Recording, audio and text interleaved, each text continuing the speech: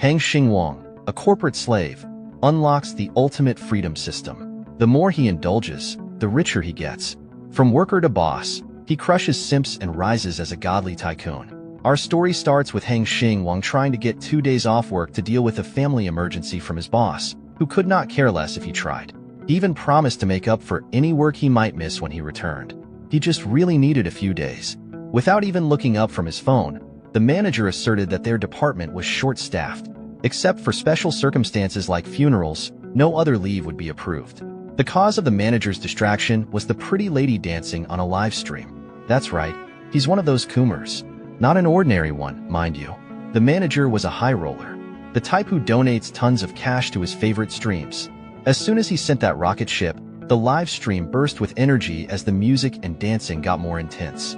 Meanwhile, Xingwang was still pouring his heart out for his sick mother, who needed someone to take care of her. The cruel manager suggested that Xingwang's father should take care of the mom. If that was not possible, then nearby relatives should take the role. If Xingwang's mother was in critical condition, the request might have been approved. Just then, the pretty lady on the stream thanked her big brother, the manager, for sending a rocket worth a lot of money. Seeing this bum of a boss who does not care about the well-being of his employees, Xingwang's anger rose. With his condescending tone, the manager insisted that Xingwang should make a few sacrifices to climb the ladder instead of making excuses to leave. In their new media industry, timeliness is crucial. If someone breaks the news first, their department's performance will suffer. So, Xingwang proposed working from home while staying in touch the whole time. But the manager was too unforgiving for that. He was tired of persuading Xingwang and just outright told him to quit. All he had to do was settle up with finance and get out. Unfortunately, Xingwang graduated from a third-tier university, and the company had just taken him in due to demand. Most of their applicants were from first-tier universities, and he had always been expendable. Trends won't wait, and neither will his job. The manager strongly advised Xingwang to think it over before he insisted on leaving again. So, that's precisely what he did. Xingwang lit up a cig and thought. His deliberation was interrupted by the blaring noise of his phone's ringtone. On the other end of the line was his dad asking if he could come back home. You see, Mom's medical fees haven't been settled yet. The hospital had been flexible enough, but any more delays would be a problem. Dad had been making excuses for a few days now, and the hospital was putting its foot down for the payment. They could either pay up or be discharged. This understandably put Dad in a very tough position. On the other end of the line, Xingwang was starting to catch the vibe that his dad was hiding some serious financial problems back home. He asserted that he would be back in a few days and would help with the medical fees. But being a traditional man, Dad assured him that he had already borrowed some funds from friends and relatives, along with the medical insurance to cover everything. Still, Xingwang wanted to cover the shortfall, as he didn't want his family to owe anything to relatives. As the eldest son, he wanted to handle this financial mess. However, Dad did not want to burden his newly graduated son with working in a city with a high cost of living. He just wanted Xingwang to live for himself and not worry about them back home. Well, he's been working for a year and a half with a monthly salary of 5,000. He shares a bunk bed with a roommate and lives a frugal life. Despite that, he only managed to save 50,000. At least this much should be enough to cover the debts from his mom's medical expenses for a while. Hang Xingwang had lived for over 20 years without stepping out of line. Today, he was going to change that. He steeled his resolve to resign from a crappy, inhumane company and take his talents elsewhere. So, his next destination was the Human Resources Department. 20 minutes later, his status had been officially changed to unemployed. He did it out of his own will, but not having a job anymore painted a bitter smile on his face. In this current job market and economic climate, quitting his livelihood without another job lined up was reckless, to say the least. But he was bailed out upon unlocking the ultimate freedom system for deciding against his ancestors' wishes. Quitting his job rewarded Xingwang with 88,088 yuan, or approximately $12,000. Xingwang stopped in his tracks. He was just minding his own business when the golden text prompt appeared in front of him. At first he thought someone was playing a video on full blast nearby, to the point of buzzing inside his brain. But the interface in front of him explained that he should check his reward money and indulge freely. The more he spends, the more money he can get. The rich get richer. With his shaking hands, he carefully took his phone out of his pocket. The notification read that 88,888 yuan had been successfully deposited into his account.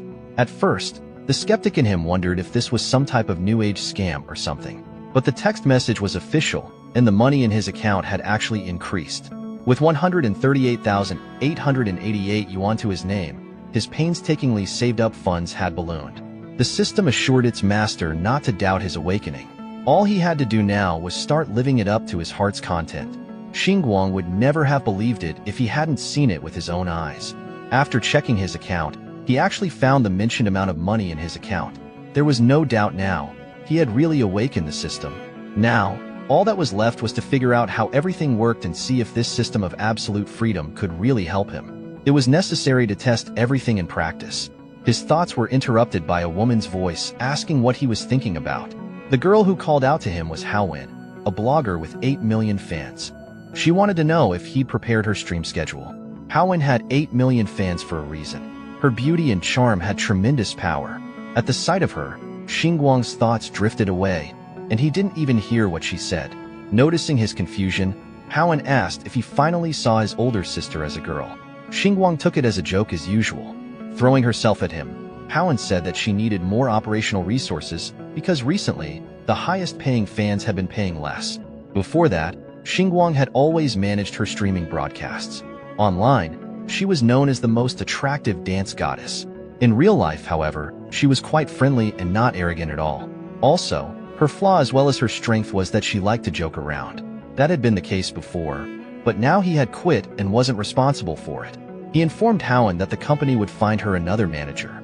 The girl worriedly asked why he had made such a sudden decision. Xingwang sympathized with her to some extent.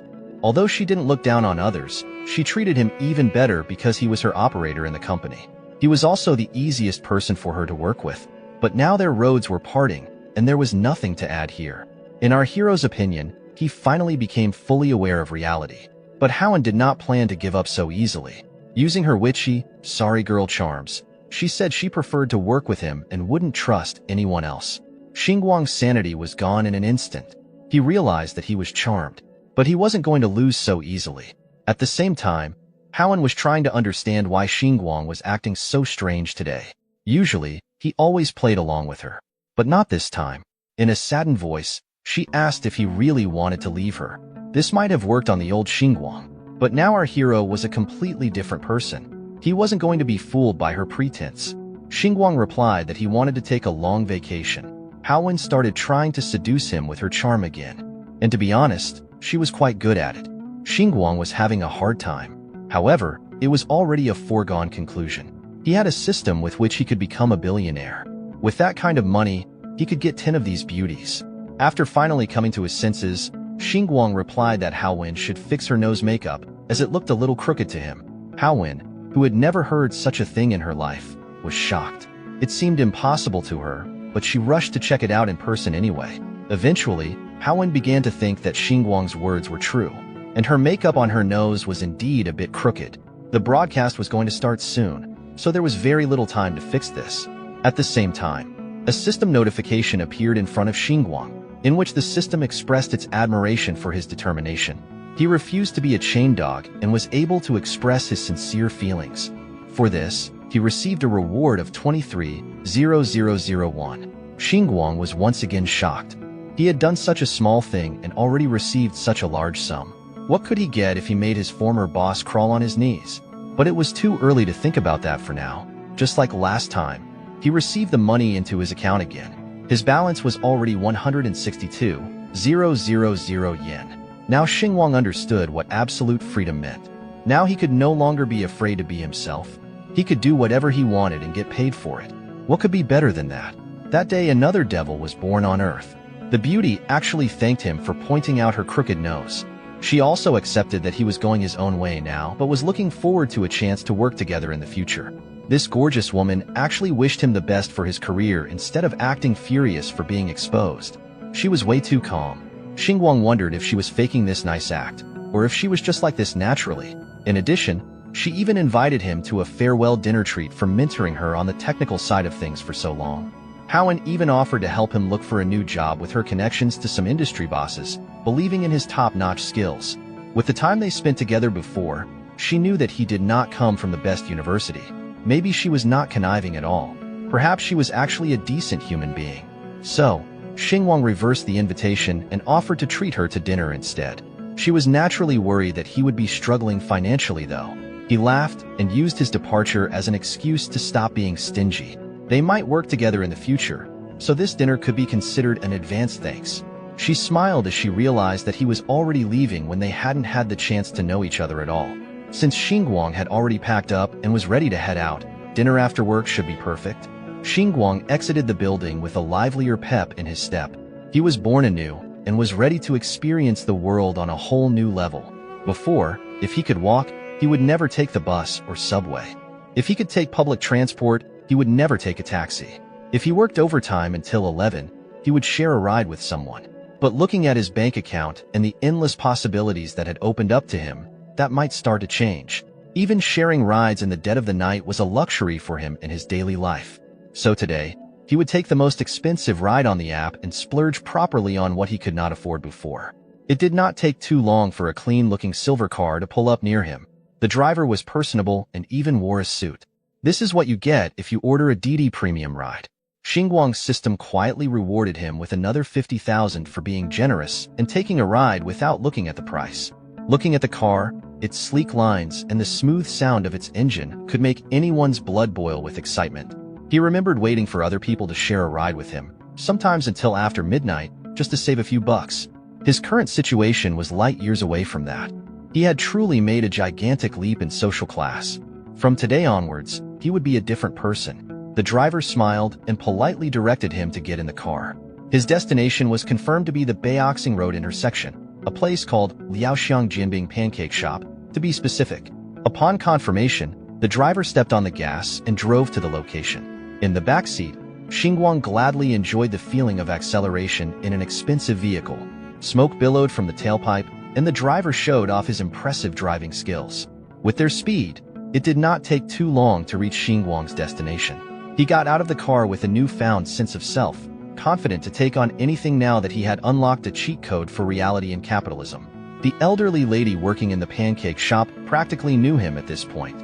She also knew that his order was usually a jianbing without egg and sausage. But this time was different. He wanted the egg. In fact, he could afford all the eggs he wanted. But 2 should be enough. Also, he wanted 2 pure meat sausages.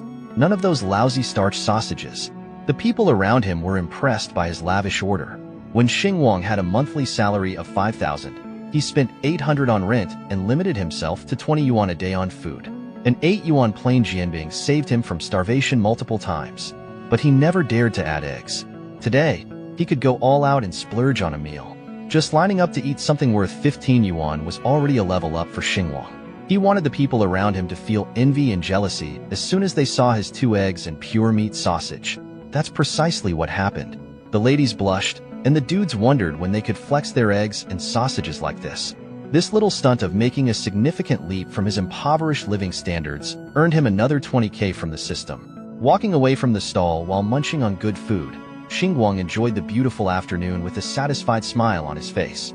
He promised himself that he would add 5 eggs to his order next time. Back in his days as a student, Xingwang was so broke that he could not afford any kind of entertainment.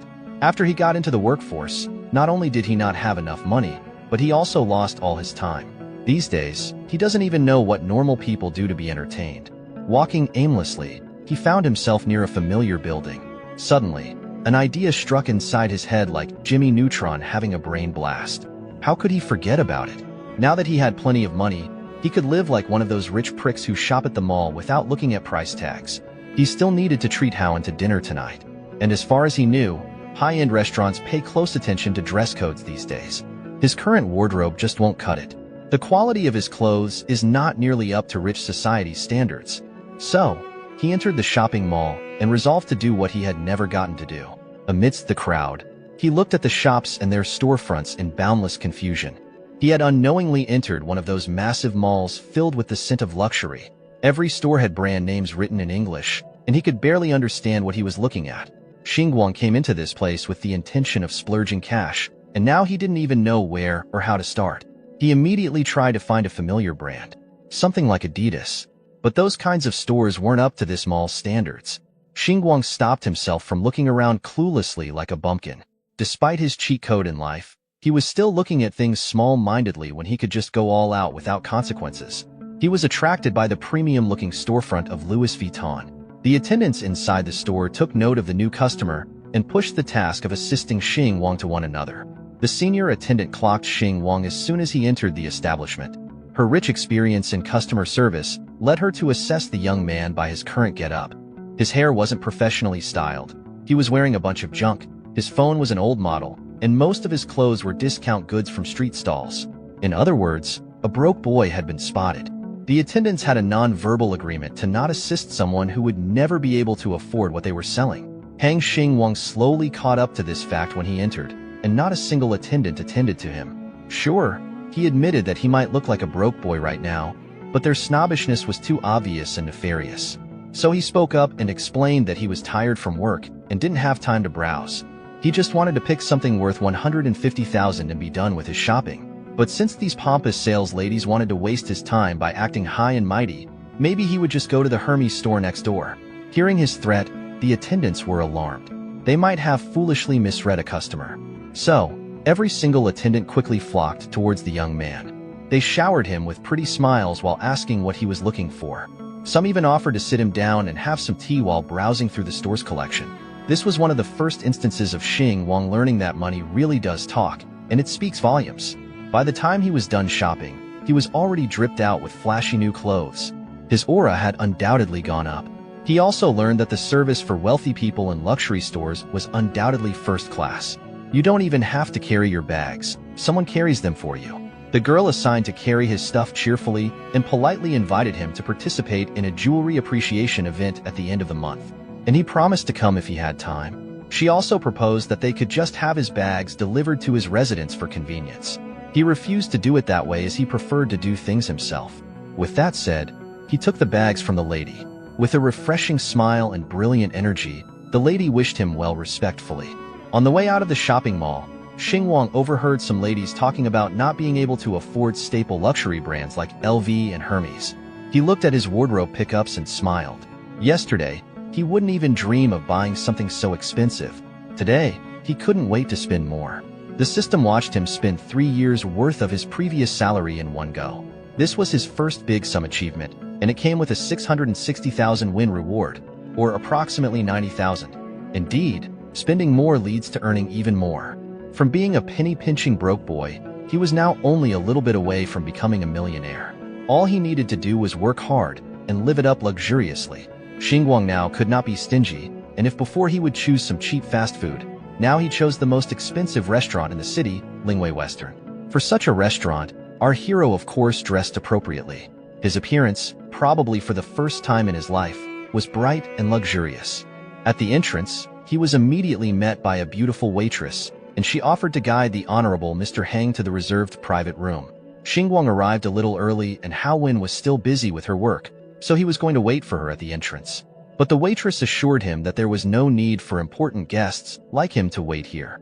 The private room was separated from the main hall and he could relax there, have a couple of desserts while he waited for his friends. Such a reception in such a prestigious place was quite unusual for Xingwang. Indeed, clothes make the man. When he entered this private room, the desserts and tea were already on the table and he could help himself. If he wanted anything else, he could just ring the bell. The waitress wasn't going to disturb our hero's rest, and he could enjoy his meal. The view from the private room was really breathtaking. The evening city was especially good. This was the first time Xingwang had seen the city from the height of the 40th floor. In today's day, our hero had firmly convinced in practice that as long as one had money, he could enjoy the best service. And what's more, as long as you have money, you can stand at heights inaccessible to others. Now all those long-held fantasies and dreams that Xingwang had could finally come true. But before all that, he hurriedly transferred some money home, a little so as not to shock his father. It was only 100,000. If his father had any questions about the origin of the money, our hero could simply justify that it was savings from a part-time job. It would be believable, and his father and mother wouldn't be too shocked. While our hero was relaxing at the restaurant, Howen was sweating and working hard. She was performing custom dances, and the donations were pouring in, giving her no time for rest. There's a reason her broadcast got so many views. You know what I mean. Xingwang forwarded the location and the name of the restaurant. But of course she didn't read the messages because she was live streaming. Fans sent her one donation rocket after another, and Howen was grateful to them all. But it was time to wrap it up. That was all for today, and viewers will be able to see the follow-up tomorrow. Finally, this madness was over, and a tired and sweaty Howen could sit down and rest. Unfortunately, such a desirable moment of rest for her did not last long. Almost immediately, her friends came over. They wanted to go out to dinner together. Howen had to disappoint them, as she had her own plans for the evening. One of her friends immediately suspected that something was going on, and Howen was keeping a very important detail from her. Who was she going to have dinner with? Did she have a serious rich fan? Howen had to disappoint her. She should stop talking nonsense. She already knows this guy herself.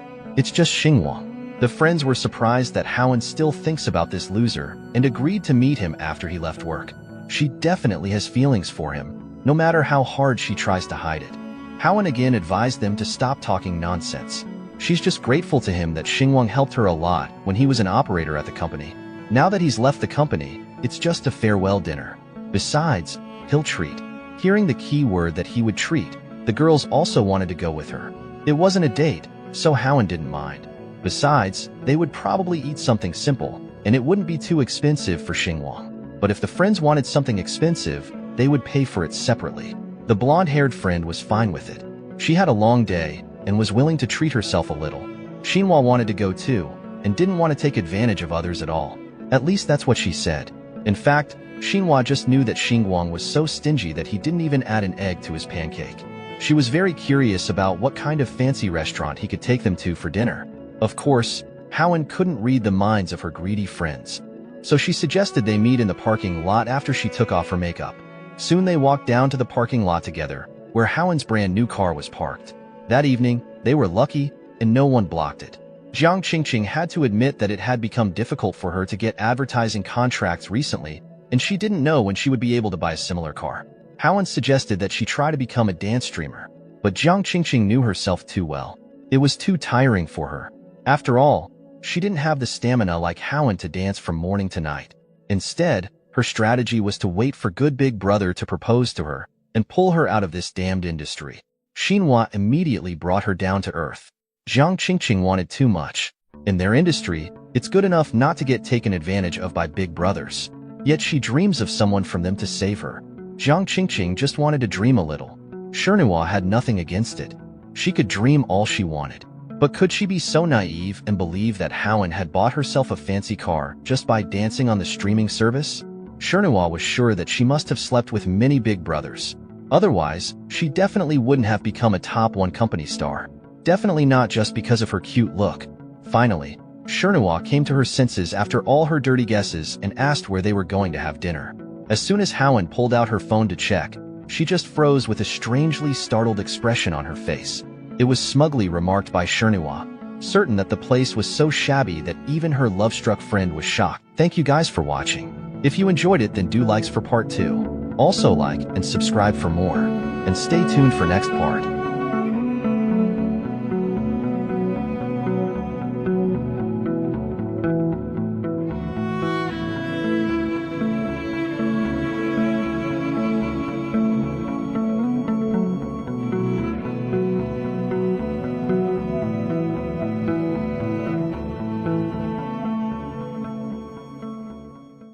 As soon as Howen pulled out her phone to check, she just froze with a strangely startled expression on her face. It was smugly remarked by Xinhua, certain that the place was so shabby that even her love-struck friend was shocked. But she was wrong. The place they were invited to was called Ling Wai, and there was a restaurant with the same name. It was located in the Jingwu building. This restaurant was known for being a super famous and popular restaurant with 3 Michelin stars. Even the most modest dinner in such a place cost over 3,000 per person. But even that wasn't the main problem. It was the fact that it was very difficult to get a reservation because of the popularity of the place. Qin Qingqing found it hard to imagine that a cheapskate like Hung could invite them there. Could it be that he had secretly got a promotion and that was why he quit his previous job?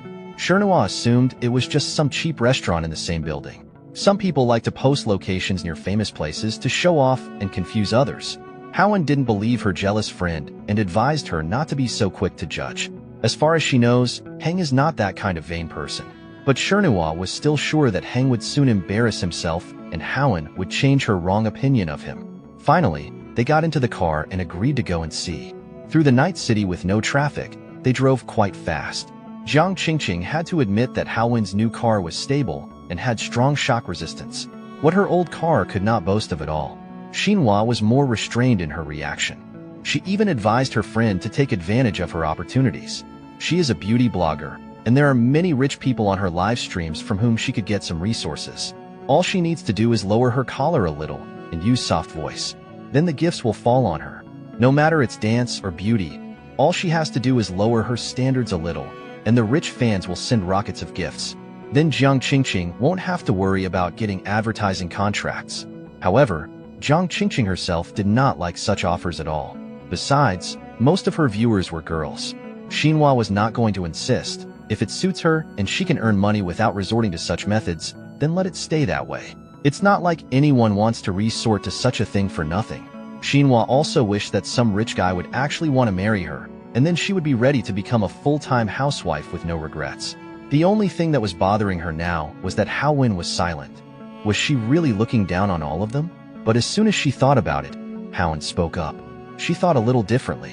If a couple is together only because of momentary attraction, and the girl is not financially independent, then she will be in a vulnerable position in the family and will have no right to speak.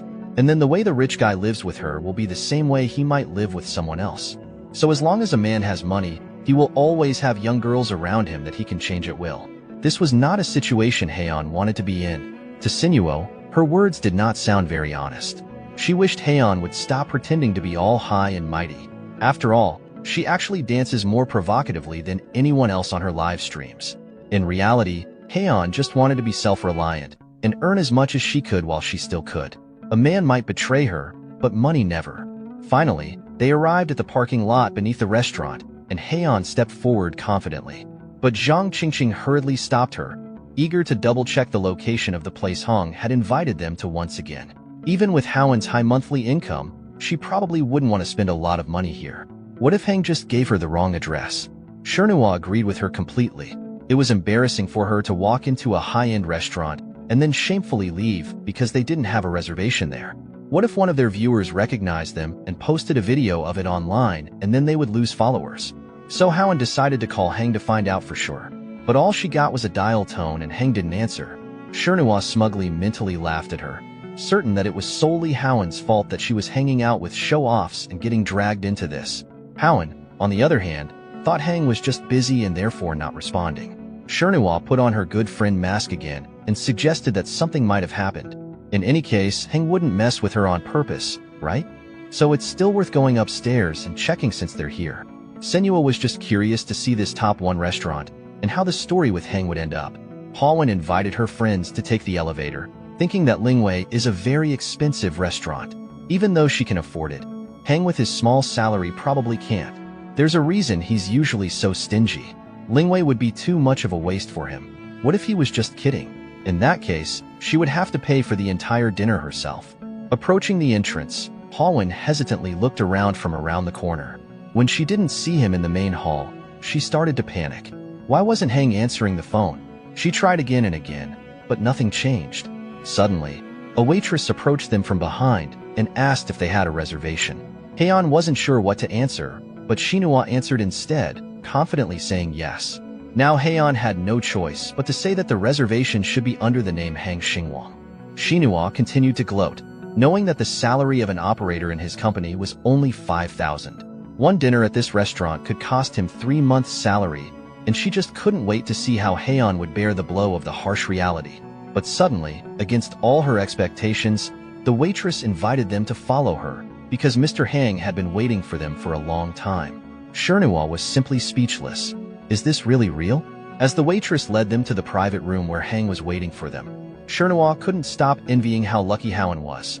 The company gives her resources, and she firmly occupied the position of top 1, leaving everyone far behind. Xinhua herself had to settle for second position. But as if that wasn't enough, there are all kinds of suckers trying to gain Haowen's attention. Even a stingy loser like Xingwang was ready to spend so much for her. Xinhua was sure that in the end he would end up with no money and no girl, but she wished she could be in Haowen's shoes. But then Xinhua would definitely not give even a chance to someone who pretended to be rich. The waitress led them to the elevator and sent them to the highest floor. Now Zhang Qingqing was really starting to worry that someone else with the same name as Hang might be waiting for them there. It was even hard for her to imagine how embarrassing it would be if they misunderstood everything. As far as she knows, this elevator here is strictly for the VIP clients, to make it convenient for them to get to the top floor with private rooms. It's just that the price of booking such a room goes up to 10,000 per person for the evening. Now, Xinhua was sure that someone else with the same name was waiting for them there. In her opinion, this was too much for Xingwang. He would have to spend his entire 3-month salary, and that's if he didn't eat or drink anything. Even if it was actually him, she was curious to see how he would handle himself when he saw that the 3 of them had come. One thing she had to admit though, this Xingwang is really smart since he picked the moment when someone with the same name reserved a seat in the restaurant and invited them here just to show off. But this whole show would soon be over, and she would bring him out. Finally, they arrived at the 40th floor, where a nice waitress who looked much better than the 3 of them invited them to come through and be seated. The only thing that bothered Howen was that Xingwang was not to be seen here, but Qingqing wasn't upset about it and immediately started taking pictures in such a luxurious restaurant. It was not allowed to take pictures in the lobby, but it was still possible to take pictures in the private rooms. Qingqing decided that whether they dined here tonight or not, if she managed to take good pictures, it would be considered a good night as if she had dined here. Xinhua did not share her enthusiasm and was in no hurry to join her. Qingqing was going to publish these photos later. After all, no one would know under what circumstances she had gotten here anyway. Xinhua continued to be not satisfied. She still thought that Xingwang was just a rascal who invited guests and didn't come himself, just like she expected. Qingqing was having a more pleasant time, recognizing that she had never dined at such an expensive restaurant in her life, and realizing that she might not get another chance, used it to the fullest to take more photos. Xinhua finally ran out of patience and demanded Haowen to tell her what Xingwang had said to her. She didn't want her friend to make a fool of herself if it turned out to be a misunderstanding. Haowen was also beginning to doubt that an ordinary office worker could afford to dine at such a place. She was about to leave when a waitress came to one door and started to wake Mr. Hong, who was sleeping there. Xinhua gloated that she knew it, and now Haowen would be humiliated. But Xingwang dashed all her hopes. He had just waited so long for them that he fell asleep, and when he woke up, he saw 4 or 5 missed calls. And now he hoped they hadn't at least waited too long for him. He immediately told the waitress to start serving. To the girls, his change in appearance from a poor guy in a hoodie to a rich guy in designer clothes was startling, especially for Haowen, who didn't even know what to say. Qingqing immediately estimated that his branded clothes cost quite a lot. The jacket alone cost over $5,500. Xinhua was just flaming with envy and couldn't understand how this guy could be so rich in reality. Had he inherited money from a rich relative? It made her angry that such a loser was so lucky, and it made her even angrier that he was so skillful at hiding it all. Xingwang greeted Haowen first and only then her friends. Qingqing he recognized immediately, but Xinhua didn't, and she had to introduce herself. Of course she tried to use all her charms, but our hero was not impressed at all. He remembered her video with beauty filters and was surprised that in reality she was so different. Xinhua tried to justify that it was because of her light makeup today, but inside she was just furious at her defeat. Of course no one saw this, and Haowen nonchalantly explained that she took her co-workers with her after work, but if he minded, they could leave. Just at that moment, a bunch of waiters came in with lots of dishes. Of course the most expensive ones in the restaurant, which quite surprised Haowen. Looking at the expensive wine, she realized that at this rate, even she wouldn't be able to afford to pay for such a dinner. She still couldn't understand what Xingwang was doing, and why she was wasting money like this. Qingqing honestly shared that she envied him, because he must have inherited some family business, and therefore could afford to quit his job and have such a fancy dinner.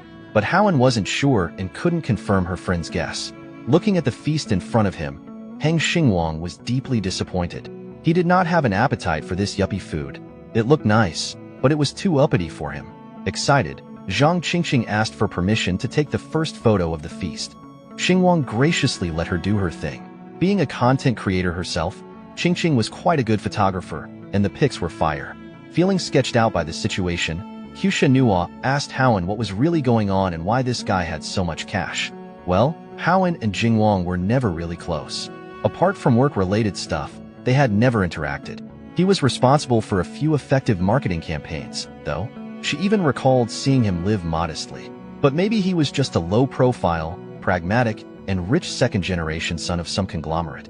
He probably did not want a girl to pay for the meal, so he decided to reveal his real wealth. Still unsatisfied with the delectable food on the table, Xingwang called the waitress to request something more down-to-earth and filling. Qingqing enthusiastically backed him up, agreeing that expensive meals aren't even filling. They just look good for photos if you're a socialite. The waitress suggested slow-cooked black truffle beef ribs, pineapple monkfish liver, and many more exotic cuisines with names that were far too complicated. Just hearing these names was killing his appetite. He just wanted something cooked in intense heat.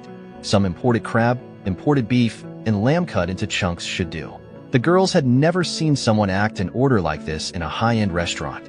Annoyed, Jinwo interjected that they should not have come to a French restaurant if he wanted comfort food. She was starting to think that he did not come from a rich family, but had recently acquired wealth as a nouveau riche instead.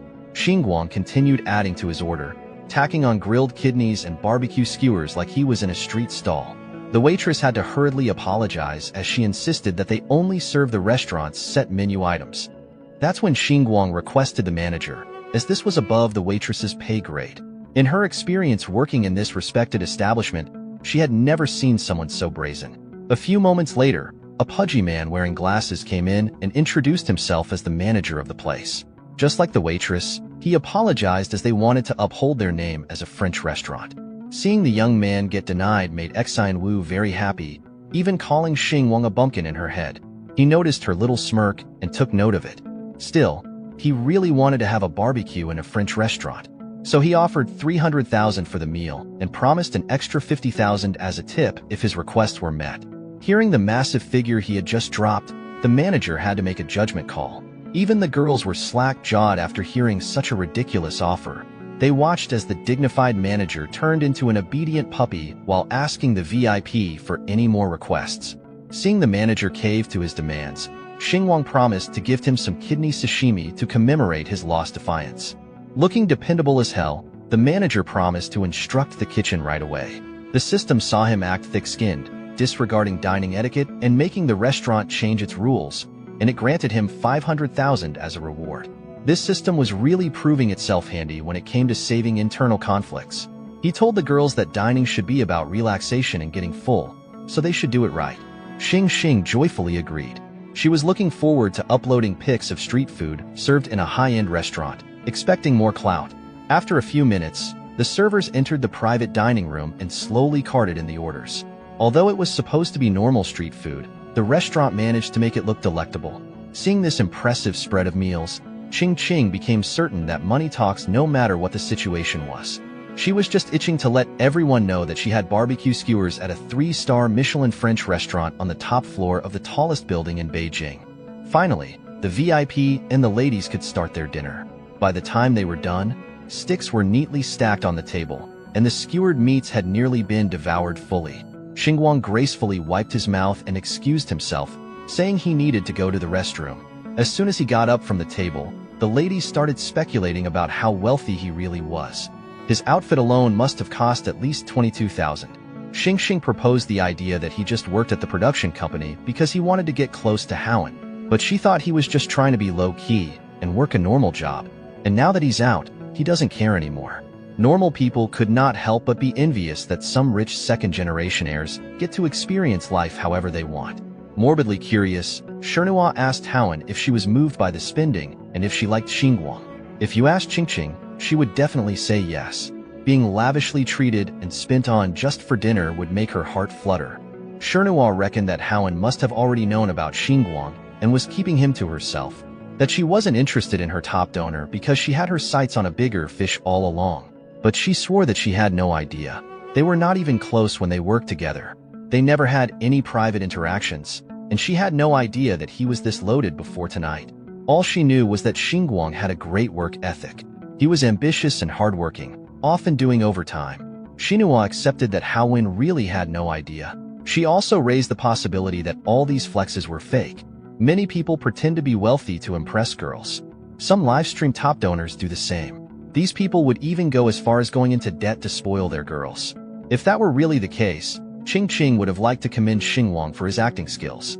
This witch, Xingwang, was suddenly struck with the idea of verifying whether the boy was really wealthy or just faking it. Haowen quickly shot down the intrusive idea. That boy treated them to an interesting and expensive dinner. The least they could do was to stop doubting whether he was a fraud.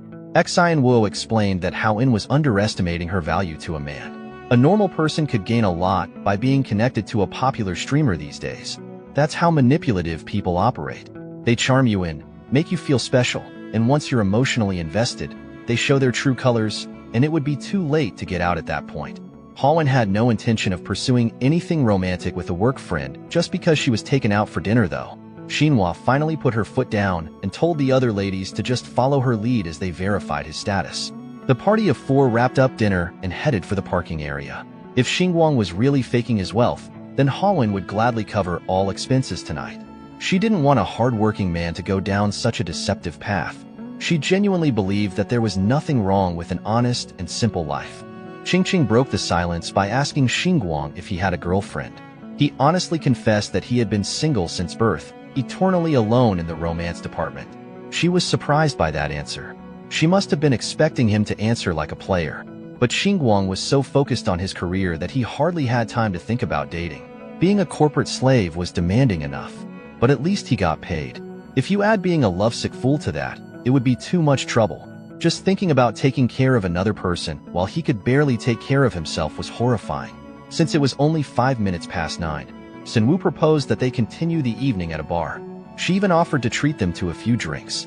She was a regular at Fugue Bar, a bar full of internet celebrities where they could network. Not seeing any harm in it, Xinwang agreed. And so, they drove to their next destination. Xingwang looked at Haowen by his side and could not help but think. Now that he had some capital to invest, maybe he could open his own media company in the future. His background in running operations might help in that field. Plus, he could get acquainted with internet celebrities. In doing so, he could be the next titan of the industry, with all kinds of assets in his hands. Upon arriving at the bar, Xinhua gave them a heads up that she could only afford about 2 drinks for each person. That was not a problem for the party at all. This night was just about going out and having fun. In the parking lot, all kinds of luxury vehicles were lined up. Their drivers were naturally wealthy. Meanwhile, Xingwang was just excited to enter the famous Fugue Bar he had heard so much about. As soon as they got inside, they were greeted by the blaring music performed by a live DJ, hyping up the crowd. In booths and on the dance floor, there was all kinds of touching that was not very YouTube-friendly. The party of 4 settled in one of the empty booths to have their drinks. Xinhua ordered a margarita and urged everyone to get whatever they wanted. Qingqing got the pink lady, and Haowen ordered a non-alcoholic lime mojito as she still had to drive afterward. Xinhua quietly observed what Xingwang would order. She was starting to see the look of someone who had never been to a bar. When she snapped him out of his daze for the order, Xingwang just waved his hand and told her that anything would be fine. Since that was the case, Xinhua got him a Long Island iced tea, a strong drink perfect for making someone spill the truth while drunk. This which was really locked in to prove that someone was broke. The music was loud and the people were lit, drunk, and having fun on the floor. While enjoying their respective drinks, Xinhuo brought up a special bartender named Danny who made amazing but pricey drinks. Haowen knew that this was another one of her schemes to get Xingwang's wallet out. She wanted to make him face reality if he really was faking this display of wealth. While she was scheming, he was casing the club for influencers who might become potential business partners to make more cash in the future. Xinhua did not like being ignored. When he finally looked her way, Xinhua proposed that they play dice to stomp the boredom down. He seemed receptive to the idea and asked how the game worked. Xinhua didn't just want to play a normal game of dice. She wanted something more exciting. If you lose, you take off a piece of clothing, but you can bail yourself out of stripping with 10,000 instead. Xinhua smirked at the audacity of this woman. He stood before the witch and reminded her that he used to be the company's operations manager, and he knew all about her info and skills. He knew this girl was a dice expert. Ordinary people could not beat her. Realizing that her plan to humiliate and extort money had backfired before it even started, Xinhua was stun-locked. Xinhuang started going off. He knew what this girl was thinking. A mere operations guy earning 5,000 a month with no bright future ahead was pretending to be rich. He already knew that she was toxic trash from the start, but he wanted to let things slide to keep his night with Haowen fun. But it led to him being seen as an easy target. He wasn't stupid or a pushover. He could see through Xinhua's disdain completely. So, the system rewarded him for standing up for himself and exposing another person's scheme. It netted him a cool $1 million, pushing his current balance to 1.89 mil. Xingwang did not deny that he did not come from a rich family. Manhwa immediately took this as a confession to support her case that he was just pretending. He was not done speaking, though. Suddenly, the laid-back Xingwang was gone as he flaunted his power. Instead of playing dice, he would gladly give her 300,000 to strip all her clothes and walk out of the bar naked. Feeling uncomfortable, Manhwa played the damsel in distress role perfectly. Howen had to step in and defuse the situation, urging him to sit down and play with her for a while instead. Seeing him back up, Manhwa started back up again, telling him that he did not have 300,000 yuan to throw around carelessly.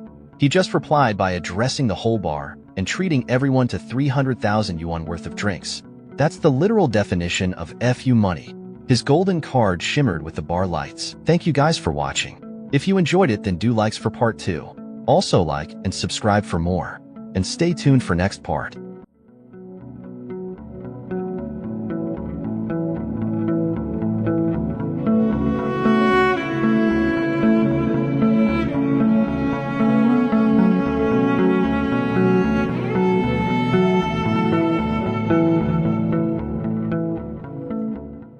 In the last video, we saw our MC throw $300,000 to strangers just for drinks that night. Now, on to the next part. For those who haven't watched the first and second parts, please check the description where you'll find the links. Make sure to watch them. Manhwa was stunned as she watched Xingwang casually throw 300k to strangers. He passed by her and whispered that he did not care if she looked down on him. He never intended to make her respect him anyway. His sights were set higher. After all, vindictive people like Manhwa were nothing more than ants. She had a bad habit of looking at other people's wallets. These types of people could easily be humiliated by money. Xingwang sat down, and everyone was eerily silent. Manhwa followed suit, hanging her head low in shame while he looked at her. Qingqing could sense the tension in the air and looked to Haowen for an answer. Unable to stomach the shame and humiliation, Manhwa excused herself for the night, faking a smile as though she was supposed to do something else tonight. But as soon as she got far from the booth, she ran away with tears streaming down her face. Meanwhile, Xingwang was just playing with the dice she had left on the table. He told Heian to continue having fun, as he would be picking up the tab for everyone in the bar anyway. But they were interrupted by another girl who recognized Heian. She asked if Heian's stream today was a failure, and if she came to the bar to drink her sorrows away. The stranger hammered down the fact that Heian's top fan was spending less and less. Heian had just gotten out of work and did not want to talk about this stuff in the club. Miss Stranger continued tormenting her for acting innocent and flaunting her charms with a fake sense of purity. Finally ticked off, Heian swiped the stranger's hand away, staring daggers right into the girl's soul. Xingwang quietly watched as this all went down. Instead of leaving, the strange girl sat in the booth and proposed that they should not pass up a good opportunity to stream together. So, GA went live and greeted her viewers while introducing Haowen. She also asked her viewers if they would like to see a live PK in the bar. GA acted helpless while telling the chat that Haowen was not feeling the challenge and urged them to convince her to agree. Immediately, her phone notifications blew up with all sorts of requests for her to take the challenge. GA had set the scenario up. Her big shots were ready to support her tonight to finally surpass Haowen as the top dance streamer. It would only be a matter of time before those top fans made their move.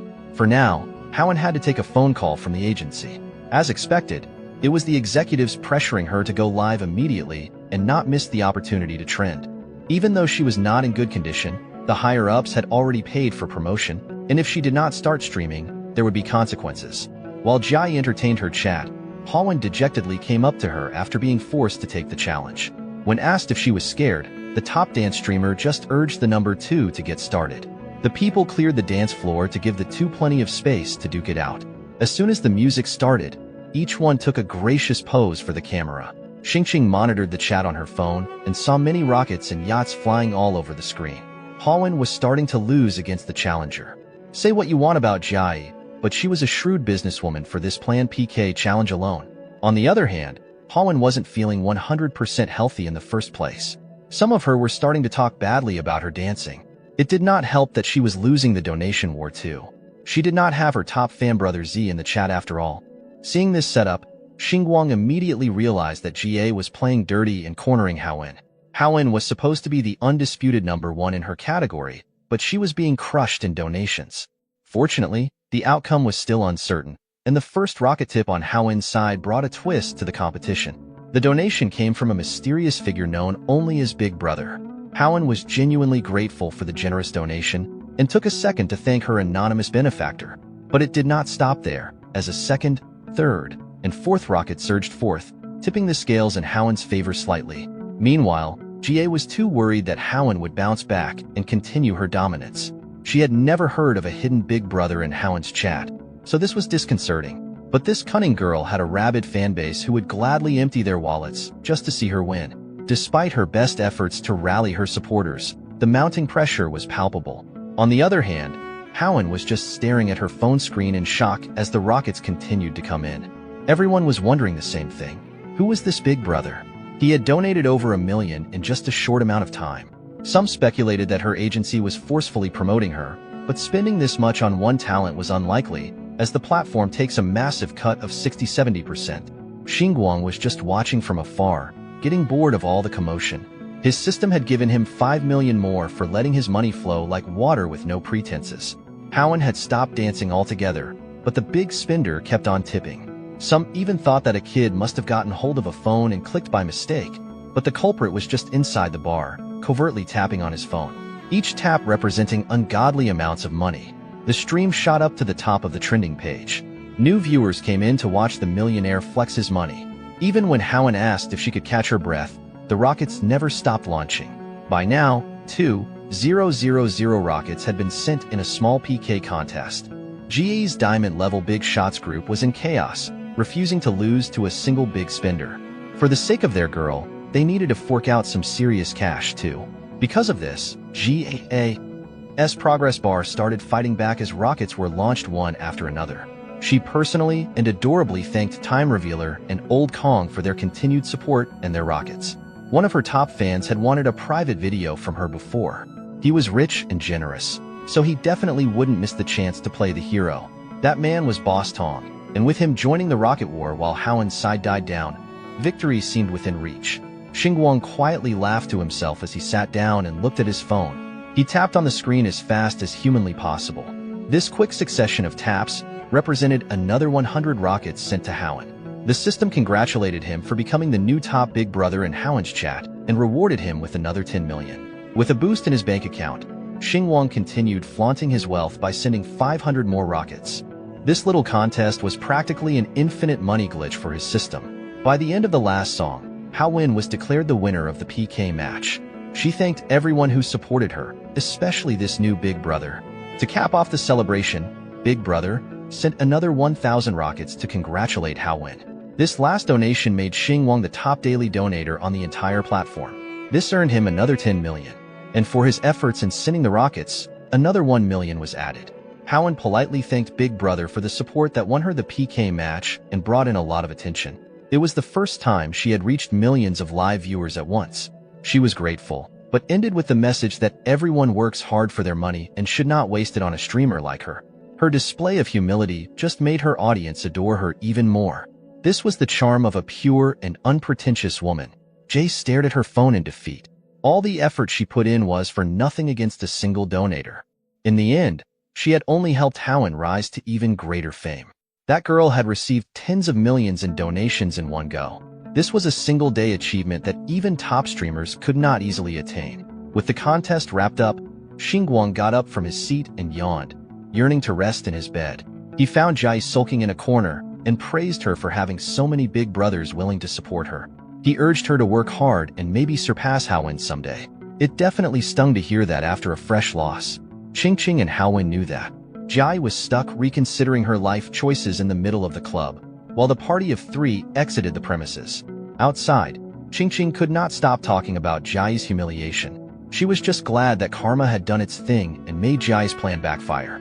As a streamer herself, she was in awe of this super-rich Big Brother who could spend money like he was the #1 tycoon on the platform. Surprisingly, Howin did not seem excited at all. She confessed that she felt unworthy of it. Tens of millions had just entered her bank account from a fan she had never seen on her stream before, leaving her with a sense of unease that was hard to shake. Ching urged her to wake up and treasure this godsend of a donator.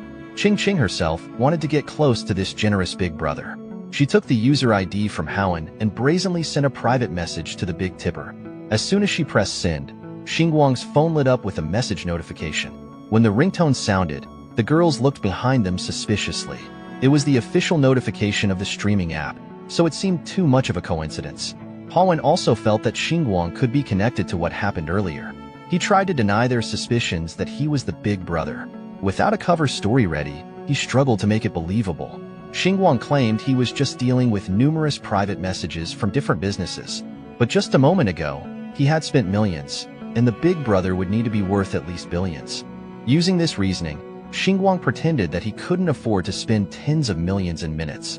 Qingqing also noticed the similarities between Big Brother Wang and Xingwang's name. Qingqing, to change the subject and finally wrap up the day, Howen offered to drive him home. Since he lived near Longhu New City, which was out of her way, he insisted on just getting a cab. Their plan to head home was abruptly interrupted by a drunken man who had just stumbled out of the club, casting a tense atmosphere over the scene. Based on her defeated reaction, it seemed like Howen knew this man already. In fact, everyone knew this man. He was Xingwang's former boss.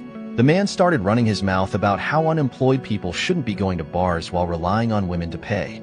Howen immediately spoke up to clarify that they were the ones relying on Xingwang tonight for dinner and drinks.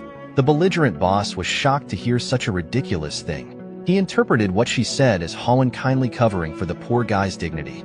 Drunk boss argued that everyone's bill had been taken care of by a mysterious person, so it should not be possible for Xingwang to treat the girls to drinks. He continued calling Xingwang a poor man who didn't have much aside from his sweet talk to charm women. Xing decided to step in too, insisting that Xingwang had treated everyone in the bar. The drunk boss immediately lashed out, telling her to shut up. He told Qing to stop being so cocky after gaining a few fans when all those fans were fake. This comment surprised and confused the carefree girl, leaving her feeling exposed and vulnerable. It was a harsh reminder that her success was not entirely her own, and it shook her confidence. Drunk boss proudly revealed that the company had spent a lot on Qing's promotion, even buying fake followers. All she did was do her makeup without securing any ad deals. Qing was essentially a money-losing asset, unlike Howen, who could dance for a single night and bring millions to the agency. Without stopping, the boss suggested that Qing should wear less during her tutorials on stream, instead of pretending to be pure. Maybe she could also go down the route of a dance streamer. As for Howen, he offered her a supporting role in a TV drama, saying he could make it happen if she agreed to spend the night with him. Before the drunken boss could get his grubby hands near Howen, Xingwang, fueled by a sense of justice, grabbed his hand with force. The power struggle was palpable as he stared his previous boss in the eyes and told him to show some respect to the ladies.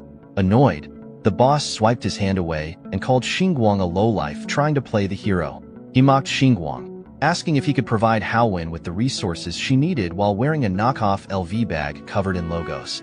Xingwang had heard enough of the drunk's senseless ranting, so he told him to get lost. Howen looked at his determined expression and saw a spark there. He looked just like a knight in shining armor. She stood up for herself, her voice steady and her eyes fierce, as she threatened to terminate her contract with the company if she was harassed again. The boss, manager he, listened to her threats and laughed. He reminded her that she had signed a 5-year contract with the company with 1 more year left. If she forced an early termination, she would have to pay a 10 million penalty. With the money she earned tonight and her previous savings, she could easily afford that much. Knowing this was true, manager he grew even more enraged. He started calling influencers the modern-day courtesans, claiming they were not selling art, but their bodies. He said he had no patience for fake purity. He also warned that, even if she could pay the penalty, the company would never let Howen go. No one in their right mind would abandon a cash cow who continuously brought in money. If she resisted, he threatened. Blacklisting her in the industry would be easy with just 1 word from the real boss. Xingwang stepped in to save the struggling Howen. He proclaimed that if she couldn't leave, it would be fine. He could just buy Meow Meow Media itself. If that happened, the one leaving the company wouldn't be Howen. It would be this lecherous manager he.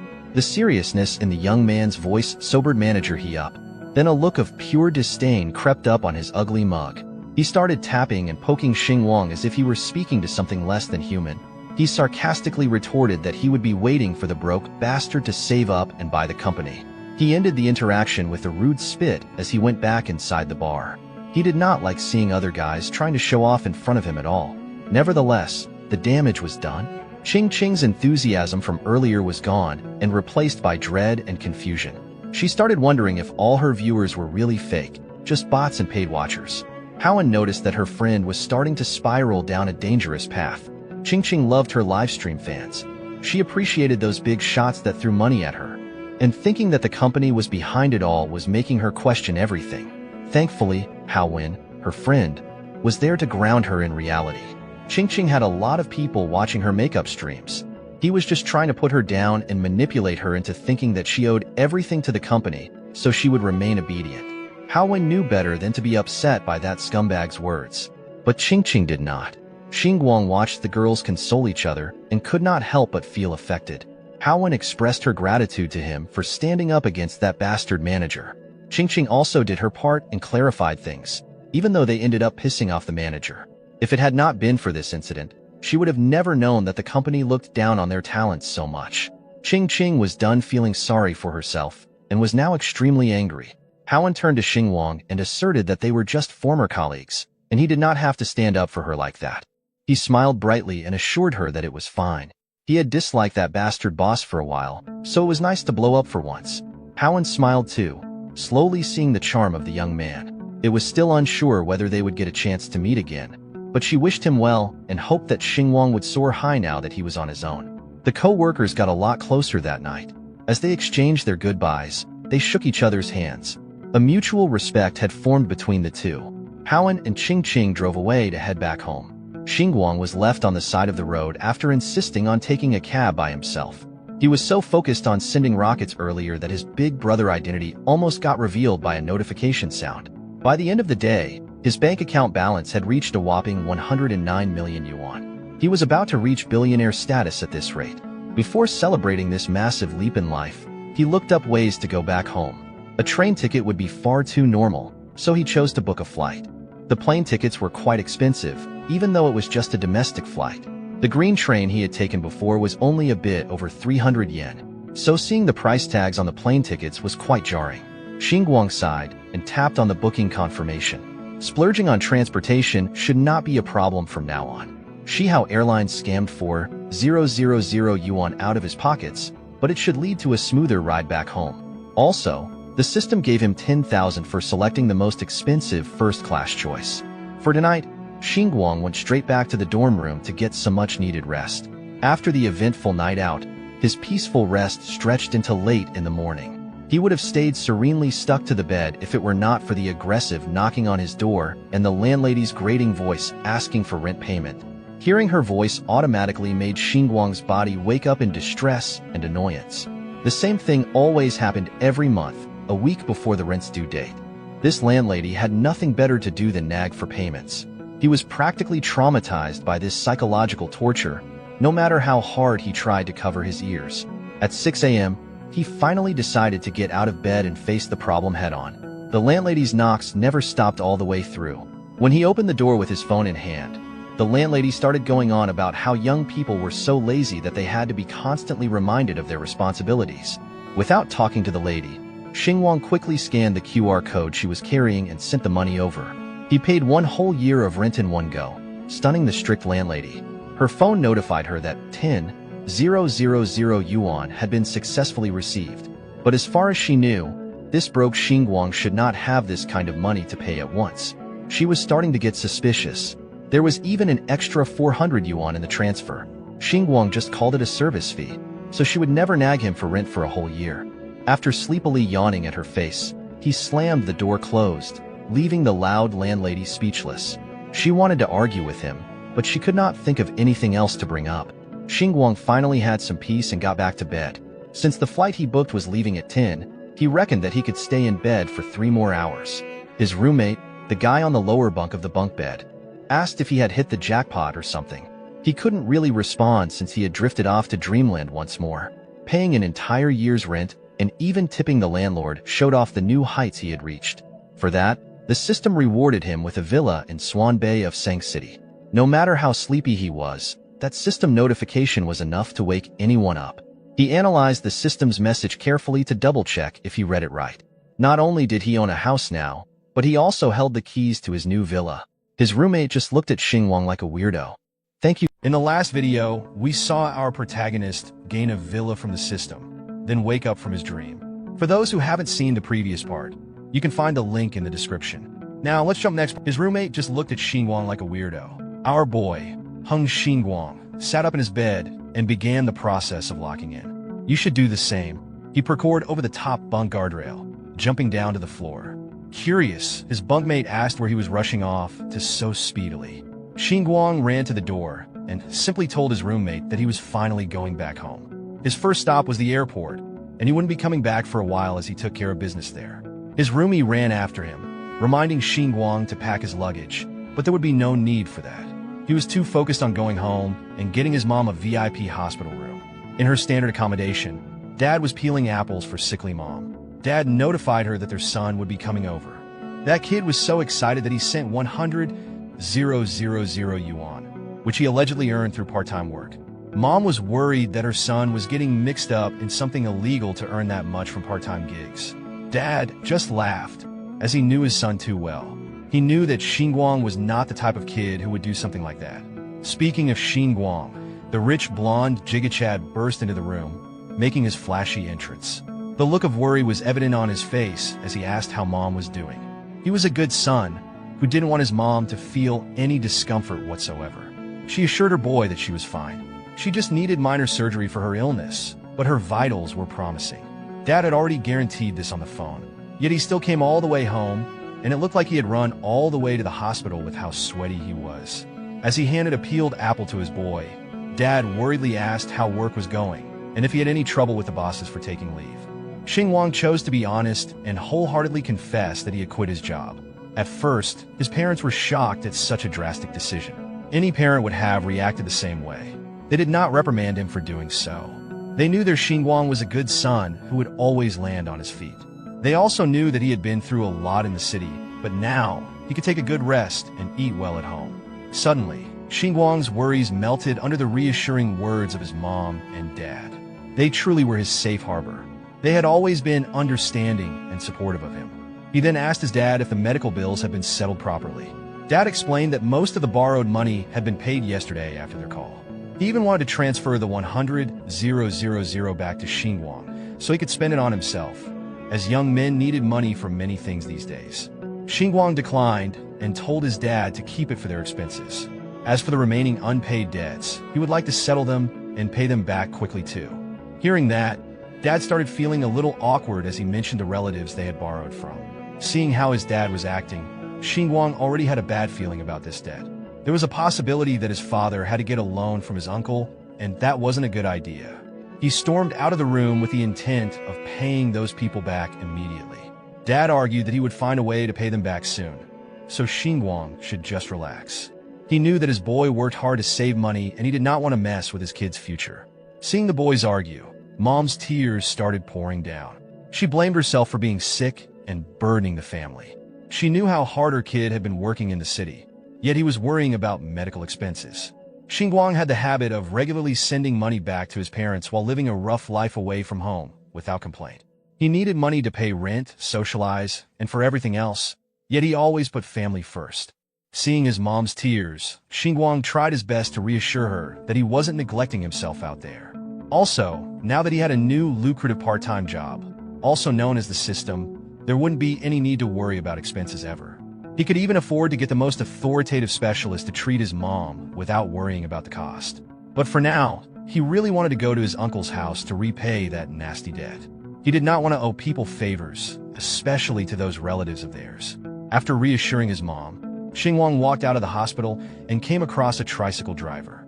He hopped on the back of the tricycle and asked the chill-looking driver to take him to 32 Hudong Road. The engine roared, and they went off on their merry way.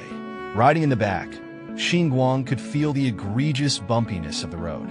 As far as he could remember, the road quality shouldn't be this bad in this place. He curiously asked the driver why the ride was so bumpy when there was supposed to be a road repair project that started 2 years ago. Well, the government did start the repairs, but they just made it worse than before. They said the contractors colluded with officials and ran away with the money halfway through the project, leaving the road torn up and unfinished. Hearing this blatant incompetence and corruption pissed Xingwang off. The higher-ups in this place were truly lawless. In a poor region in the middle of nowhere, things were always tough. He could not help but think that if his family weren't financially stable enough to support his education, he might have been stuck in this hellhole of a town forever. After the long and bumpy ride, Xingwang transferred 5 yuan to the kind driver. They used WeChat to remind him that they were in China. Xingwang looked at the luxurious house in front of him with annoyance. They were supposed to be relatives, but these people lived in a 100 square meter mansion, while his family only had a few dozen square meters of brick and concrete.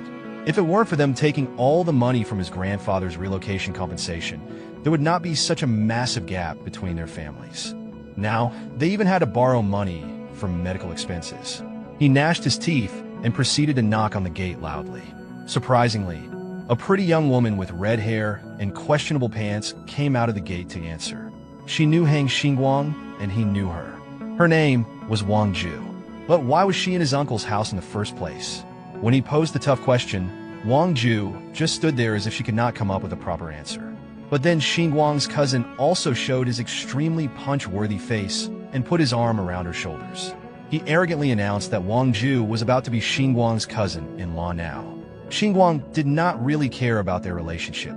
He just wanted to see if his uncle was home, so he could repay the debt and be done with it once and for all. Wang Ju looked at his reaction and assumed that Xingwang must be acting cold because he was still attracted to her and hung up on her. Seeing his girl look at his cousin softly, the bastard cousin slapped her on the ass. He looked at her threateningly and grimly reminded Wang Ju that she was about to be his wife, so she should not let her eyes wander. She assured him that she was just looking at how fascinatingly pathetic Xingwang had become. He was not wearing a single branded item. Xingwang claimed to live in a big city, yet he was going backward.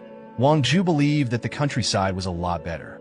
There, her husband could wear Adidas and Nike anytime he wanted. Her bro was flexing Adidas and Nike in front of 100 millionaires. The dumb couple let Xingwang in, and he found his uncle playing cards with a few buddies in the lavish living room. Uncle introduced his nephew, who worked in the big city, to his pals, and the hint of condescension was obvious. Riding in on the fun, the bunking card players asked if Xingwang earned big bucks in the big city. They knew some people who moved to the big cities and earned hundreds of thousands. Cousin Dakai came in to deliver the gut punch, telling everyone that Xingwang was so successful that he worked like a horse for a mere 5,000 yuan a month, while they paid old ladies to feed pigs in the village for 3,000. He continued tormenting his cousin, asking how much Xingwang had in savings. With the exorbitant rents in the city, he might be taking home less cash than the pig feeders. Xingwang ignored the annoying cousin and went straight to business. He told his uncle that he came by to repay the debt, not to make small talk. Uncle was too focused on his cards, though. It looked like he was winning, after all. Uncle assured his nephew that there was no need to rush, as he understood how difficult it must be for Xingwang's family. He would be charging interest anyway, so this was not charity. Xingwang continued trying to be polite, but Uncle just refused to take his money. They all thought he was struggling with no cash to his name, but our boy was insistent. He wouldn't leave this house as long as the debt remained unpaid. Uncle finally caved to his insistence and even offered an installment plan as he ordered his son, Dakai, to bring over the Red Book. Cousin Dakai handed the Red Book to Xingwang, and for a second, he genuinely wanted his cousin to relax about the loan. He believed that blood was thicker than water. But Uncle asserted that the family's college graduate was too prideful and didn't want his relatives' money, even though they should be helping one another as a family. A moment later, Xingwang finished transferring 51,000 yuan to his uncle's account to cover the debt and interest. Uncle hurriedly checked his balance on his Nokia phone, and his eyes almost popped out of their sockets. The kid really did it. He really transferred the full amount. Surprised, he turned to Xingwang and curiously asked where he got the money from. Xingwang headed for the door and simply answered that he earned it by working in the city. Cousin Dakai sneered and assumed that Xingwang was just being prideful at the cost of his mom's suffering. At this point, dignity should not matter. 51,000 could cost them their lives and savings. Sure, that might have been true a few days ago, but that was no longer the case. Wang Ju wrapped her arms around her man and proposed to see Xingwang off. She said she wanted to clear up any misunderstandings with him to avoid awkwardness now that they were family too. Dakai liked that idea. He wanted his girl to let Xingwang know his place. She quickly ran after our boy. Wang Ju had the nerve to tell him to stop holding on to any old feelings he might still have for her, while acting like they didn't know each other anymore. The two of them used to be childhood friends. They grew up together, and she knew that he liked her the entire time. But she only ever saw him as a little brother. Soon she'd marry Ditsai, so it would be best if Xingwang stopped his feelings for her. He looked at that which like she was the most delusional person in the world.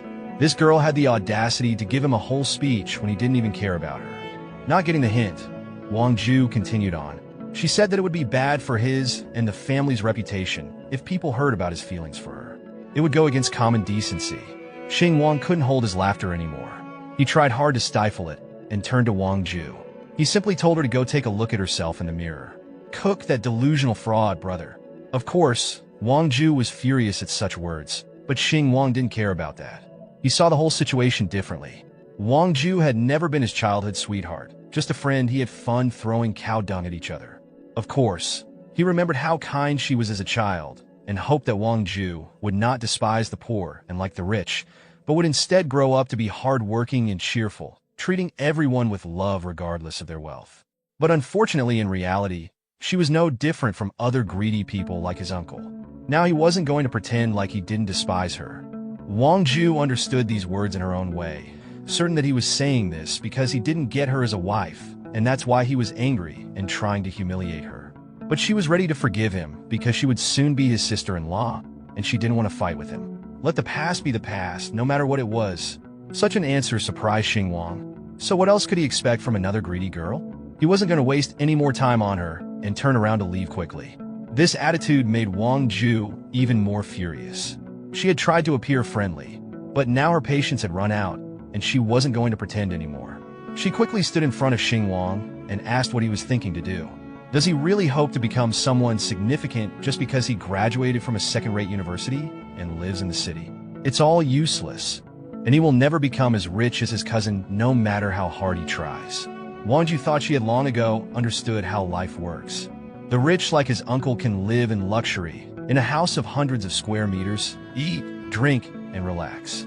While poor people like Xingwang and his family are forced to cram in a small apartment, constantly in debt and working. For her, the choice was obvious. But even there, she didn't stop and remembered about Xingwang's mom, who was constantly sick and making their situation even worse with hospital bills. And neither 5,000 nor 15,000 would solve that problem. She's also sick of being nice and glad she could say all this to his face. Of course, Xingwang was pissed at this little witch who finally showed her real self. She doesn't even know what she's talking about when she thinks his uncle and cousin are the richest in the world and brags about it like it's worth something. In reality, Xingwang and everyone else doesn't care about her and her future husband. And with her behavior, she just showed that she's just a narcissistic painted toad. Wang Ju didn't even know what to say and could only point her finger at our hero, trying to think of ways to humiliate him. But Xingwang was ahead of her. He had something else to say, because unlike her future husband, he is self-sufficient, works hard, is diligent and motivated, respects his parents, and does not treat people based on their wealth. And that's all much better than just the money his cousin has. And Wang Ju should stop acting like a crazy person and just look in the mirror. For exposing and putting in place another money-hungry witch, the system rewarded our hero with another house. However, there was one thing that the house was about to be demolished. It was a bit unexpected, but Xingwang was going to deal with it. Meanwhile, Wang Ju was not going to calm down and kept pointing her finger at our hero, saying all sorts of insults. He got fed up and grabbed her finger and pointed it back at her, advising her to stay in this house with her future husband and not to harm others. Hurley walked away from this crazy girl, but soon as he got far away, a car caught up with him. And of course, he got splashed with mud from a puddle. Who doubted it was his cousin in the car? He stopped and did not miss the opportunity to laugh with Xingwang, justifying himself by saying that he was in a hurry to go to the construction site. After all, his company had recently received an order from the First City Construction Bureau, and now he was the one in charge of building roads in the town. Moreover, he offered Xingwang a job if he wanted one. There would always be a job at the construction site. Xingwang immediately realized why the roads in the town were so terrible. It was obvious the son had inherited his uncle's talents and corruption. In that case, Xingwang was ready to help his hometown and eliminate these scoundrels from government contracts. To do so, he went to the first city construction bureau and sponsored the construction of new roads in the town instead of his cousin's crooked repairs. For this, the residents were very grateful to him and promised that they would always remember his kindness. To Xingwang, it was just a trifle now. Of course, the system rewarded him for it. In gratitude for investing in the development of his hometown, he was given 100 houses to own. Even Xingwang, who was used to receiving generous gifts from the system, was shocked. He didn't even know what to do with all these properties. But in this system could not help him. It was a gift based on his behavior. And now he himself must decide what to do with it all. Of course, our hero wasn't going to blame the system for that. Better to have 100 houses than none, right? But even so, he began to notice that the system is becoming more and more abstract. And if before he received only small amounts of money, now he gets hundreds of houses. What's going to happen next? Will the wealth of the whole world end up in his hands? To this question, he has not yet found the answer. We'll find out what happens next in the next part. Don't miss it. Thank you for watching. In the last video, we saw our protagonist receiving 100 land certificates from the system. For those who missed the previous part, click the eye icon at the top of the video to access the playlist, and then you can continue watching this one. Now, on to the next part. Our protagonist is taking care of his mother in the hospital. She's doing well and even praises him, saying, "My son is so considerate, even peeling fruit for me."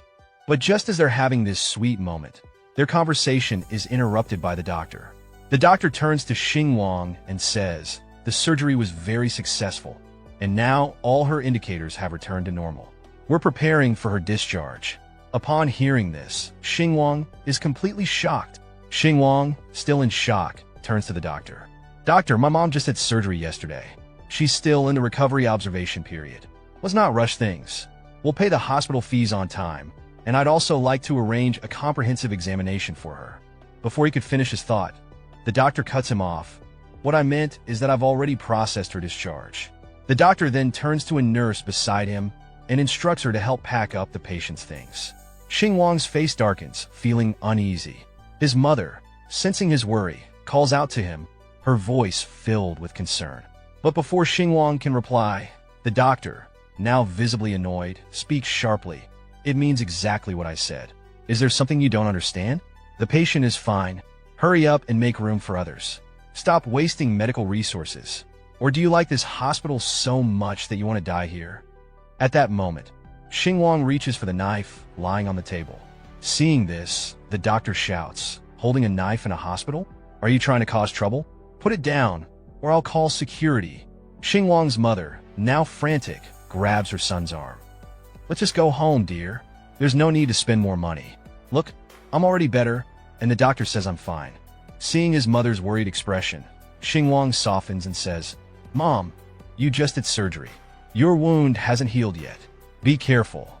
The doctor, flashing a fake smile, chimes in, "See, your mother understands. Be a good son and listen to her." He then snaps at the nurses, "Make sure they pack up properly.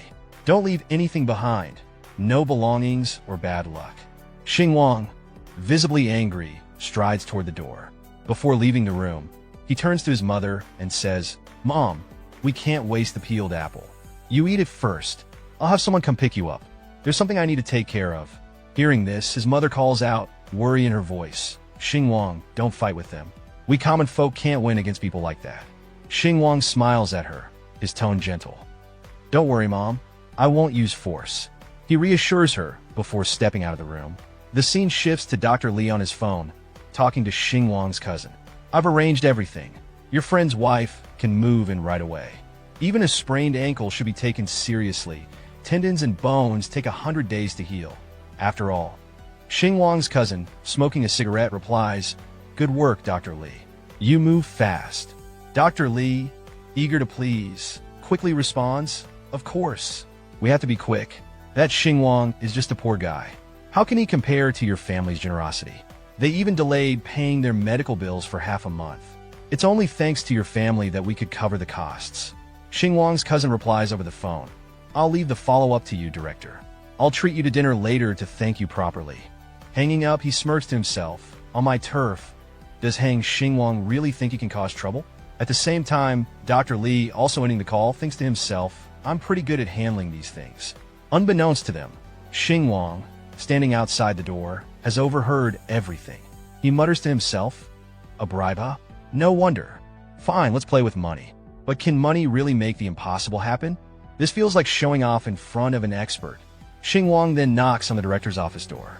Upon entering, the director, looking confused, asks, "Who are you?" With a calm smile, Xingwang replies, "Me? I'm just an ordinary patient." The director waves him off, annoyed. "If you're sick, go to the registration desk. I don't see patients here." Xingwang continues, "Director, I'd like to discuss donating a building to the hospital." The director pauses for a moment, then says dismissively, All right, if you have any issues, consult the front desk. I'm very busy, so I won't be seeing you out." Suddenly, the director freezes as the words register in his mind. He looks at Xingwang in disbelief and stammers. "Wait, what did you just say? Do you even know how much it costs to donate a building?" This young man looks so ordinary. The director thinks his entire outfit probably isn't worth more than 200 yuan. Donating a building? Is he joking? Xingwang, seeing the shock on the director's face, calmly responds, "I know. I've looked into it. There's no problem at all. Shall we go through the process?" He thinks to himself, building a small hospital wing in a country town costs around 1 million yuan these days. That's just a drop in the bucket for me, a multimillionaire. Benefiting the people and solving my problem seems very worthwhile. Xingwang calmly states, "I understand that our ward is often overcrowded, with frequent instances where there aren't enough rooms. That's why I want to donate a building. First, to make things more convenient for patients who need to be hospitalized after surgery, so they can be properly accommodated. Second, I want to investigate whether there are any corrupt practices happening here." The director raises an eyebrow, then responds, "I understand the frustration from patients' families due to the lack of beds, but there's no need for baseless suspicion." So that's what he's after. The director thinks he's just looking for an excuse to report us. Xingwang continues, "I know the dean is also under pressure due to the shortage of hospital beds. However, in situations like this, some people are taking bribes and giving the already scarce beds to special connections, harming ordinary patients' interests. I think that's wrong." At this, the director abruptly stands up, his face flushed with anger. "I've been managing this hospital for over 10 years. In our county hospital, doctors never take bribes or gifts. We strictly forbid red envelopes." Xingwang, unfazed, replies, "My mother just had major surgery yesterday and is still in recovery. Yet, today, the attending physician is forcing us to be discharged to make room for the next patient. As far as I know, that patient only has a sprained ankle, and simple treatment at home would suffice." The director interrupts angrily, "You're making things up? Yes, our wards are crowded, but we don't discharge a patient who just had major surgery. That doesn't align with our hospital procedures. Even if a patient insists on being discharged, we'd require them to sign a liability waiver. If you're going to fabricate a story, at least make it factual and reasonable." Xingwang, remaining calm, pulls out a small voice recorder from his pocket and says, "Dean, there's no need to get upset. How about you listen to this recording first?" The director's face drains of color as he stares at the recorder, suddenly feeling a knot of dread in his stomach. "Hey!" Recording, he stammers. With growing unease, he silently listens to the conversation between Dr. Li and Xingwang's cousin. After a few moments of tense silence, the director finally speaks. "How do I know this recording isn't fake or edited? We won't take the blame for this without proof." Xingwang looks at the director, thinking to himself, "Are you really this naive, or are you deliberately trying to cover it up?" Without saying a word, Xingwang pulls out his phone and dials a number. "Hello, Engineer Kong from the city's Construction Unit 1? I'd like to discuss building a new facility for our county hospital. Could you come to the dean's office to go over the details with the dean himself?" "Yes? Great. I'll see you shortly." Xingwang glances at the director's shocked face. "Let's see how far you'll take this bluff."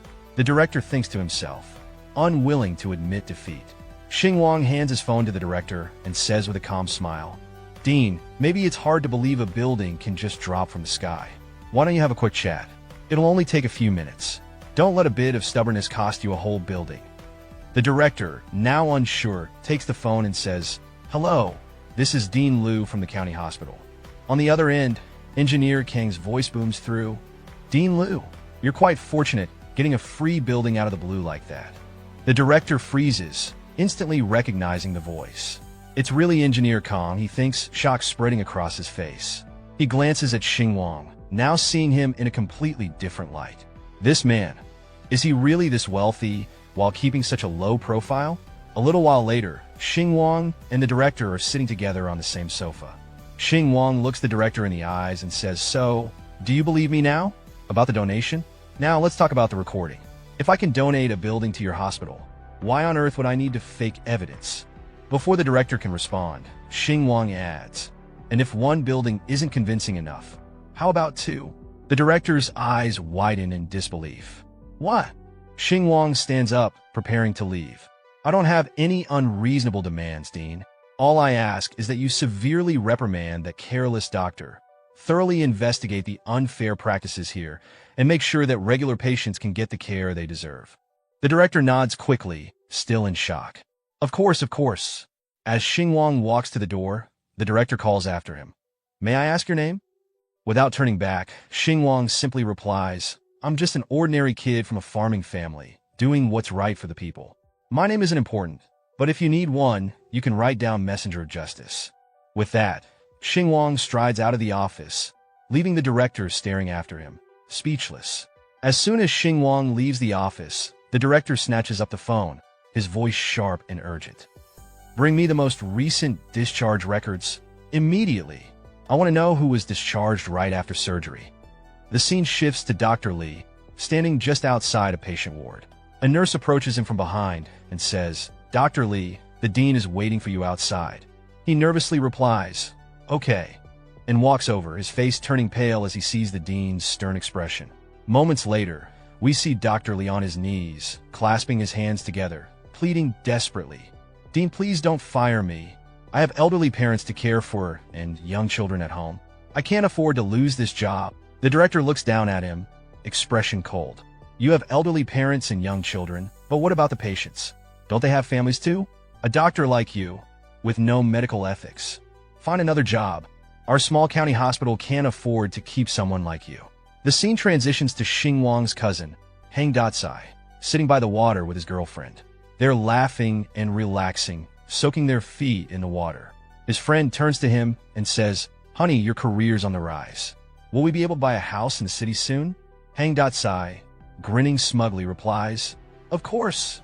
Hang Datsai is suddenly interrupted by a man storming towards him, frustration evident on his face.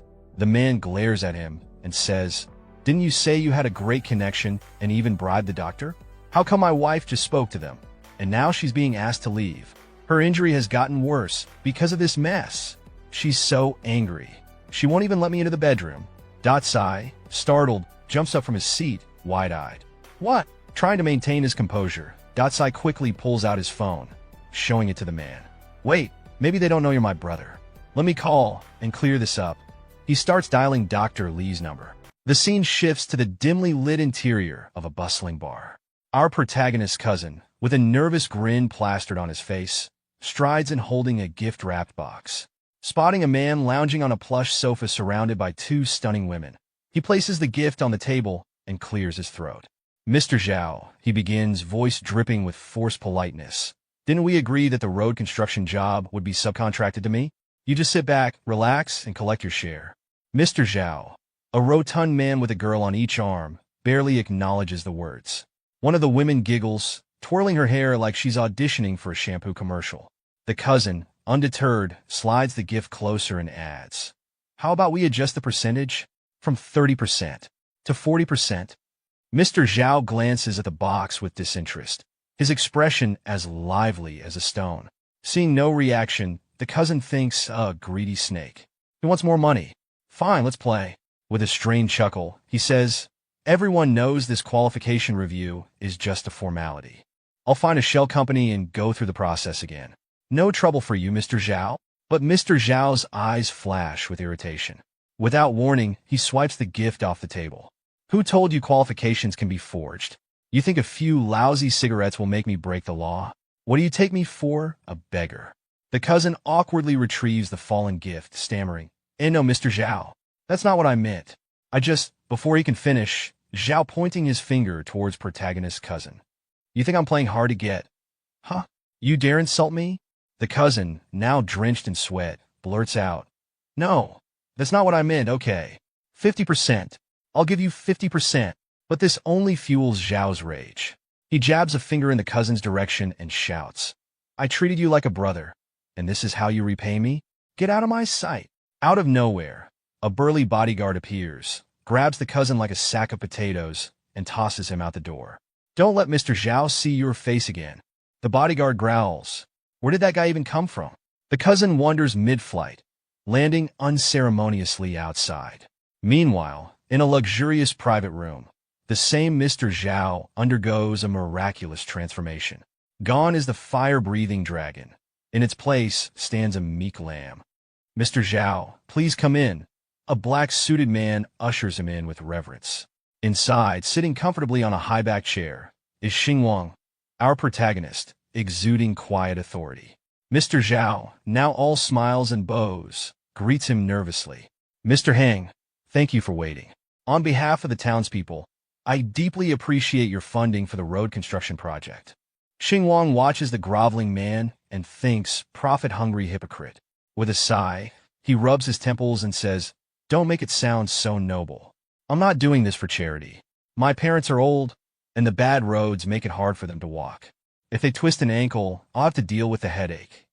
Then, fixing his sharp gaze on Mr. Zhao, Xingwang adds, This road won't deteriorate in less than a year again, will it? Mr. Zhao's face practically turns into a sweaty emoji as he panics. How could that happen?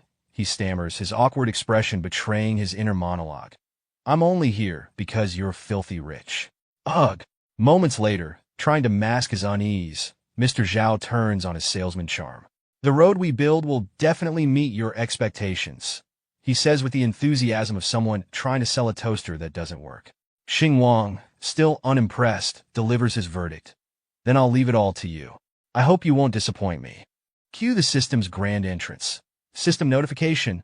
Noble host. You've completed the task of building roads and houses in your hometown in just 2 days and 1 night.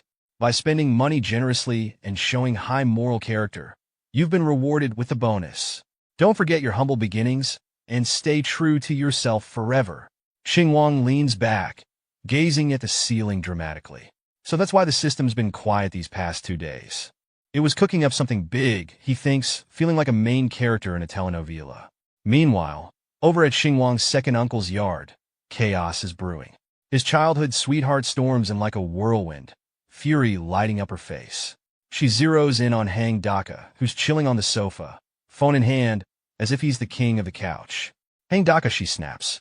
You're lying here playing with your phone all day. No mopping, no washing. What are you, a decorative plant? Dada lazily looks up, giving her the kind of look that says, and what of it? But she's not letting him off that easily. If I'd known you were all talk and no action, I'd have chosen Hang Xingwang instead, she fumes. At least he's in the city, doing something with his life. That comment slices through Daka's pride like a hot knife through butter. His face scrunched up in indignation. What did you just say? She doesn't miss a beat, poking him in the chest like she's hitting a doorbell. I said you're useless. If I were you, I'd kneel before Mr. Zhao if that's what it took. You fool me with your big talk, but you're just a lazy show-off. As she storms off, she tosses over her shoulder. I'm going to find Hang Xingwang. He grew up with me. But before she can finish, Daka springs up, grabbing her shirt to stop her mid-step. Stop right there, you shameless woman, he growls, pulling her back like she's a sack of potatoes. He throws her onto the ground with the grace of a cat tossing a toy mouse. Not earning a single penny, and you dare criticize me? Are you asking for a beating? The scene shifts to Xingwang parents, far away from this circus, blissfully unaware of the family drama brewing, and Xingwang's parents, who are in for a surprise of a lifetime. A man in a neat suit respectfully hands over some documents to them, his expression as polite as can be. Here are some details. You can look them over carefully later, he says with a bright smile. Xingwang's father takes the documents, but as he reads, his eyes widen to the size of dinner plates. This, he exclaims, clearly stunned. His wife, noticing his reaction, leans in, her curiosity piqued. What does it mean? She asks, her voice tinged with concern. Before Xingwang's father can explain, the construction worker steps in, practically glowing with enthusiasm. Let me explain briefly, he says, holding up a finger like he's about to drop the best news ever. This road construction will affect your property, requiring us to use just 1 square meter of your land. To express our apologies, we plan to build a house for you as compensation. What do you think? Is that acceptable? The couple freezes. Their jaws drop, and one eyebrow on each of them seems to defy gravity, shooting straight up. They both blurt out in unison, "Huh." The construction worker, trying to keep the mood light, starts rubbing his hands nervously. "If it's not acceptable," he says, his tone dripping with politeness, "we can also add some monetary compensation. What do you think?" Still too stunned to form coherent sentences, Xingwang's parents can only exchange looks, their thoughts racing. Since when has our village been this lucky? A whole house for just 1 square meter of land? And money too. Is this a dream? Finally, Xingwang's mother steps forward, her face softening into a gentle smile. "It's more than enough," she says, her voice calm, but her thoughts screaming. This is the jackpot of a lifetime. Meanwhile, Xingwang's father can't hold back his excitement any longer. He shouts at the top of his lungs, "Xingwang, come quick. Someone's going to build us a house." The joy in his voice echoes through the air, loud enough to make anyone within earshot smile. Time moves forward, and a few days later, we find ourselves at the bus station. Xingwang stands before his parents, luggage in hand, ready to leave. "Dad, Mom, I'm heading back now," he says, his voice steady but tinged with emotion. His mother, eyes brimming with tears, looks at him with a tender expression. "I thought working in a big city was tough. You must take care of your health and don't push yourself too hard," she says. Then, with a hopeful smile, she adds, "Next time you come home, we'll be able to move into a bigger house." Xingwang chuckles softly, hugging his mother tightly. "Don't worry. I'll take good care of myself," he assures her. "I've got to go now, or I'll miss my ride to the airport." He waves at them as he walks away, his gentle smile never faltering. From a distance, his father waves back enthusiastically, shouting, "We'll be waiting for you to come back." Fast forward, Xingwang now sits confidently on a plush sofa, scrolling through his phone with a self-assured grin. In his mind, he thinks this trip home was worth every penny. Out of nowhere, One, his former co-worker, or should we say future girlfriend, walks in, her face lighting up with excitement. "Hang Xingwang," she exclaims. "What are you doing here?" Caught off guard, Xingwang looks up in surprise. "Howin? I just got back from visiting my mom in my hometown." Her expression softens. "Oh, I'm sorry I forgot to ask earlier. I heard your mother was sick, and you left your job because they wouldn't give you leave. Is she okay now?" Xingwang nods confidently. "It's nothing serious. She's recovering well." "That's good to hear," she says, visibly relieved. "I'm here on a business trip. The company wanted me to change my image, so I've been working on a rural revitalization campaign. I just finished up and was about to head back when I ran into you.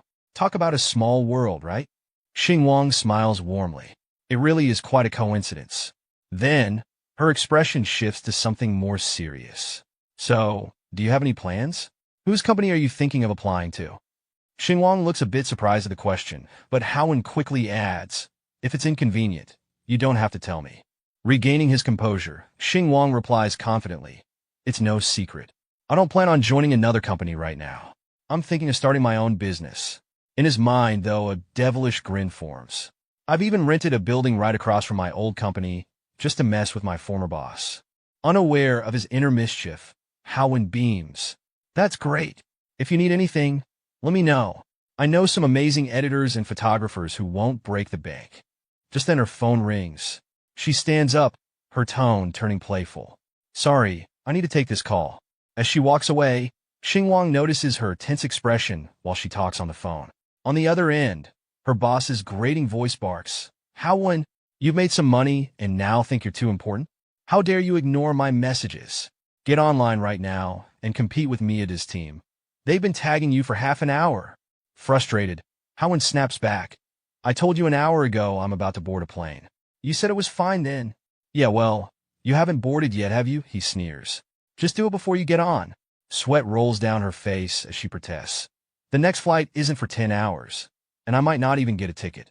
Plus, this is my rest time." Her boss laughs mockingly from his office, reclining in his chair with his feet on the table. "Rest time? In this industry? Don't make me laugh. You think the company supports you for nothing? If you miss the flight, just stream for 10 hours at the airport. Problem solved."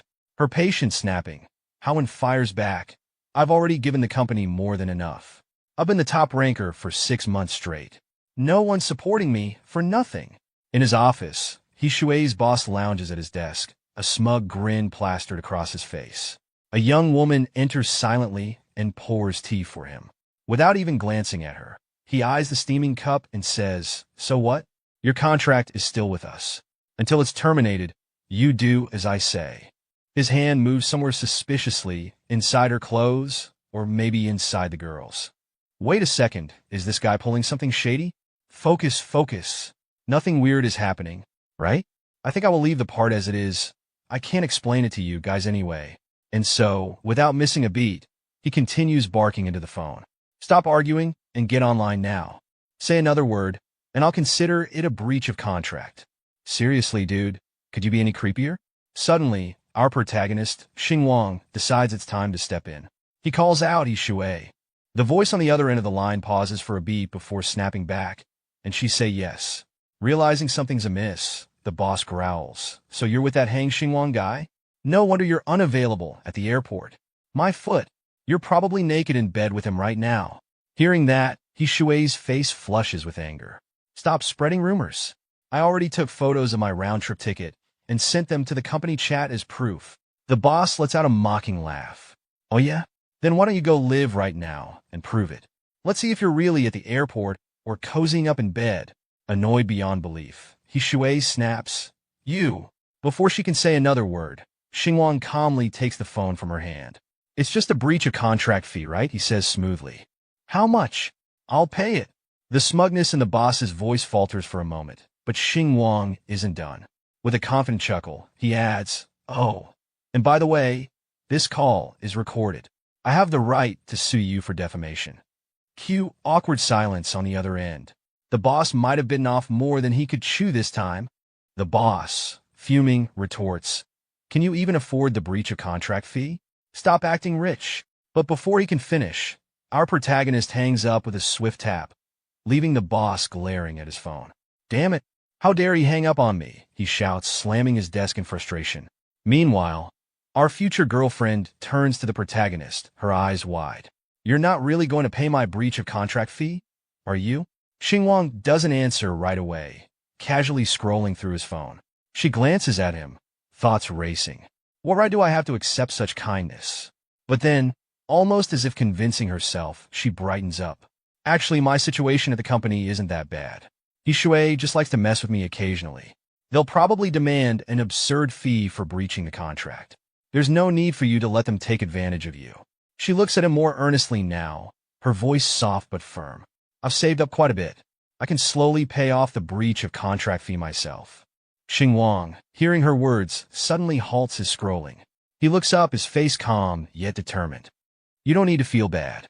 I'm not doing this out of charity. I'm doing it for my own benefit." He leans forward, excitement flashing in his eyes. "I'm starting a new media company, right across from Meow Group. I need some familiar faces to help me get it off the ground." Then, with a sharp, confident smile, he points directly at her. "And what better way to make a name for myself than poaching their top talent?" Her eyes widen, her thoughts spiraling. "Starting a rival company? Right across the street? Hang Xingwang, who even are you?" She think. Before she can say more, Xingwang lays out his offer. "Here's the deal. The salary package I can offer is a pure commission model. Half of your monthly earnings will go toward paying off the breach of contract fee. Once it's paid off, we'll split the net income, 70% for you, 30% for me." She stares at him, her expression softening. "If you're not a kind-hearted person, then who is?" She murmurs. But suddenly, as if catching herself, she looks up in excitement, ready to protest.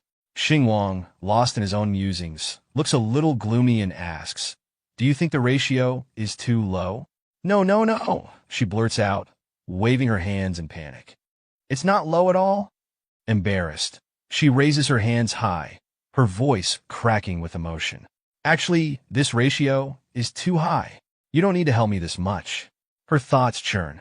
A typical live streaming company offering a 50% split would already be considered generous. And he's paying my breach of contract fee? Giving me 30% is only natural. Before she can spiral further into her thoughts, Xingwang snaps her back to reality. You're the only one in Meow Group who never looked down on me. You helped me when no one else would, and now it's my turn to return the favor. His confident smile grows warmer.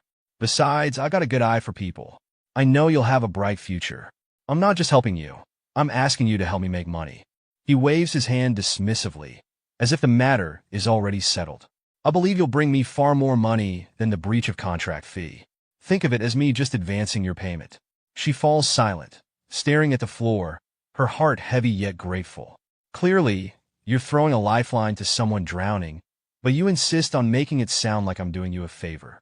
Finally, she looks up, her face glowing with a soft smile. Okay. The scene shifts to the Meow Group office building. Inside, our protagonist, Xingwang, and his future girlfriend, Haowen, stand confidently in front of her boss. The boss, sitting behind his desk, narrows his eyes and sneers. Haowen, do you really believe what a man says in bed when his mind is clouded with lust? If you trust him and bring him here, and he can't pay up, you'll be the one left in disgrace. Unfazed, Xingwang glances at him like he's nothing more than an ant. With a calm but firm tone, he says, stop wasting time. Call the legal department. I'm here today, specifically to terminate Haowen's contract. I don't have time to argue with you. The boss rises from his chair, his voice dripping with mockery. Do you even know how much Haowen is worth now? Can you afford her breach of contract fee? He steps closer to Xingwang, adding with a smirk, I heard you recently came into some money and are flush with cash. But he places a patronizing hand on Xingwang's shoulder and continues, when the poor suddenly get rich, they often lose themselves. As your former supervisor, let me remind you, sudden wealth is like a castle in the air. It can vanish in a flash, and when it does, you'll end up in debt, your life in ruins. Xingwang removes the hand from his shoulder with ease, his expression unchanging. Money is a renewable resource. The more you spend, the more you have. No need for you to worry about me. This time, Xingwang smirks and leans in slightly. The way you're losing your temper now. You're not scared I can actually pay this money, are you? The boss's confidence falters for a moment, and a bead of sweat forms on his brow. Snapping back into his usual arrogance, he scoffs, it's not my company. I'm not the one spending or earning money. What do I have to be afraid of? Xingwang places a dramatic hand on his face and sighs. He shui, having a little power and using it to oppress others. I'm genuinely worried about your future. Anger flashes in the boss's eyes. Han Xingwang, what are you so proud of? Don't forget, you used to be nothing but a dog under my command. Xingwang raises a single finger like a child making a point. With an awkward but deliberate tone, he replies, excuse me. I was a legally employed worker who signed a labor contract. If you call me a dog, I could sue you for defamation. The boss stiffens, his face turning pale as sweat trickles down. Xingwang places a firm hand on the man's shoulder and continues. Speaking of which, remember Clause 5 in your company policy? It prohibits spreading false or defamatory statements that harm the reputation of either party, effective even after contract termination. If I hear you spreading malicious rumors again, I reserve the right to prosecute on Haowen's behalf. Moments later in the conference room, Haowen sits across from the boss. A lawyer slides documents across the table to both parties. Here are the contracts. Please sign. Haowen glances at the papers, her face resolute. Meanwhile, the boss crosses his arms, his tone dripping with sarcasm. Haowen, are you really going to sign? Following someone like him just for a bit of dirty money? You'll regret it later. Without hesitation, Haowen signs the papers, her expression cold. I don't need your concern, she snaps. The boss's smug demeanor wavers as he watches her pen hit the paper. Fine, he mutters. The termination contract is signed. But when will the payment be made? Pretending to be generous just to get someone to sign, then running off and leaving Haowen in a mess. That's your game, isn't it? Xingwang doesn't even flinch. He points his finger to his phone and says, why the rush? Check the account. The payment was made a minute ago. The boss's face flushes with panic as he fumbles with his phone. You're bluffing. Do you even have that kind of cash flow? Are you just talking nonsense? Xingwang, slightly annoyed, retorts, whether it's paid or not, can't you check with your finance department, idiot? As the boss struggles to recover his composure, Xingwang turns to the window. He gazes out at his newly rented building across the street, a satisfied smile on his face. Being in upper management is nice. The view is wonderful too. Turning back to the boss, he adds, Manager, we have a long future ahead of us. At that moment, a notification pops up on Xingwang's phone. Congratulations, host, for understanding the true essence of spending money. Money only grows the more you spend it.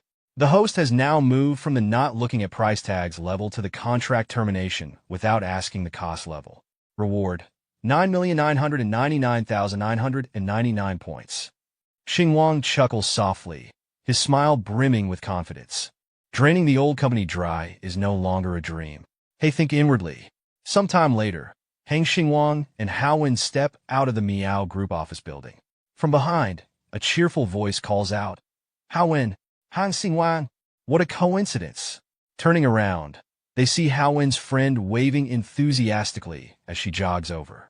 Standing beside them, the friend looks at Haowen and says, I just heard you resigned. Will we still be able to meet in the future? Haowen hesitates, unsure of how to respond, but Xingwang interjects with excitement. Why not? He points toward his newly rented office building across the street. We're right over there. You can even come to our cafeteria for lunch. Haowen's friend freezes, staring at him in shock. Before she can say anything, Xingwang's phone buzzes. He picks up, glancing at the screen. Who's this again? A respectful voice on the other end replies. Mr. Hang, your property certificate is ready. When would you like to pick it up? I'll come over soon, Xingwang says casually. Very well, Mr. Hang. We look forward to your visit. Hanging up, Xingwang smirks and mutters to himself. I almost forgot. I still need to inspect that villa. Turning to the two women, he says, Haowen, take some time to rest and plan for our business. I've got something to take care of. Haowen smiles gently. Okay. Xingwang hails a taxi and leaves. As he drives away, Haowen's friend turns to her, wide-eyed. Did he pay your contract termination fee? Haowen nods, her expression soft but distant. Yes. Her friend looks utterly baffled. I can't believe it. The quiet guy from your office turned out to be a wealthy tycoon? Truly, you can't judge a book by its cover. Sometime later, at the Grand Swan Bay sales office of Red Chung Real Estate. Inside her opulent office, a high-ranking woman leans back in her chair, her legs propped up on the desk.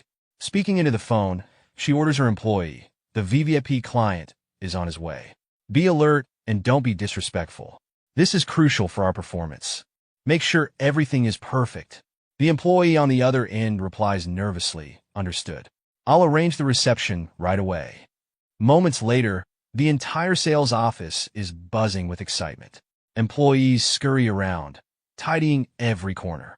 The manager, standing at the center, shouts, Mr. Hang, the man who bought the 300 million yen villa, is coming. Everyone, head to the entrance to welcome him. Make sure your clothing is impeccable. We must maintain the reputation of Red Chung Real Estate. Turning to a female employee nearby, the manager continues, This is an important guest. We can't be careless. The woman bows respectfully. Manager Wang, do we have a photo of him? What if we greet the wrong person? The manager chuckles confidently. He's a mysterious tycoon. Of course, we don't have a photo. Rich people like him have an unmistakable aura. When he arrives, this place will light up. He clears his throat dramatically, then scolds her. You have been in sales so long. How can you lack such basic judgment? Yes, understood, she stammers, flustered. As he finishes his talk, the manager accidentally brushes against a dusty wall. Looking at his now dirty hand, he yells, There's dust everywhere. Clean it again. Not a single speck should remain. We must give the VVIP an excellent experience. Meanwhile, Xingwang arrives in a simple taxi, stepping out in a casual tracksuit. He gazes up at the grand building and smiles. Wow, he murmurs. Looking at the black-suited staff lined up at the entrance like guards, he adds, as expected of Red Chung Real Estate's top brand. Swan Bay's sales office looks impressive. Unaware of the grand welcome plan for him, Xingwang spots the crowd and thinks to himself, who are all these people waiting for? Must be the company chairman or something. He strolls inside, his relaxed demeanor completely out of sync with the buzzing energy outside. Looking around the luxurious, yet eerily empty sales office, he muses, a big sales office with no one inside? Maybe everyone's outside waiting for someone. This promised villa sounds a bit suspicious. Approaching a 3D model of the villa area, he studies the landscaping and pools. Looks just like something out of a TV show. I wonder where my house will be. Xingwang casually inspecting the 3D model, still unaware of the woman standing behind him. Irene, the employee from earlier, approaches him with a gentle smile. Sir, what type of house would you like to see? I can show you around. Before Xingwang can reply, a voice calls out. Irene, come here for a moment. It's the manager. Irene walks over, and the manager, speaking in a low but firm voice, says, Didn't I say we're not receiving other clients right now? Why aren't you watching the entrance properly? But he's still a customer, Irene replies politely. The manager's expression darkens, and he points his finger at her. By my calculation, our VIP client should be here any moment now. Clear everyone else out. We can't have them feeling disrespected. Irene, sweating slightly, tries to reason with him. But that doesn't seem right. We didn't even post a notice. The manager cuts her off, shaking his head in frustration. Oh my, you're such a foolish girl. Then, turning his attention to Xingwang, he says confidently, Let me handle this. The manager scans Xingwang from head to toe with a disdainful expression, his salesman instincts kicking in. This guy probably doesn't even have 200 yuan to his name, he thinks. And he dares to walk into the Swan Bay office? He's in the way of our VIP client. I'll get rid of him quickly. He approaches Xingwang, who is still examining the model, and says from behind, Some people should know their place. If you can't afford it, don't waste people's time and emotions. If you're serious about buying, then make it quick. What's the point of looking around forever? Xingwang, confused, turns to face him. Pointing at himself, he asks, Are you talking about me? The manager ignores the question and snaps at Irene. Irene, come here. There's dust everywhere. Clean it up quickly. What if our VIP guest questions our cleaning standards? Sweep it all up. Irene looks embarrassed, but before she can respond, Xingwang speaks up, his voice tinged with annoyance. How would I know if it's good for me if I don't take a proper look first? Is it suitable for me or not? The manager places his hands on his waist, his tone dripping with arrogance. Your whole appearance suggests you don't even have 200 yuan to your name. Do you know how much our houses cost? 300,000 yuan per square meter. Can you afford that? I was giving you a chance to leave gracefully. But since you insist on embarrassing yourself, don't blame me. Xingwang's expression hardens. The property management here doesn't seem very good. Judging people by their appearance? If that's how you treat potential buyers, I don't think these houses are worth such high prices. The manager smirks, crossing his arms. You're just bitter because you can't afford it. Suddenly, Xingwang's phone rings. He smiles as he answers. On the other end, the familiar voice of the woman from earlier greets him warmly. Mr. Hang, have you arrived at the sales office? If you have any questions, you can ask Manager Wang. Hearing her voice, the manager's smug expression falters. He freezes, the voice sounding eerily familiar. Xingwang, with a knowing grin, replies into the phone. Manager Wang? Oh, he just said I was embarrassing myself and not worthy of buying a house. I think I'll buy elsewhere. Let's cancel the transaction. On the other end of the line, the woman stands abruptly from her seat, her voice shaking. Mr. Hang, please have a seat. I'll be right there. She slams the hand down and mutters under her breath. This Manager Wang.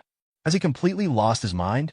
Without wasting another second, she rushes out of her office and heads straight for the Redqing real estate sales office. And she say to our protagonist, There must be some misunderstanding. Please wait, don't leave. Deputy General Manager Li Weining, leaving her office in a rush. A man in a sleek black suit opens the car door for her, and she steps inside. To the Swan Bay sales office. Quickly, she commands. The driver nods, smiling. Yes, ma'am. The car speeds off toward the sales office. Inside, Li Weining angrily dials her phone. Wang Sheng, what have you done? If this mysterious client gets offended, you'll be in serious trouble. Didn't I tell you to take good care of the VIP client? Did you even listen? On the other end of the line, Manager Wang forces a laugh, trying to sound unbothered. Li Weining fumes and mutters, This man is hopeless. Meanwhile, back at the sales office, Manager Wang shifts the blame. Turning to Irene, he scolds, I told you to clear out other clients, but you didn't listen. Now the rich client must be upset, thinking we're entertaining random people. Xingwang, still observing, thinks to himself with a frown. I thought he'd recognize his superior's voice, but apparently not. Wang's frustration boils over as he berates Irene. Lily, what's the point of being pretty if you can't do your job properly? Now that you've offended the VIP client, I might lose my job because of you. Irene, tears streaming down her face, kneels on the ground. Manager Wang, I was just doing my duty. Unmoved, Wang pushes Xingwang toward the exit. You poor nobody, I don't care what connections you have at Hongcheng. Not even the king can help you now. Get out of here. You're bad for business. At that moment, Li Weining arrives at the sales office, her commanding presence freezing everyone in their tracks. From behind Xingwang, Wang continues, Did you hear me? Get out. Then he turns and sees Li Weining. His tone changes immediately. Manager Li, you're here. Actually, what happened was, Li Weining doesn't even glance at him as she walks past. Wang assumes she's upset about Xingwang still being there, and thinks smugly, Manager Li must be furious about this poor kid loitering around. But to everyone's shock, Li Weining bows deeply in front of Xingwang and says respectfully, Mr. Heng, I am Li Weining, Deputy General Manager of Hongcheng Real Estate. Please call me Shaoli. She straightens up, looking flustered. I deeply apologize for your unsatisfactory experience. Manager Wang was disrespectful. Please forgive us. Wang's jaw drops, his earlier arrogance draining from his face. He stumbles backward, his mind racing. No way. Xingwang stands confidently, hands in his pockets, while Irene, watching from a distance, thinks, so he's the VIP client we've been waiting for. Li Weining continues, her voice steady but apologetic. We will take steps to prevent discrimination like this in the future. At Hongcheng, we strive to treat all clients equally and sincerely. I hope you will give us another chance. Wang, now pale and panicked, stammers. Manager Li, are you serious? How could he really be a rich person? His thoughts spiral. The mysterious buyer of a 300 million yuan property? How can he look so young, poor, and without any presence? Why would he wear cheap clothes? Li Weining turns to him, her expression cold. How many times have I told you not to judge clients by their appearance? But you ignored my words. Wang's legs give out as he thinks, I'm done for. Li Weining points a finger at him, her tone sharp. You've grown arrogant from selling a few properties. Starting tomorrow, you don't need to come in anymore. Wang falls to his knees, tears in his eyes. Manager Li, please. I have elderly parents and young children to support. I'm paying off a mortgage and car loan, and my daughter's medical treatment is expensive. I can't lose this job. He hugs her legs, sobbing. Please, I beg you. Li Weining looks down at him with disdain. You should have thought of that earlier. We are running a business, not a charity. Reflect on your actions. Desperate, Wang crawls toward Xingwang. Clutching at his shoes, he pleads, Mr. Heng, I was wrong to judge you by your appearance. Please give me another chance. From the back, Irene trembles, thinking I must be next. What should I do? What should I do? Xingwang smiles calmly, looking at Irene. This female sales agent is good. Make her the manager. Li Weining's expression softens as she nods. No problem. Well then, Mr. Heng, shall we go view the properties? Wang's face contorts in despair. She's the manager now? Xingwang stretches and says casually, It's getting late. Can I still view the properties? Li Weining responds with a professional smile. Of course. I will personally take you over. The scene shifts back to Irene, who upon realizing she has been promoted, disappears from the area in shock, tears welling up in her eyes. She whispers to herself, Did I just get promoted? This must be a dream, right? Meanwhile, Xingwang's system suddenly pops up with a notification. Personal compliment unlocked. Never underestimate the system's compliments. They might come in handy at crucial moments. Xingwang smiles mysteriously, thinking this system can even be playful. The scene transitions to a courtyard leading to the villa entrance. The luxurious estate is adorned with elegant plants and a meticulously designed garden, exuding extravagance. The gate opens, revealing male servants in black suits and maids in uniform, all lined up to greet the new owner. The general manager, Li Weining, gestures to them with pride. These are the villa butlers, responsible for your security and property management. The staff bows respectfully. Welcome to your new home, master. Walking beside Xingwang, Li Weining continues. Mr. Heng, please come in. We'll set up the automatic gate recognition system for you shortly. A butler hands Li some documents. She presents them to Xingwang. Mr. Hang, here are the property certificates and other documents. Please review them. Xingwang takes the documents, his excitement barely contained. A 300 million yuan luxury home. Forgive me, I'm just a country bumpkin who's never seen such an expensive house. I have to take a good look. He thinks, picking up the certificate. Opening the box, he sees a vibrant red certificate inside. Picking it up, he marvels, this certificate feels so premium. He places the certificate back and with casual confidence says, "Lead the way."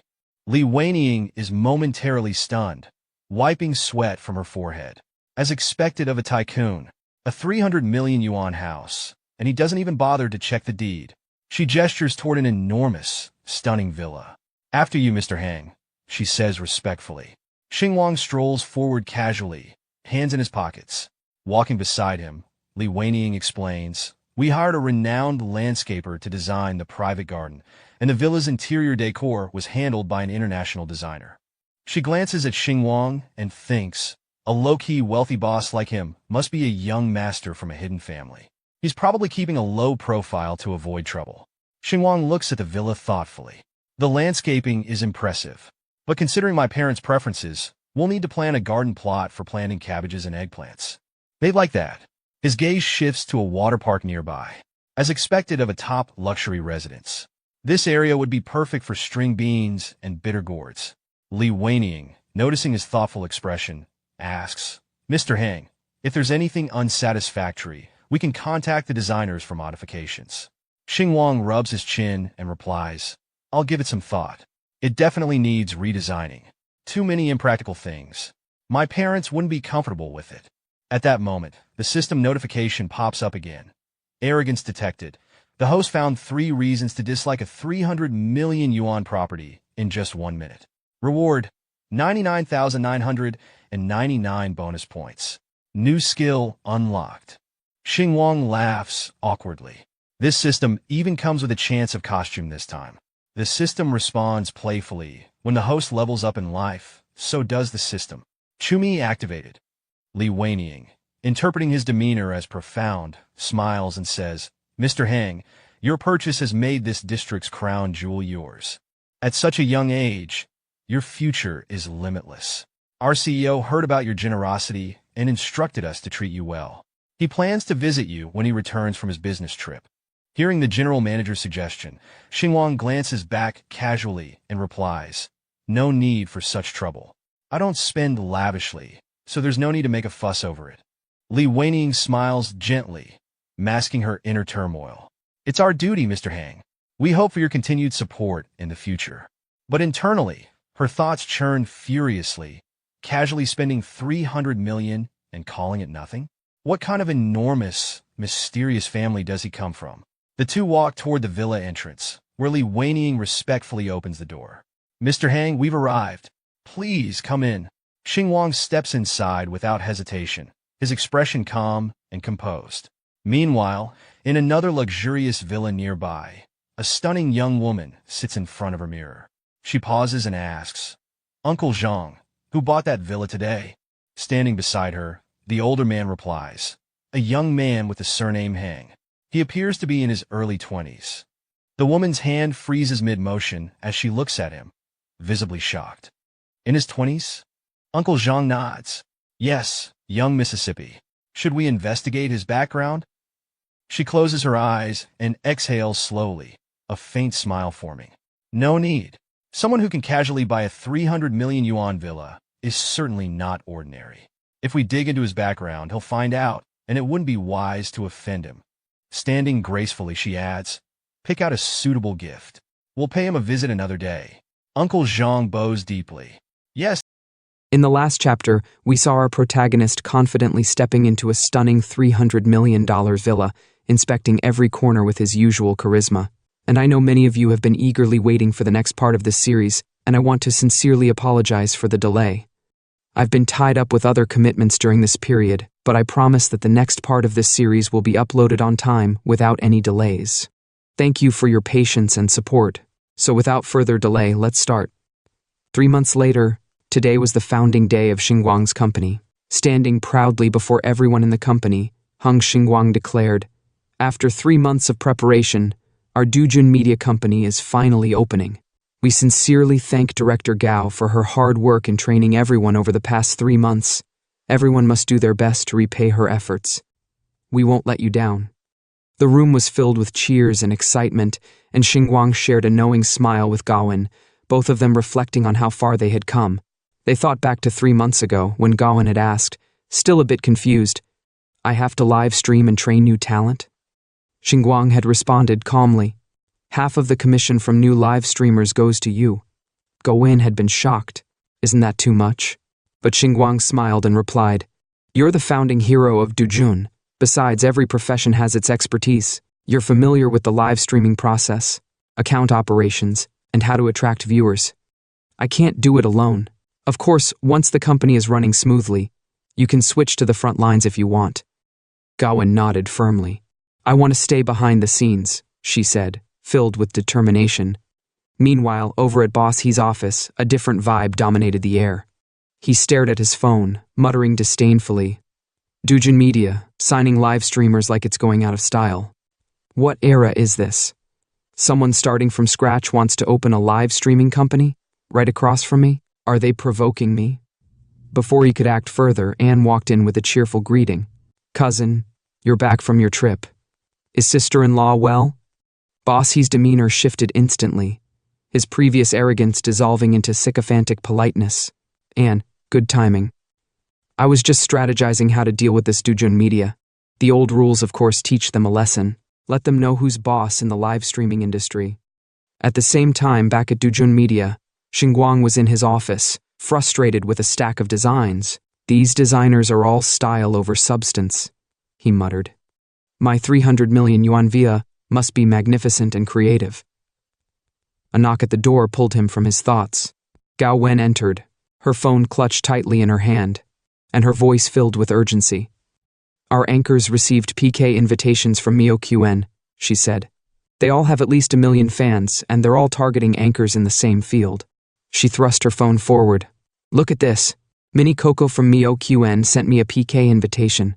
1 million fans versus me? Isn't this just targeting us?" Other employees chimed in nervously. "Boss, I got one too. If we lose, we have to add the Mio QN prefix to our names. Isn't this their old trick? 1 million fans bullying anchors with only tens of thousands. How shameless."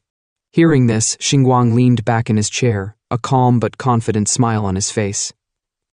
"They're making a big fuss," he said, "targeting our company's main live streamers while baiting the smaller ones for PK, just to rile up their fans. Let them try. They think they're intimidating us, but this is just the beginning. We'll show them exactly what Dujun Media is capable of. They're telling the new live streaming companies that they're the top dogs in this industry. What a cunning tactic. But it's a pity they've picked the wrong opponent this time." Xingwang stood up with a confident grin. "Isn't PK about revenue from gifts? Tell our live streamers to accept the PK." Gao Wen blinked, surprised by his boldness. "Wait, aren't you going to pay out of pocket to send rockets to the new live streamers?" she asked hesitantly. Xingwang paused, suddenly realizing how extravagant his plan sounded. He softened his tone, scratching his head. "Did I seem a bit over the top just now?" Gao Wen couldn't help but recall the PK at the bar, and something clicked in her mind. "Big brother, could it be?" Xingwang," she muttered to herself. Xingwang raised a finger, cutting off her train of thought. "Gao Wen, don't worry," he said firmly. "I'll help you. Big brother will handle this. Money is only money when it's spent. Keeping it in your hands is just a number." Gao Wen hesitated, her practical side surfacing. "But we should still be frugal," she countered. "After all, more than half of the money goes to channel fees and platform commissions." Her thoughts spiraled. "He paid tens of millions in termination fees from me. And if I'm not mistaken, he also sent me tens of millions worth of rockets before. Still." Xingwang radiated confidence. "You can't think like that. Life is short, why save? Besides, I'm not spending recklessly, I'm investing. Right now, I'm lacking popularity, and guess what? It's come knocking on my door. This is our chance.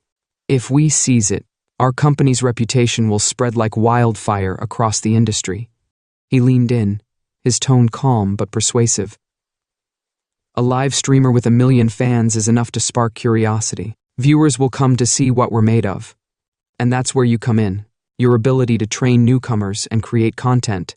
Once they're here, it's our job to keep them. If we do that, we win. Don't worry, I know my limits. I'll help you earn a stable income. Hearing his words, Gao Wen's expression shifted. Determination filled her eyes as she thought, he's right. His vision is leagues ahead of mine. He spent hundreds of millions already. What's a few more tens of millions? Plus, he worked in operations and marketing at Manhwa. I can't compete with that expertise.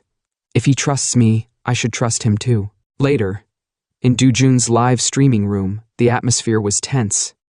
Sister Gao, what should we do? If we accept the PK, we'll definitely lose, one of the streamers said nervously.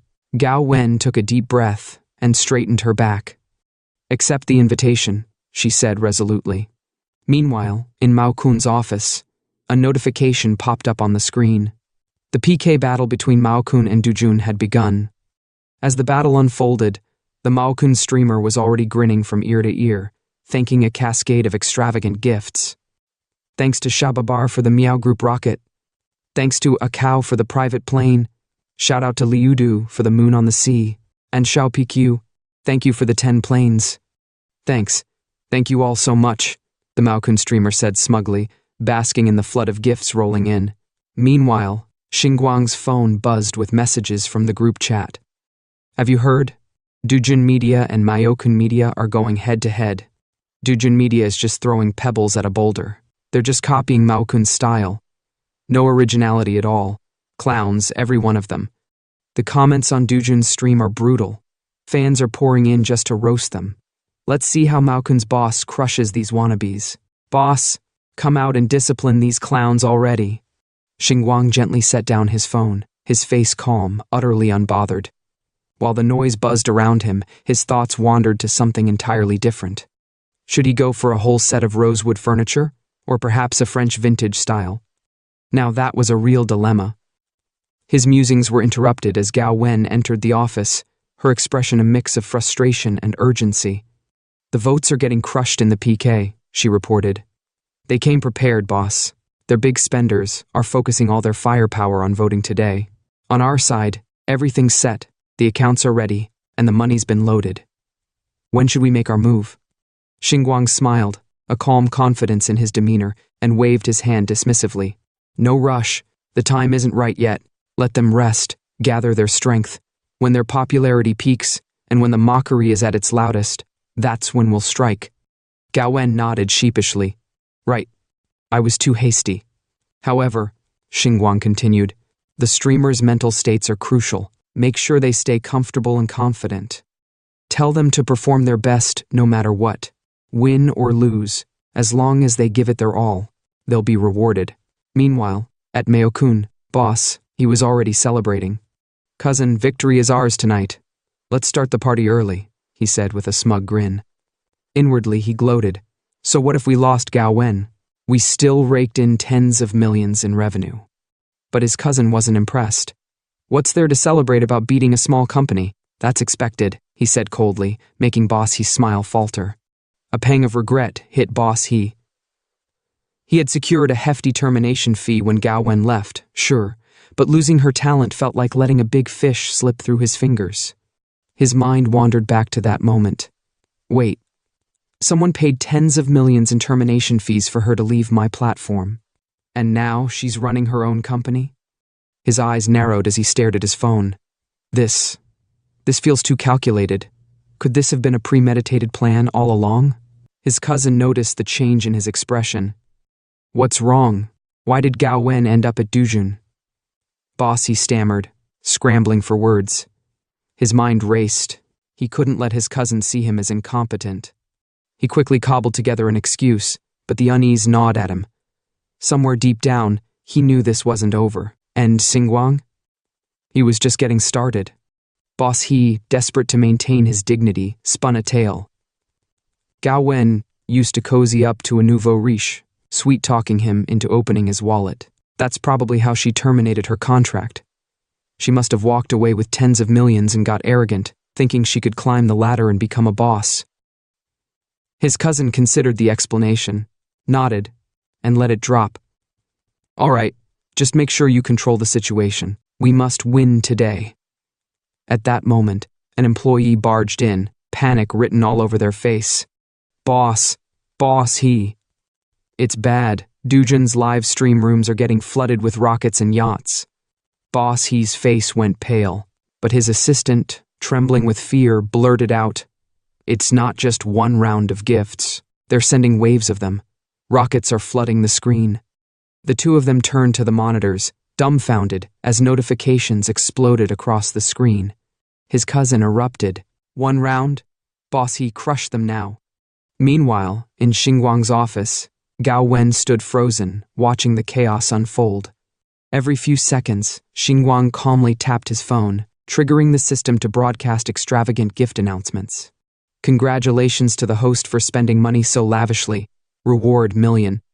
Congratulations to the host for freely giving gifts. Reward 888,888. The stream was a spectacle. Gift after gift, rocket after rocket. The notifications came so fast that the system could barely keep up. Finally, Gao Wen couldn't hold back. Isn't it enough to just win? Why send so many gifts? Their PK bars are obliterated.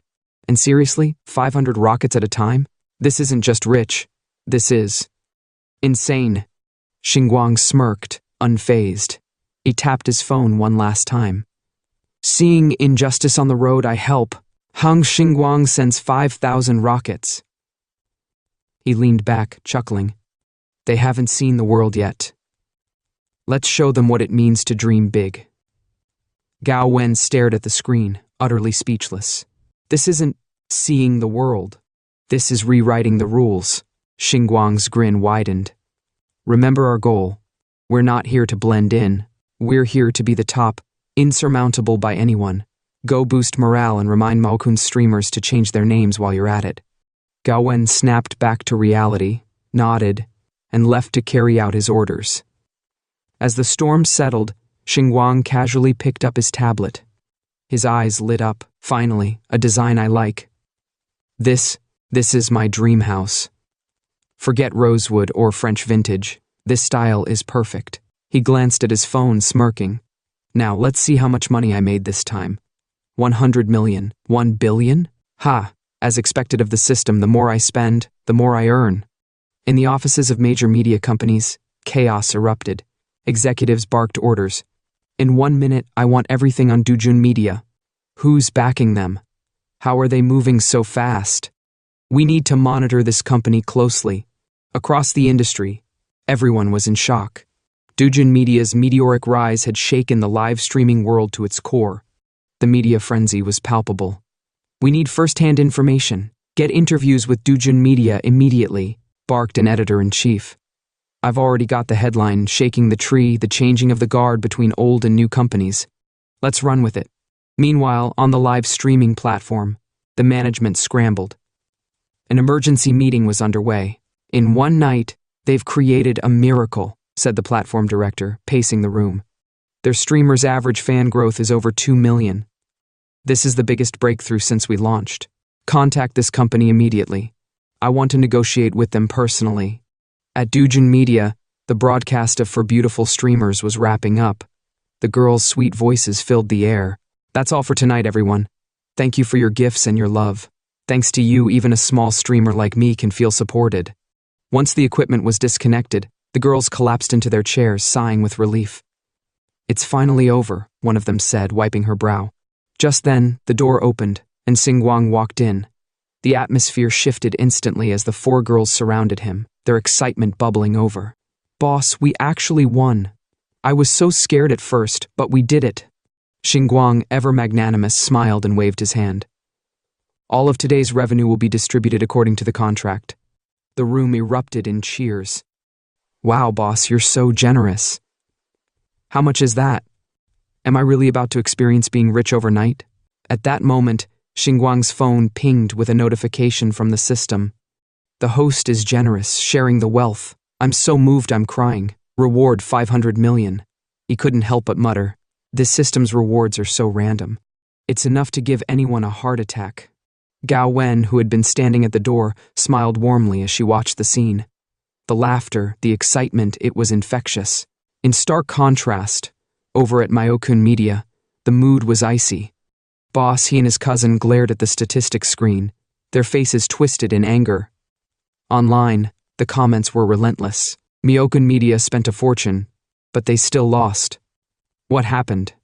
Why is Dujun Media so much better? His cousin's expression darkened with each comment. Suddenly, an assistant timidly entered. Boss, do we need to change our names? Dujun Media released clips mocking us and, demanding it. The words hit like a thunderclap. His cousin shot up from his seat, his face murderous. The assistant flinched and fled, slamming the door behind them. Without warning, his cousin turned and slapped Boss He across the face. This is just one round, you said. A nouveau riche wouldn't give her much money, you said. He pointed at the screen, his voice rising. 500 million. Do you call this not much money? Boss He stood there, trembling, knowing there was no escape from his cousin's wrath. The tension at Myokun Media was suffocating. His cousin's voice was venomous as he hissed, 500 million. If it weren't for you, would Myokun Media be a laughingstock right now? They've trampled our dignity into the ground. Bossy, sprawled on the floor, tried to defend himself. But we made money, we didn't lose. The room fell silent for a moment before his cousin's expression turned even darker. His voice was icy. Try saying that again. The phone slipped from Bossy's trembling hands, its screen still playing clips from the disastrous PK battle. His cousin returned to his desk, muttering bitterly, if Gao Wen were still here, at least 100 million of that 500 million would have been ours. That sugar daddy? He clearly likes Gao Wen. You should have created opportunities for her. That money would have flowed straight into our company. Bossy, clutching his swollen face, struggled to his feet. But he was a poor man before. His cousin's fury erupted. Don't look down on a young man in poverty. Are your dog eyes blind? Not recognizing a wealthy and noble person when you see one? He slammed his fist on the desk. I heard that when Gao Wen was here, you made her life miserable. You treated a money tree like garbage. No wonder she was forced to leave. Bossy muttered weakly, didn't you implicitly agree? The words were barely out before his cousin's kick sent him flying. Get out of my sight. Daytime at Dujun Media. Gao Wen gently tugged at Xingwang's shirt, her voice soft. Is it really okay to spend money like this? I did some rough math. Out of 500 million, we'll get over 180 million after deductions, but we still have to distribute tens of millions to the live streamers. Xingwang smiled, calm as ever. Actually, it didn't cost that much. His nonchalance left Gao Wen stunned. Not that much? You just spent 200 million in one night. Xingwang chuckled, shaking his head. I only deposited 100 million. The rest came from the surge in popularity, new users depositing money like crazy. Plus, the platform matched my deposit with another 100 million in gifts. We'll use those gifts strategically later. When you round it up, we really only spent 100 million. Gao Wen was speechless. Rounding it up, is that how you calculate now? She couldn't believe it. Xingwang was casually brushing off what most would consider an astronomical sum. He turned to her with a confident grin. It's called spend 1, get 10,000 back. You've seen the media evaluations, haven't you? Other companies spend years and millions nurturing a single top live streamer. In one night, we've created over a dozen top-tier streamers. Time and expenses are money too, aren't they? This leap has saved us years of effort. His tone softened. Gao Wen, I told you, your future will be bright. Thank you for leading the new live streamers and helping them seize this opportunity. You've done amazing work. She blushed, unsure how to respond as he continued. Have you ever heard the saying, popularity nurtures a person? When someone is in the spotlight, people naturally focus on their merits, and they get positive feedback. That momentum will make our path smoother, and this is just the beginning. I'll invest in variety shows, movies, and more. These newcomers will need opportunities to shine. We're building an empire, Gao Wen. For a moment, she stood there, looking at him with admiration. This wasn't just a rich man throwing money around. This was a visionary shaping the future of an industry. Xingwang's enthusiasm filled the room as he declared, Dujun Media won't just be a live streaming company. We'll branch out into every corner of entertainment and innovation. Variety shows, movies, original content, you name it. We'll be the standard bearer for this industry. His fist clenched, determination blazing in his eyes as he painted a picture of their limitless future. In the middle of his impassioned speech, his phone buzzed. Answering it, he listened briefly before nodding. Yes, this is Mr. Hang. Oh, you're from the decoration company? Great. After a short exchange, he hung up and turned to Gao Wen, patting her shoulder with a smile. Gao Wen, I'll leave this to you. The decoration company just contacted me. I need to oversee the renovation of the new house. The bonus distribution is in your hands. Don't be stingy, and don't forget to include your own share. She blinked in surprise, unsure how to respond. Xingwang grinned. Remember what I told you? The percentage commission for leading the newcomers, it's all yours. Everyone should feel motivated to work harder and happier to earn more. That's my philosophy. His casual yet earnest words left Gao Wen momentarily speechless. She hesitated, unsure if she should accept such generosity. Before she could refuse, Xingwang added with a knowing look, I'm not interested in shady tactics. Everyone should get what they've earned. That's how we'll build loyalty and trust.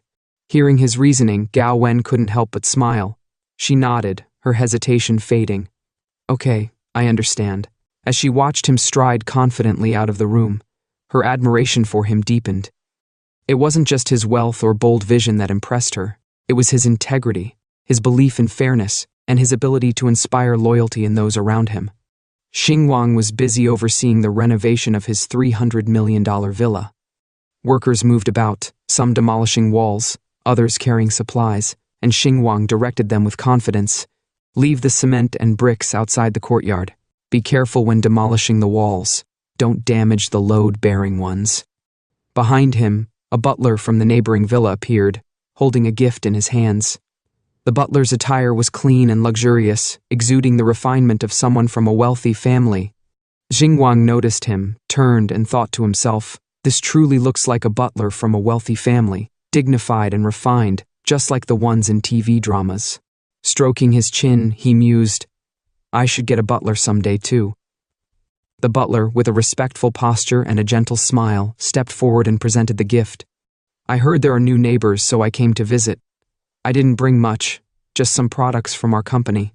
I hope you don't mind, he said politely.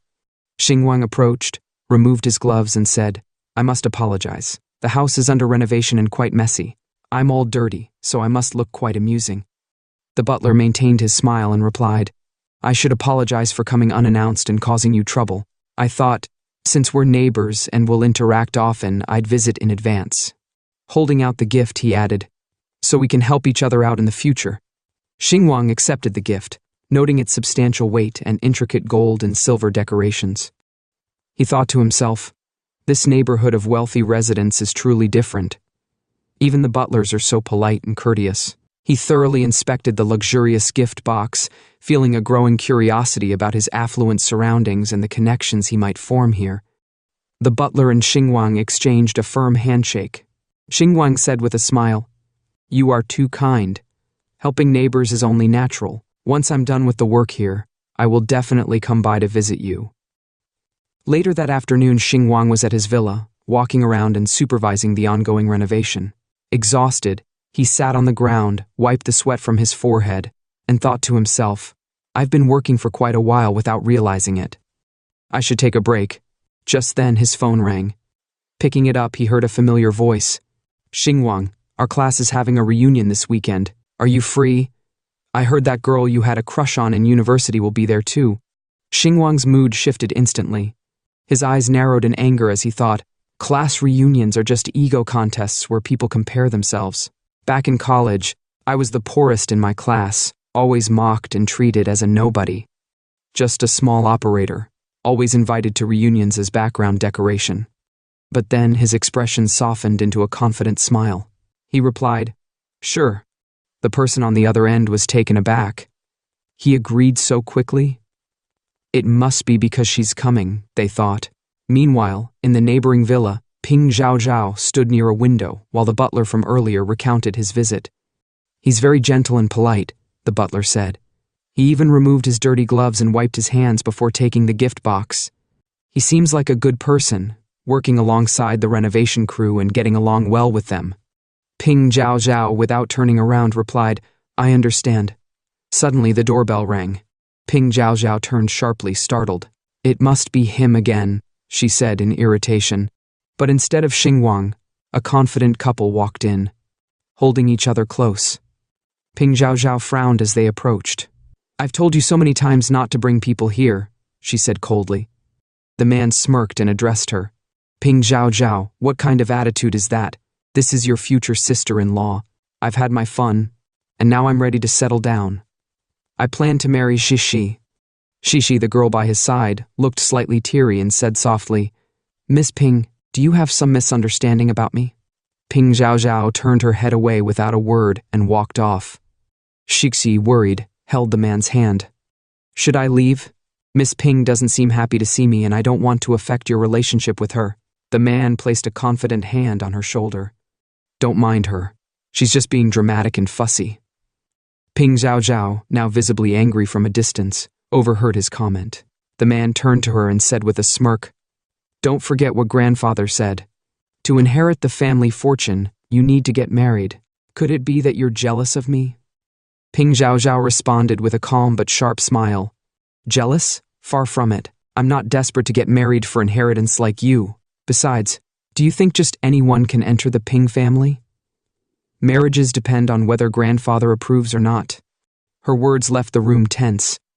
The scene changes. After receiving the call from his classmate, Xingwang has Gao Wen drive him to the location of the class reunion. I'm delivering something to a client. I'll be back in an hour. As soon as Gao Wen leaves, Xingwang adjusts his clothes and thinks to himself, I have a feeling I'll make some money today. As he turns around, he notices 3 people standing in front of a hotel. The 3 people also notice him. Seeing him arrive in a G63, the blonde woman points and says, Isn't that Hang Xingwang? A Mercedes? Even with the market price drop, it's still at least 8 million yuan. Where did he get the money? Hearing this, the 2 guys behind her chime in, bad-mouthing Xingwang. He's still single. How could he afford such an expensive car? He must be dating a sugar mama. No wonder he agreed to come to the reunion so quickly this time. He has a backer now. This sugar mama must be old and ugly. Otherwise, she wouldn't choose Hang Xingwang. His taste is really something. Not satisfied with just the 2 of them bat-mounting him, the blonde adds, sugar mama or sugar daddy, who knows? The world is quite open-minded these days. Having heard their entire conversation, Xingwang walks over calmly and says, What's wrong? Are you guys jealous that I'm dating a sugar mama? Is it because you can't? Or because you're not qualified to? Jealous of you? I don't need to rely on a sugar daddy. But Wang Duo, didn't you marry a factory manager? I heard you made his wife leave him to take her place. What are you talking about? Don't talk nonsense. While the 2 are arguing, a car arrives. From the car steps, accompanied by Jiajia's womanizing brother. He treats her like she's disabled, carefully helping her walk careful. My love. Seeing her and her boyfriend arrive, the 3 friends start flattering them. Wow, the goddess is here. The goddess's arrival is truly different. She even has a flower protector. It's not just a flower protector. The guy with her is the eldest young master of the Ping family. I saw him on the news. So impressive. Not seeing any reaction from Xing Yuan, the guy approaches and provokes him. I heard from Zhongqi that you decided to come because the goddess is coming. You saw her. Why didn't you greet her? Is your sugar mama that strict? Although he doesn't care, Xingwang still plays along. He walks over and says a simple, Hello, goddess. She responds awkwardly, Hello. After greeting her, Xingwang turns back to the guy and taunts him. My sugar mama isn't strict. I greeted her, now what? You guys can continue your flattery. I'm going inside to save a seat. With that, Xingwan walks inside, leaving behind whispers about him. He's just a toad lusting after swan meat. Seeing that he can't have her, he's running away. Does he think he's worthy of Mengxi? He should look in the mirror and see if he's a match for the young master of the Ping family. Hearing them badmouth Xingwan, Mengxi doesn't say a word in his defense. Instead, she gets in the car to see her boyfriend off. Let me know when you're done eating, and I'll come pick you up. Okay, drive safely. As soon as her boyfriend leaves, the three friends approach and flatter her. Wow, Mengxi, we're so envious of you. Your relationship is so strong. When are you getting married? You must send us an invitation. Mengxi, you're getting more and more beautiful. Hearing their flattery, she's secretly delighted but still acts modest. I told him to go to work since he's busy, but he insisted on bringing me here. Let's go inside. Inside the private room of the hotel, the class reunion is in full swing. Everyone is happily eating, drinking, and singing, except for Xingwang, who sits in a corner, lost in thought. On the other side of the room, a group of guys is sitting together, bragging.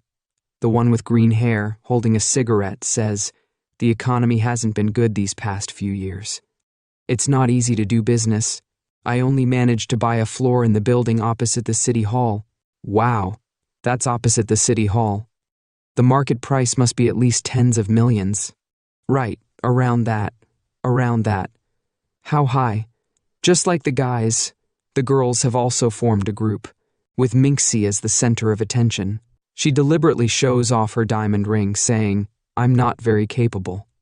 I'm getting engaged soon, so I'll probably just be a housewife. Actually, that's my dream." Wow, that's amazing. Congratulations. Not just a housewife, a wealthy housewife. MENGXI. You're too modest.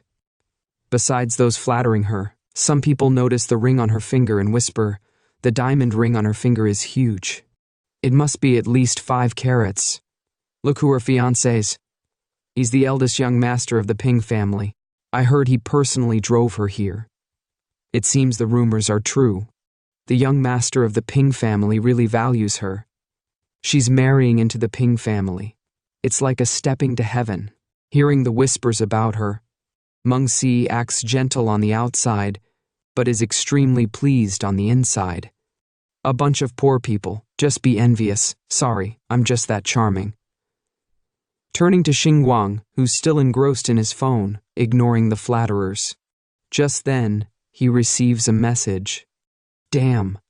I've been so busy I forgot I donated a building to the hospital. The message is from Konggong.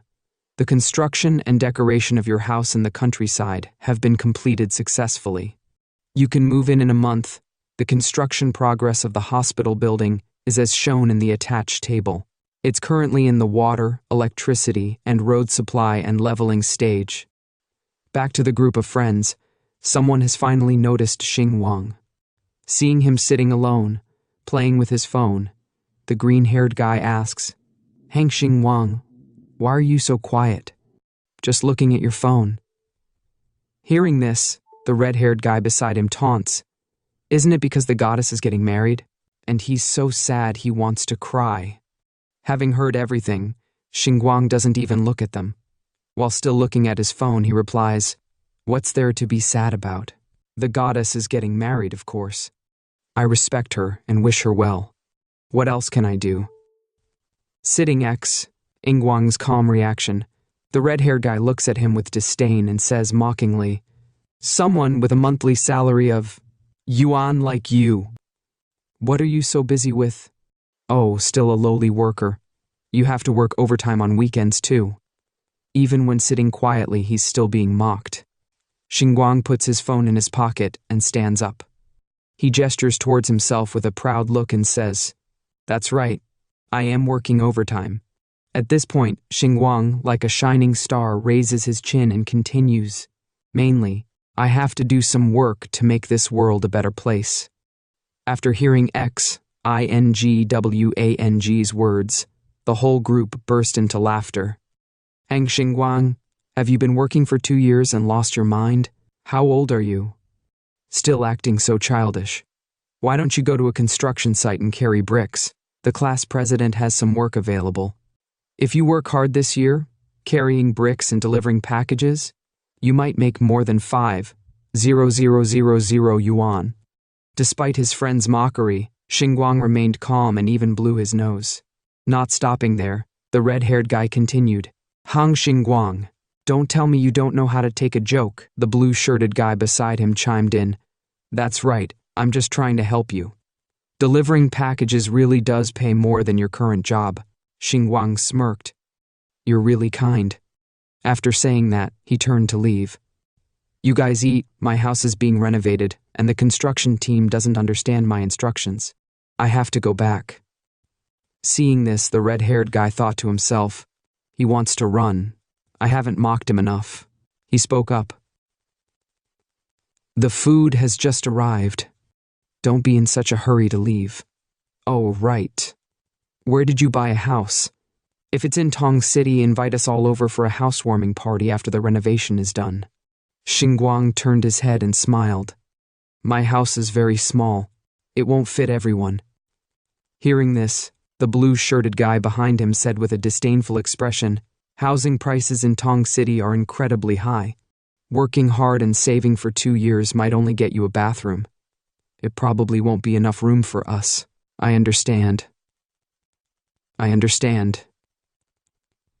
Despite their words, Xingwang didn't care and even smiled in agreement. Right. It won't fit. What kind of house could possibly hold so many Buddhas like you? Just then, the blonde girl ran over to stop him from leaving. Hang Xingwang, you're not trying to run away without paying, are you? Xingwang impatiently took out his phone and replied, just send the bill to the group, I'll pay. Still not letting him go, the blonde continued to yell, this is the Xinwei Hotel, one of the most high-end hotels in this city. Just ordering a bottle of wine costs thousands of yuan. This isn't some roadside stall. If you leave the group, who will cover your share? Xingwan sighed helplessly. I've already transferred 10,000 yuan to the class president. Is 10,000 yuan enough? If it's not enough, we'll figure it out later. The class president, having received Xingwan's transfer, laughed loudly. Your pretentious nature hasn't changed a bit. Seizing the opportunity, the red-haired guy chimed in. He's trying too hard. I wonder how long he's been saving this 10,000 yuan just to show off today. Xingwang was probably starting to lose his patience with these people, but the blom still wouldn't stop. Han Xingwang, it's okay. It won't be 10,000 yuan. There's no need to pretend like that. Just then, the so-called goddess suddenly stood up with a radiant smile. Xingwang, you don't have to do this. I'll cover your share.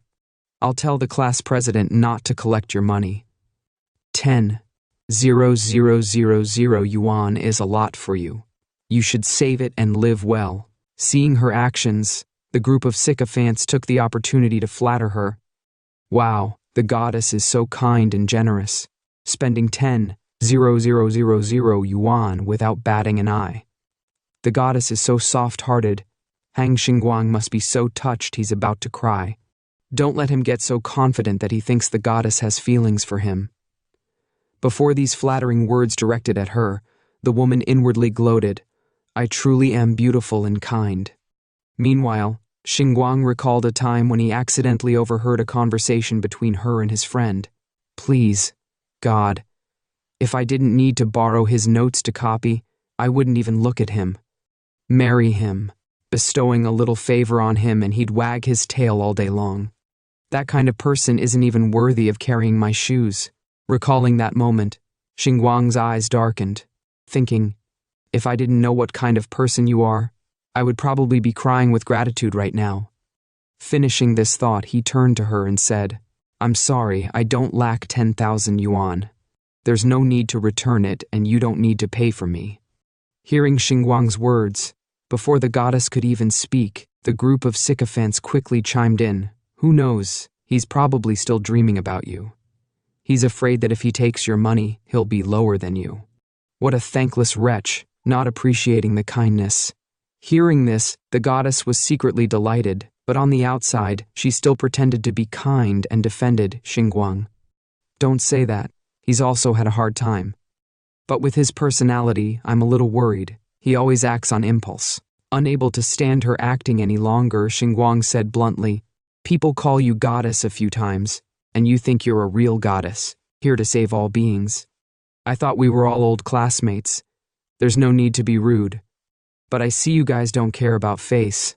After saying that, Xingwang turns to the waiter. I'll pay for this meal.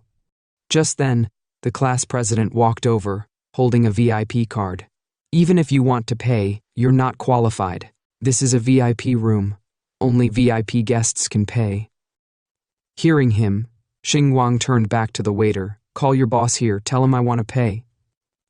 In this situation, the waiter was a little hesitant. Our boss is a bit busy, and it's true that only VIP guests can pay.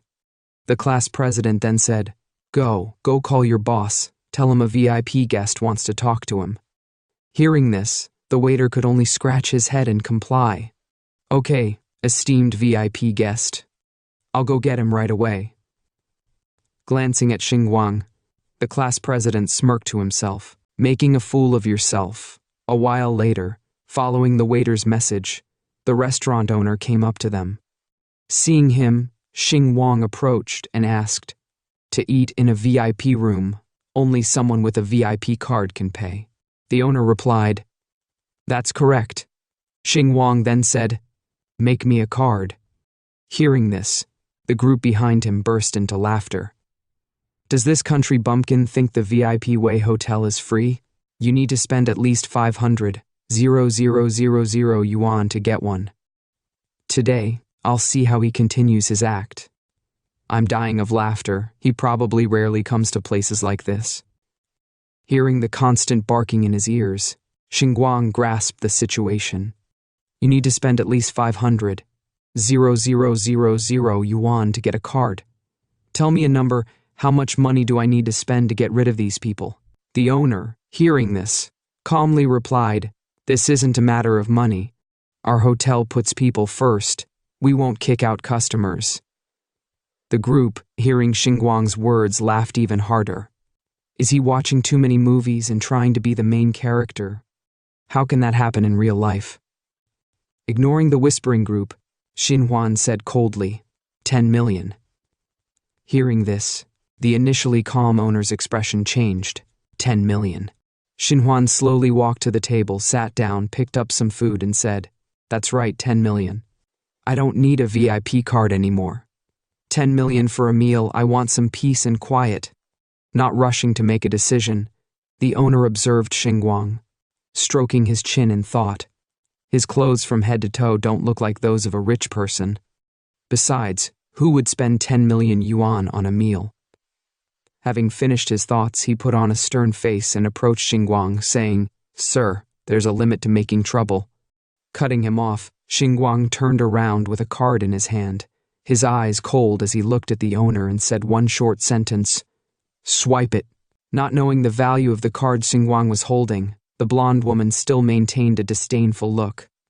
You should at least make it look real. You should have taken out a proper card. This flashy thing, you think you can swipe 10 million yuan with it? The red-haired guy laughed and added, That's right. Look closely. This bank card even has a bunch of scratches. It's obviously been carelessly tossed around. If he really had money, he wouldn't be so careless. Is there 1,000 yuan in the card? On this side, the rest of the group also had looks of contempt, their tone mocking. Just now, he said he had something urgent to do and had to leave. But now he's sitting down to eat. If you want to pretend, you should at least be consistent with your logic.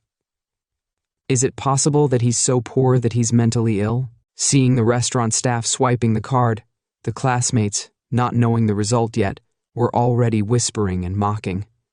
If it doesn't go through, it'll be so embarrassing. Can this be considered as causing a disturbance in the hotel? I'm so bored. I can't believe I'm watching a mentally ill person pretend to be rich. I think I'm starting to have mental problems too, cutting them all off. The waitress, after swiping the card, trembled, stammering, Boss. The payment went through. The owner, hearing this, was stunned. Unable to believe his ears, he asked again, What? Not just him. The group that was just mocking Xingwang was now going crazy. What? He really has 10 million yuan. Am I crazy or is he crazy? I must still be asleep. Letting his friends talk, Xingwang, after swiping the cards, said coldly, So, the money has been paid. Can I now have some peace and quiet to eat? The owner had now completely changed his attitude. Xingwang was now a big shot in his eyes, someone he had to serve diligently. He immediately turned to the group, one hand in his pocket, the other gesturing towards the door, and said indifferently, "I'm sorry, but I'm afraid you'll have to leave." After Xingwang's recent flex, the system also appeared. Wow, the host's level has surpassed expectations, from a 300 yuan meal to a 10 million yuan meal. Congratulations to the host for achieving the milestone of treating money like numbers, rewarding the host with 20 million. Friendly reminder from the system, good food must be accompanied by money. At the same time, after being slapped in the face with money by Xingwang, the class president stood up, pointed at him, and shouted, "Hang Xingwang, we're all old classmates. You don't care about our dignity, you want to kick us out." One of the girls in the group, also angry, added, "That's right, Hang Xingwang. Many of our classmates have influence in Tong City. Aren't you afraid of making enemies?" Despite her somewhat threatening words, Xingwang remained calm, eating his food. He then looked at the group with a sharp gaze and said, "Anyway, I'm not afraid of making enemies. From the moment you invited me to this class reunion, your motives were impure. You invited me just to mock, belittle, and suppress me to highlight your own success and satisfy your vanity. Why didn't you think about making enemies then? You want dignity. Then you also spend 10 million on a meal. It's a simple matter, isn't it? You're my old classmates, so I'll say this.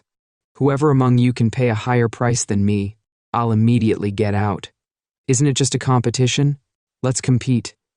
Hearing this, some in the group started to back down.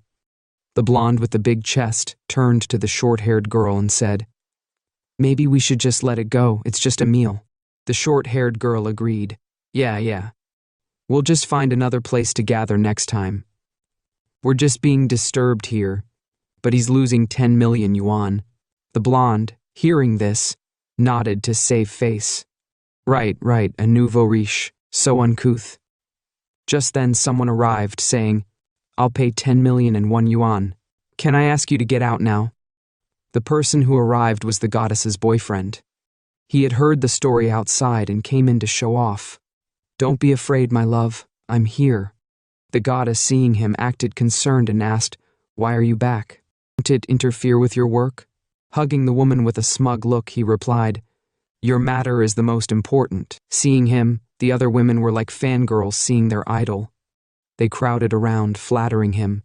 "It's the young master of the Ping family. Our savior is here. It's stable now.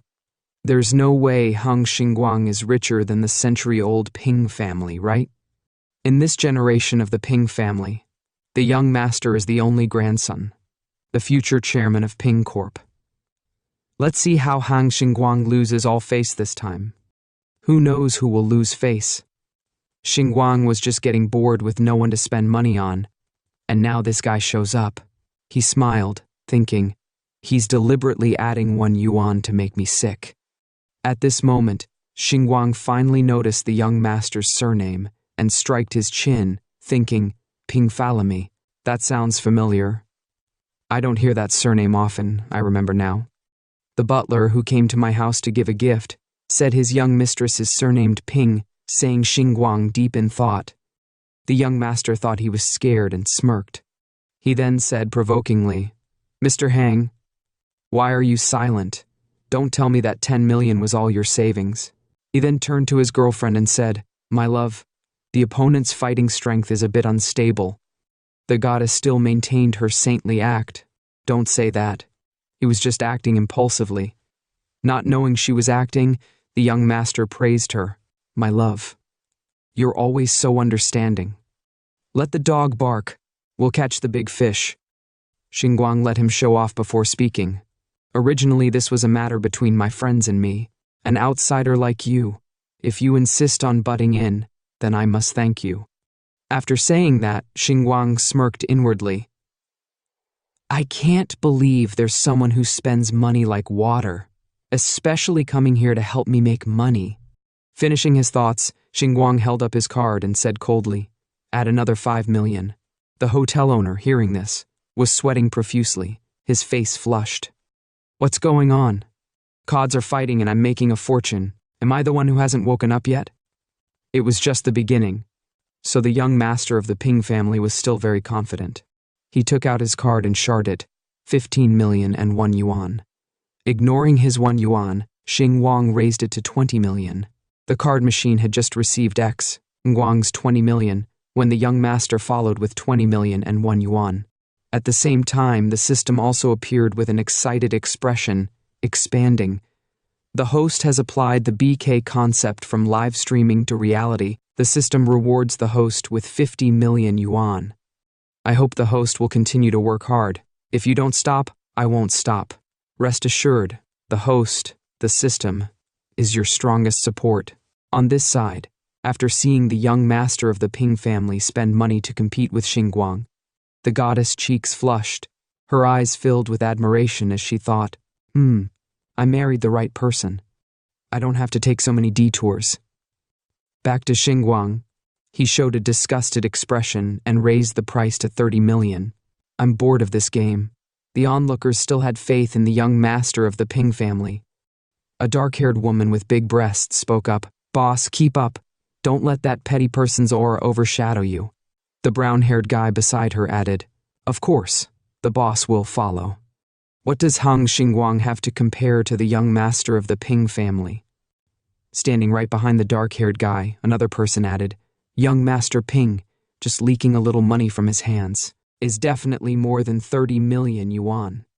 On this side, hearing the amount Xingwang just called out and the instigation from the group, the young master of the Ping family's expression turned ashen.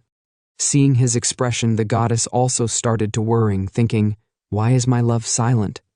Don't lose. If you lose, I'll be so embarrassed.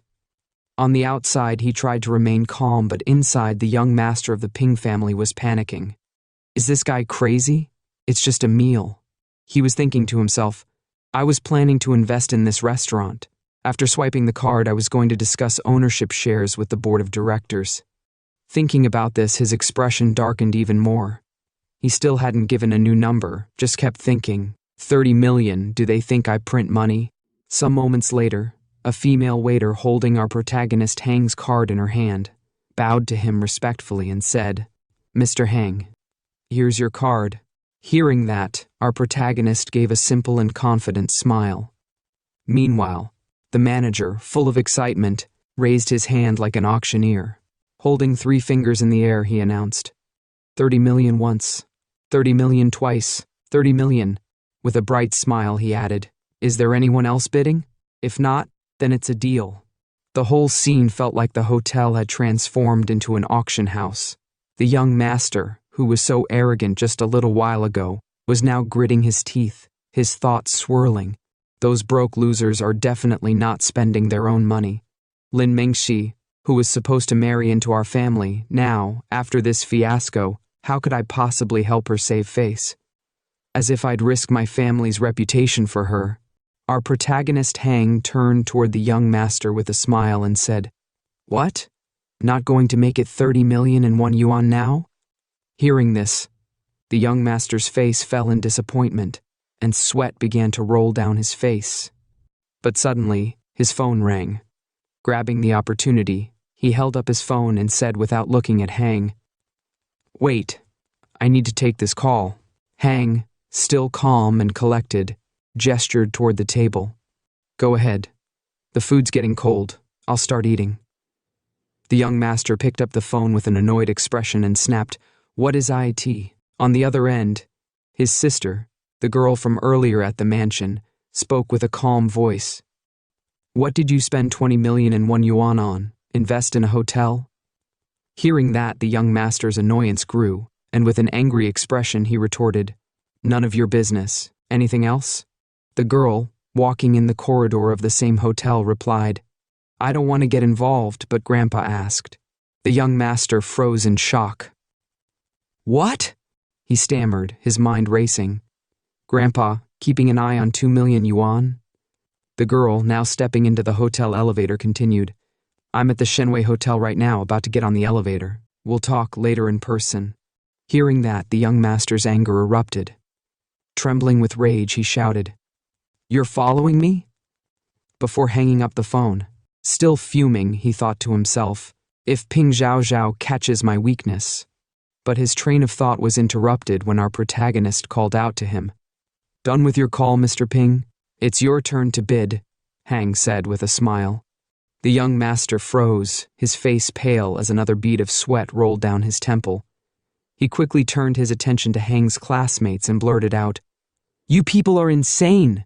This meal is worth 20,000 at most. It's not like we're dining with the Oracle of Omaha. Is it really worth spending this much money? I'd be crazy to play along with you. The red-haired boy, one of Hang's classmates, smirked and replied, Young Master Ping, this is losing face for the Ping family. And just by hearing that, the young master got angry and shouted, Shut the hell up, who the hell are you to talk to me like that? From behind the young master, the manager approached, his demeanor resembling a boot-licking salesman. With a smile plastered on his face, he said, Let's be friendly. Let's be friendly. So, Mr. Ping, are you withdrawing from the bidding? We operate on good faith. We will refund whatever Mr. Ping has paid in full. Even though he was the manager, his expression and behavior were almost like a street salesman. No matter how high his position was in the hotel, at the end of the day, he was still a salesman, hungry for money. Hearing the manager, the young master glared at him angrily and snapped, Coordinate with my secretary. The manager flinched, scared for a moment. Meanwhile, our protagonist, still seated, sighed and muttered, Boring, before thinking to himself, I thought I caught a big fish and could make a good profit. Turns out it's not even as much as a super rocket reward. The yellow-haired fake goddess panicked and turned to the young master, pleading, Meng Shi, if you don't do something, we will lose face. Please help us. You don't want to watch everyone humiliated by Xingwang, right? She thought to herself, This is insane. I shouldn't have come to this class reunion.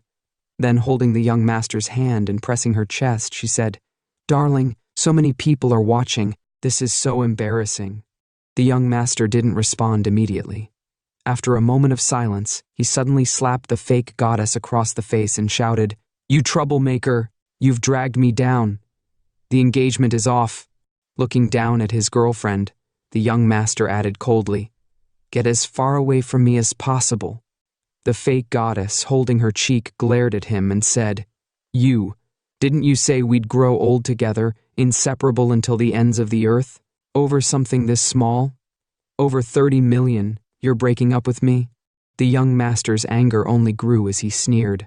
Small? You call this small? The Ping family's reputation has been trampled on. I only liked you for your looks and good genes, so our kids would be pretty. How could I actually love you? Did you really think I was a fool? Don't think I don't know you're just after my money. Annoyed by their argument, our protagonist turned to the manager and asked, Can I eat in peace now? The manager bowed respectfully and replied, I will clear the room immediately, ensuring your peace. The young master, pointing a finger at our protagonist, stormed toward the door and said, You just wait. I hope you're lucky enough not to cross paths with the Ping family in Sang City. Suddenly, the door to the dining room swung open, and a voice rang out. What are you talking about? Hearing his sister's voice, the young master panicked and stammered, Ping Zhao Zhao? In front of him appeared a stunningly beautiful woman wearing an elegant dress. She grabbed his collar and demanded, Big brother, you better explain exactly what you did today. She shoved him aside and turned to the manager, announcing, The Ping family will invest $2 billion in Shenwei Hotel. The manager was so shocked his soul nearly left his body. The entire room erupted in murmurs of disbelief. $2 billion? The Ping family is truly wealthy. Seems like the young master doesn't have as much say as the young lady. But who wins this round? Ignoring the gossip, Ping Zhao Zhao calmly addressed the manager. Boss, clear the area. I have some business to discuss with Mr. Hang. The manager, instantly reverting to his salesman persona, pointed toward a seat and said, Oh, of course, Miss Ping. Please take a seat. The classmates of Xingwang were in shock once again. The black-haired boy whispered, What kind of business is this, for Miss Ping to personally come and negotiate?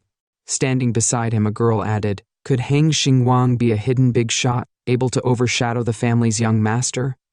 Meanwhile, the red-haired boy and the fake goddess fumed silently, thinking to themselves, Xingwang, you've been hiding quite well. How could this loser have so much money? I shouldn't have offended him. As for our protagonist, Hang, he looked towards Miss Ping and thought to himself, this Miss Ping is quite interesting. Meanwhile, the manager returned to his usual composed demeanor. Sliding one hand into his pocket and gesturing towards the door with the other, he confidently addressed all of Hang's classmates. Everyone, please leave. Miss Ping glanced at her brother and said calmly, Brother, Grandpa is waiting for you at home. The classmates, not daring to make a sound, awkwardly stared at the ceiling, thinking in unison, this is so awkward. The fake goddess, still clinging to her hopes, rushed to the young master from behind. Grabbing his arm, she pleaded, this is my mistake. I didn't expect this. Please don't go, darling. Miss Ping's sharp voice cut through the tension. From behind, she warned, Miss Lin, if you want to live peacefully in Sang City, don't mess with the Ping family. The fake goddess froze for a moment before bursting into tears. She bolted out of the room, sobbing uncontrollably. The young master, defeated and humiliated, walked past his sister with a heavy sigh. As the commotion finally wrapped up and everyone left, only Hang, Miss Ping, and the manager remained in the room. With a smile, the manager bowed slightly and said, We will immediately serve fresh dishes for our esteemed guest. Please enjoy. Once the manager left, Miss Ping approached Hang and said, Can we talk now? Hang glanced at her and responded with a gentle smile. Our protagonist, Zhang, finds himself alone in a private hotel room with Miss Ping. But instead of any awkward silence, Zhang bows respectfully and says, It's my honor. Now, if you're scratching your head wondering why he just said that, well, you really should have watched the last video first. But anyway, moving on, the two take their seats at the table, facing each other. Miss Ping, with a soft and graceful smile, looks at Zhang and speaks. Mr. Zhang, did you receive the gift I sent you? It's just a small token of appreciation, nothing significant. Zhang, keeping that same calm and gentle demeanor, responds smoothly. I received it. I was planning to finish the renovations at home first, and then visit your family. Miss Ping, holding a wine bottle in her hand, sighs slightly before replying. I apologize for today's incident. My elder brother has always been like this. The family expects me to keep him in check, but I can't control him. She then pours the wine into a glass, her expression serious yet sincere. I truly apologize for offending you. Please don't take his words to heart. The Ping family isn't the type to be unreasonable or use our position to bully others. I didn't come to the Xingwang Hotel to cause trouble for you. I just don't want my elder brother's actions to tarnish the Ping family's reputation. If word got out, it wouldn't look good at all. Miss Ping lifts her glass toward Zhang, her expression calm but firm. Let's be understanding, Mr. Zhang. Consider this the Ping family owing you a favor. I'll drink to that. She takes a sip of wine, her movements graceful. Zhang, with a polite smile, responds smoothly. We're neighbors, it's only natural to help each other. But what does Miss Ping's business have to do with me? At the mention of business, Miss Ping suddenly chuckles, waving a hand dismissively. Oh, the business talk? That was just an excuse. She smirks. The real reason was to politely get everyone, including my brother, to leave. We'll be here for about 2 hours before heading out. 2 hours? Zhang freezes mid-thought, sweat trickling down his face.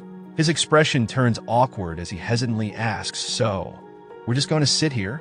Inside, his thoughts are racing. This Miss Ping really doesn't play by conventional rules. What is she up to? But before he can process it further, Miss Ping, now looking directly at him with a serious expression, says, Well, we might as well start eating then. It would be a shame to waste such an expensive meal. Zhang, still struggling to process the situation, forces a chuckle. Please have a seat. Or, stand if you'd rather. Miss Ping simply smiles and replies, Please don't mind me, Mr. Zhang. This is your lunchtime after all. Zhang, deciding not to overthink it, shrugs and starts digging into the food. And oh boy, he doesn't hold back. He's eating like a man who hasn't seen a proper meal in weeks. But as he keeps shoveling food into his mouth, his thoughts suddenly take a sharp turn. Wait a minute. She's just sitting there, watching me eat. Is she seriously planning to just sit there the whole time? Meanwhile, Miss Ping also has a thought of her own. The food is good, and at least he's not picky. Then, as Zhang looks up and notices Miss Ping casually observing him, his internal alarms go off again. Why does this girl feel so strange? The silence between them stretches until Zhang finally cracks under the pressure. With an awkward smile, he asks, "Miss Ping, are you sure there's nothing you needed to talk about?" Miss Ping, slightly taken aback, blinks in mild surprise before responding, "We've only just met, Mr. Zhang. We're not exactly familiar. I don't know what we talk about." Zhang, now feeling even more awkward, sighs internally. The logic makes perfect sense, but being watched while eating is seriously weird. Right when the awkward tension reaches its peak, ring ring, Zhang's phone goes off, and just like that, salvation arrives. Seizing the opportunity to break free from the suffocating silence, he quickly lifts his phone, showing it to Miss Ping. "I need to take this call." Without waiting for a response, he picks up the phone, his voice instantly turning excited. "Hello?" From the other end, an equally enthusiastic voice booms through the speaker. "Boss, which private room are you in? I just wrapped up my business, and I'm parking downstairs." Zhang's face lights up like he just won the lottery. "I'm in the second-floor suite," he replies quickly. Meanwhile, in his mind, relief washes over him like a tidal wave. This call couldn't have come at a better time. I was getting so uncomfortable. I could have dug a hole with my toes. Not wasting another second, Zhang moves toward the door, already preparing his escape. As he steps forward, he turns to Miss Ping and says, "My friend's here." And just like that, he's out, leaving behind the awkward tension and Miss Ping's mysterious demeanor. As Zhang swings the door open, he's met with a familiar, excited voice. "Boss, how's the meal?" Standing right in front of him is none other than his future girlfriend, radiating enthusiasm. But the moment she peeks past him and spots Miss Ping inside, her expression shifts from excitement to pure confusion. "Wait, isn't this supposed to be a class reunion? Why are there only two of you?" Hearing that, Miss Ping subtly narrows her eyes, thinking about something in her mind. Then, without missing a beat, she gracefully walks toward the door, her expression calm and unreadable. "I have something to attend to. I'll be leaving now," she says before stepping out of the room. Zhang and his future girlfriend watch her leave in silence, both clearly taken aback. Zhang, processing the situation, thinks to himself, "Weren't we supposed to wait 2 more hours before leaving?" Meanwhile, his future girlfriend has her own thoughts swirling. Why did she leave the moment I arrived? Pushing the thought aside, the two take their seats at the table. After a moment, she looks at Zhang, still puzzled. "Wasn't this supposed to be a group meal? Where is everyone? Was it your classmate earlier?" Zhang lets out a small sigh before replying to Haowen, his future girlfriend. "No, she wasn't. Well, today's story is quite a long one." And so, after some time, Zhang explains everything that happened earlier. Haowen listens intently, and by the end of it, her eyes widen in pure shock. "This meal is absurdly expensive," she exclaims with excitement. "I've never eaten anything this costly. One meal costs 30 million. She quickly grabs her chopsticks and, without hesitation, starts eating. "I thought we definitely wouldn't get our money's worth, but at this rate, it'd be even more wasteful not to finish it." Then, with an awkward expression as she chews, she mutters, "Rich people really treat money like dirt." Zhang can't help but laugh awkwardly, a bit of sweat forming on his forehead. "Stick with me, and you'll see plenty more occasions like this," he jokes before smoothly transitioning to business. "By the way, what did the client say?" Haowen's expression instantly shifts to excitement. The live streaming merchandise deal has been finalized. And get this, the commission rate is even better than I expected. She holds up a finger in front of her, her enthusiasm growing. "We've already selected several streamers to focus on merchandise sales, since that's the trending strategy in live streaming right now. I've also connected with some well-known writers who will craft commercial scripts to complement our ad placements." Zhang, hearing all this, feels a sense of pride welling up inside him. With a bright smile, he responds, "Having you as just a streamer before was really underutilizing your talent." Haowen pauses for a moment, and her thoughts drift to the past, to the days when she was just another streamer working for a company that never saw her true value. She remembers all the criticism she faced, all the struggles that pushed her to the edge. If it weren't for family circumstances, who would choose to be a borderline streamer? She thinks to herself. Then, as if coming to a realization, She stands up from her seat, looking at Zhang with deep respect. If it weren't for you, I would never have had this opportunity. I am truly grateful that you came into my life. You brought light to my darkest days. She gazes at him with admiration, her voice filled with emotion. You showed me that I could be more than just a flirtatious streamer in people's eyes. I could become Sister Hao, a name that resonates in others' hearts. I could become a director, respected by partners and brands alike. Sitting across from her, Zhang's smile grows even brighter. Haowen, this is just the beginning. Your future will continue to shine brightly. I hope we can keep working together and achieve even greater success. With that, he lifts his wine glass toward her for a toast. Cheers! Haowen, with a radiant smile, picks up her glass and clinks it against his. To a successful partnership, Zhang grins and repeats. To a successful partnership. Zhang and Haowen settle back into their meal, laughing as they eat. But still, we should eat. This meal cost a fortune. Zhang chuckles in between bites. Haowen, holding a bowl of noodles, nods. Yes. Meanwhile, outside the hotel, a luxurious supercar pulls up in front of the entrance, instantly catching the attention of the onlookers. Excited murmurs spread through the crowd as they admire the sleek vehicle.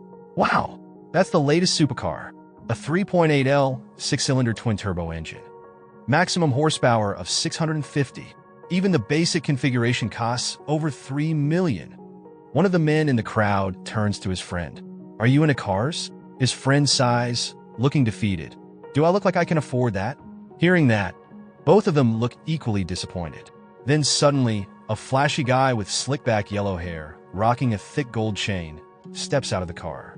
The moment he does, a group of nearby girls start swooning. Wow, that driver is so handsome, one of them whispers. The way he opens the car door is just so cool. The guy, soaking up their admiration, flashes a cocky smile, straightens his posture, and then turns his gaze toward the hotel entrance. He's waiting for Haowen, and soon enough, Haowen walks out of the hotel. With excitement, he immediately calls out, Haowen! What a coincidence! But Haowen doesn't even glance at him. She walks right past him and heads straight toward Zhang. Mr. Zhang, what are you doing here? Now here's where things get interesting. This gold digger's name is Zhang Wenchang, which is kind of similar to our protagonist's name. Coincidence? I think not. But anyway, let's get back to the story. Hearing Haowen completely ignore his greeting, Zhang Wenchang's confidence takes a hit, but he quickly regains composure. How could I not know about your job change? He says, flashing what he thinks is a charming smile. It's fine that you left Meow Group. If your startup needs money, just tell me anytime. By the way, where are you going? Let me give you a ride. Haowen finally looks at him, just a slight glance, and her expression is pure disappointment. No need. I have something to do later. But Wenchang, misreading the situation entirely, puffs up his chest. Since you have something to do, I'll take you there. I'll wait for you outside, and after you're done, let's grab a meal and catch up. Haowen awkwardly laughs and starts walking toward the road. Still no thanks. Oof. Another cold rejection. Wenchang grits his teeth, frustration bubbling inside. Come on, I've been working so hard for so long. Is she really not going to give me any face? He thinks. Then, tightening his jaw, he thinks again. I already promised my buddies I'd win her over this month, but now I'm getting rejected before I even start. Did I drive my $3 million sports car for nothing? But just as Wenchang is trying to recover from the damage to his ego, something else happens. From the parking lot, Zhang casually rolls in, riding an electric scooter. He stops in front of Haowen and asks, Haowen, is this your friend? Haowen points toward Wenchang and casually explains, this is Zhang Wenchang, my #1 fan. He used to frequently send me gifts when I was live streaming at Meow Group. Zhang extends his hand toward Wenchang with a polite smile. Hello, I'm Haowen's colleague. Then, without missing a beat, he turns back to Haowen. Shall we go? Haowen, not hesitating for a second, walks over to Zhang's scooter. Okay. Before leaving, she glances back at Wenchang. Mr. Zhang, I'll be going now. And just like that, Zhang and Haowen ride off together on the electric scooter, leaving Wenchang standing there in stunned silence. As the two disappear into the distance, Wenchang's jaw tightens. An electric scooter, he mutters. Then, As frustration completely takes over, he storms toward his sports car. What a loser, he growls. Thinking he can compete with me for a woman while riding that terrible electric scooter? Doesn't he even look in the mirror? Slamming the car door shut, he pulls out his phone and dials a number. It's rare that my old lady is away on a business trip. I can finally have 2 days of peace. I can't waste it. The call connects, and a voice on the other end greets him. Brother Zhang, you finally remembered me. Wen Chang smirks. Didn't you say you wanted to eat crayfish? I know a great place. Let's go, my treat. Brother, you're the best. I'll be right out. Meanwhile, back with our protagonist. The scene shifts to the bustling city streets, where Zhang and Haowen are cruising on their electric scooter, completely carefree. Zhang, effortlessly maneuvering through traffic, grins. It's way more convenient to ride an electric scooter for a short 1 to 2 kilometers trip. Just look at how congested the roads are. Haowen nods in agreement. Indeed. Checking the map on her phone, she adds, according to this, it's just around the corner. Zhang's grin widens. The fancy meal the other day was getting boring. People need simple, good food. Today, we absolutely must feast on crayfish. Zhang and Haowen finally reach their destination, pulling up to a bustling crayfish restaurant. Zhang parks his electric scooter neatly in the designated area, and the two head inside. Inside the restaurant, they settle at a table, and soon, a waitress arrives, balancing trays of steaming dishes. 1 plate of garlic-flavored crayfish, 1 plate of 13-spice crayfish, she announces as she sets the plates down. Please order more if it's not enough. Zhang holds up a finger and casually adds, bring me a plate of noodles too. The waitress nods. Okay, the noodles will be right up. With the food now on the table, Haowen grabs a crayfish and smirks at Zhang. I'm not wearing gloves, by the way. And don't forget to suck the heads. The best flavor is in there. Zhang watches her dig in and chuckles. You really know how to eat. After some time, the two lift their wine glasses for a toast. Cheers! They clink glasses and take a sip. Meanwhile, trouble arrives. At the entrance of the restaurant, Zhang Wenchang walks in, alongside a female live streamer, Qiu Xingwang. The moment she spots Zhang and Haowen, her eyes widen. It's them, she thinks to herself. Turning to Wenchang, she tugs at his arm. Brother Zhang, let's go somewhere else. But Wenchang shakes his head. This place has the best food. No need to change. Then, as he scans the restaurant, his eyes lock onto Zhang and Haowen sitting together. For a brief moment, he freezes, then clenches his jaw, grinding his teeth. So, having things to do was just an excuse to reject my dinner invitation?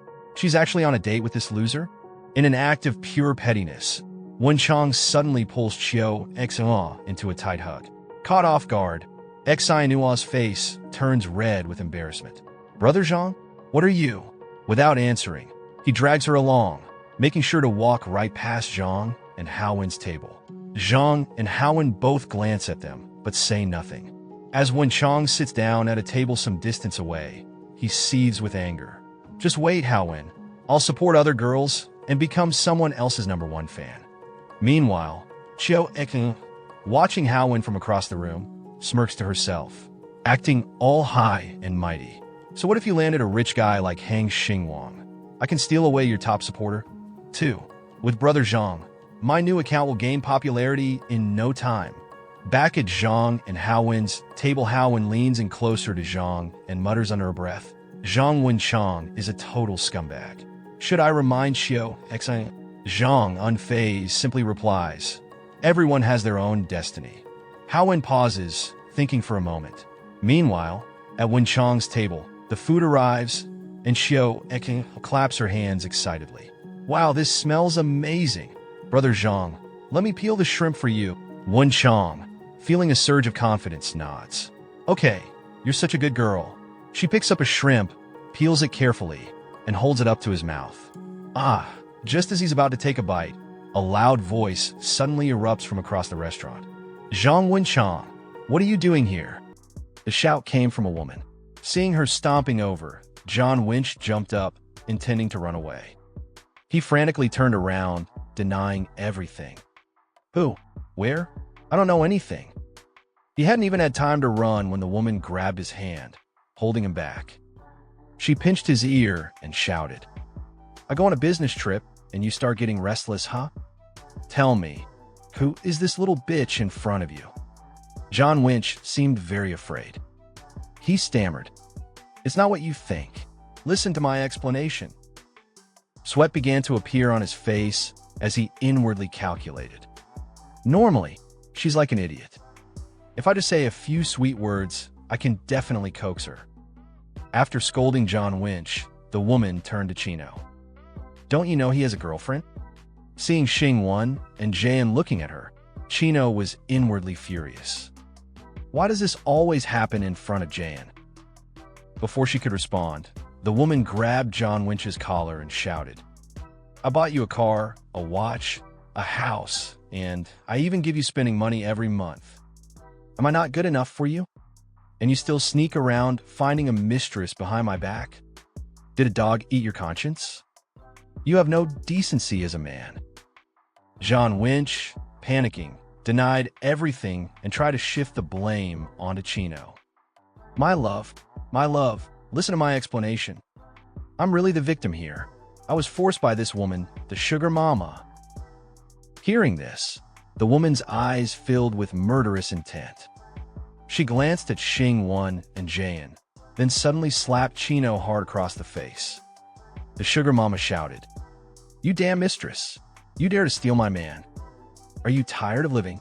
Did he make you feel good, bitch? Still reeling from the slap, Chino was suddenly countered by John Winch, who wailed, I'm innocent. It's all her fault for seducing me. My feelings for you are genuine. Chino was now completely disillusioned. Her eyes welled up with tears as she thought to herself, No, it's not like that. So John Winch isn't a rich second generation at all, but just a kept man? The money he gave me was all from his sugar mama. Hearing John Winch's words, the sugar mama laughed coldly. Is that so? You're genuine with me? John Winch nodded repeatedly. Yes. It's definitely genuine. You know how I treat you normally. The sugar mama, hearing this, pointed at Xingwang and Jian and said, If she really seduced you, then prove it to me. Without hesitation, John Winch proved it to his sugar mama by physically assaulting Chino. Unexpectedly, going out for a meal had turned into getting beaten up like this. Xingwang and Jian watched as Chino fell to the ground, unwilling to accept the situation. She shouted, John Winch, you're crazy. To keep up his act for his sugar mama, John Winch put all the blame on Chino. He growled, You're the one who's crazy. You cling to me all day long. If there's nothing going on, you send me nude photos. You just know how to scam food and drinks. Even today, you insisted I take you out to eat. I refused you so many times. Why are you so shameless? Seeing the drama unfold, a crowd had gathered to watch. Chino, hearing his slanderous words, was stunned. He's framing me. I didn't even know he had a girlfriend. I'm also a victim here. Having watched the drama for a while, Xingwang finally couldn't hold back. He stood up. Jian, seeing him walk toward John Winch, smiled slightly, thinking, and he said he respects other people's destinies. He really says one thing and does another. Slowly walking towards them, Xingwang casually picked up a plate of garlic chili crayfish from the table. Seeing him approach, John Winch angrily turned and snapped, What do you want? You poor reject. Before he could finish, Xingwang dumped the entire plate of crayfish onto his face. You're dead. Surprised by his actions, Chino exclaimed, What? Turning back to John Winch, the plate gradually slipped from his hands. Then the pain hit. He clutched his face and screamed, My eyes. It burns. The sugar mama rushed over, wiping his face, then turned to Xingwang and shouted, Where did you come from? What does this have to do with you? Are you crazy? Xingwang stood with his arms crossed and said sternly, You're both scumbags. Control your kept man. Don't let him run around offending people's eyes. Faced with Xingwang's words and aura, the sugar mama could only stammer. She thought to herself, Why do I feel like He's right. Standing beside her, John Winch, after wiping the sauce from his eyes, threatened, "I think you're tired of living." With a disdainful look, Xingwang scratched his ear and replied, "I really want to know how you're going to kill me. I'm looking forward to it." Sitting on the ground, Xingwang watched Xingwang's actions and couldn't help but wonder, why is he protecting me? He's even willing to antagonize others. I was so mean to him before. Am I being too sentimental? Hearing Xingwang's provocations, John Winch couldn't hold back. He grabbed a beer bottle, smashed the bottom, and roared, "Now I'm going to beat you to death." With that, he rushed towards Xingwang in fury. But Xingwang didn't back down. Instead, he provoked him further. "You think my farming was for nothing?" John Winch charged forward with a broken bottle, but before he could even touch Xingwang, he was met with a powerful kick to the stomach.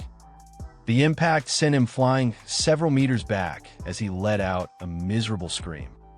Having dealt with the scumbag, Xingwang stood with his hands in his pockets and said to the sugar mama, "No matter what, you're a sugar mama, but you can't even choose a disciplined man? Even a dog wouldn't bite the hand that feeds it.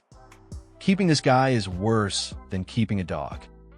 Hearing Xingwang's words, the sugar mama could only remain silent. But at this moment, she suddenly had a crush on him. Seeing him so cool and dominant, she glanced at him with flushed cheeks, thinking, "So handsome." Meanwhile, after taking that devastating kick, John Winch slowly sat up, his whole body aching. He grimaced and thought, "This guy doesn't even look much bigger than me. What kind of monster strength is this? Why is he so strong? It hurts so much." As John Winch groaned in pain, Xingwang hesitantly walked over, being helped up by Xingwang. She placed a hand on her chest and said, "Thank you for coming here to help me."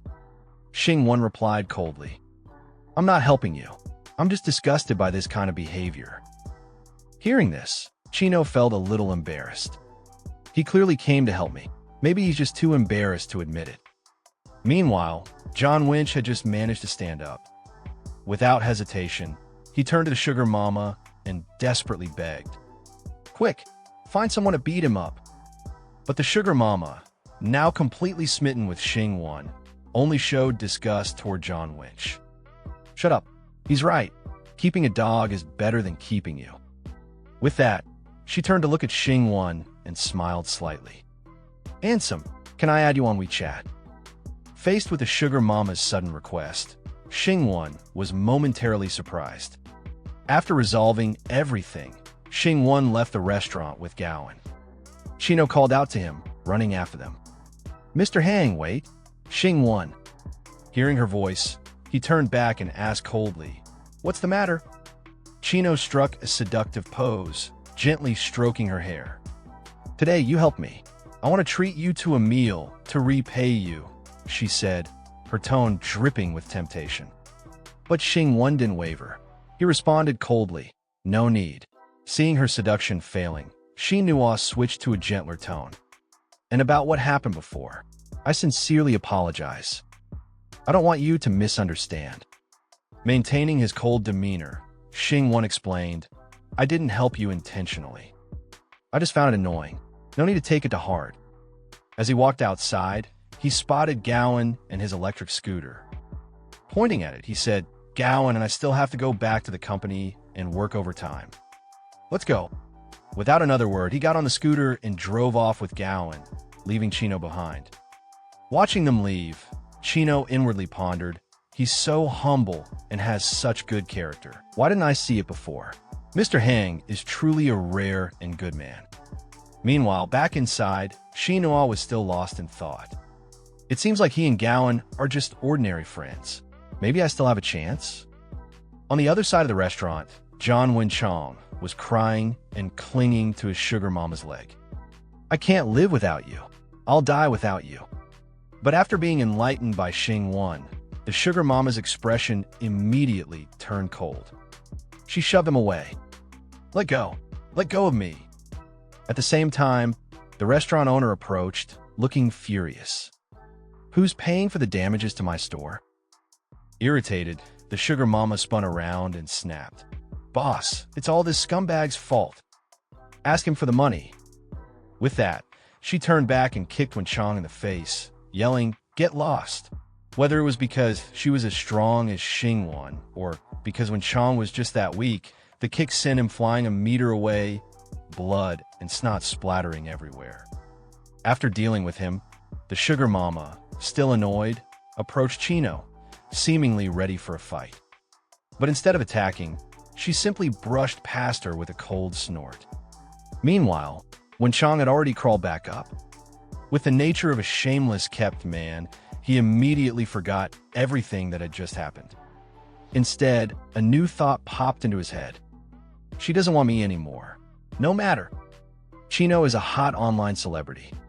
She probably has a lot of money. And I'm so handsome. With that despicable thought, he rushed toward her, crying out, "Xinu." Suddenly hearing her name, Xinhua had a bad premonition. Her entire body stiffened as she stood there, completely unsure of what he was planning. Just as John Chun rushed forward, about to grab Chino, she instinctively dodged to the side, causing him to face-plant straight into the ground. Immediately after, Xinhua also came to her senses.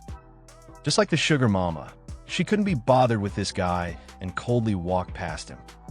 Before leaving, she turned back and warned, "If you dare harass me again, I'll call the police."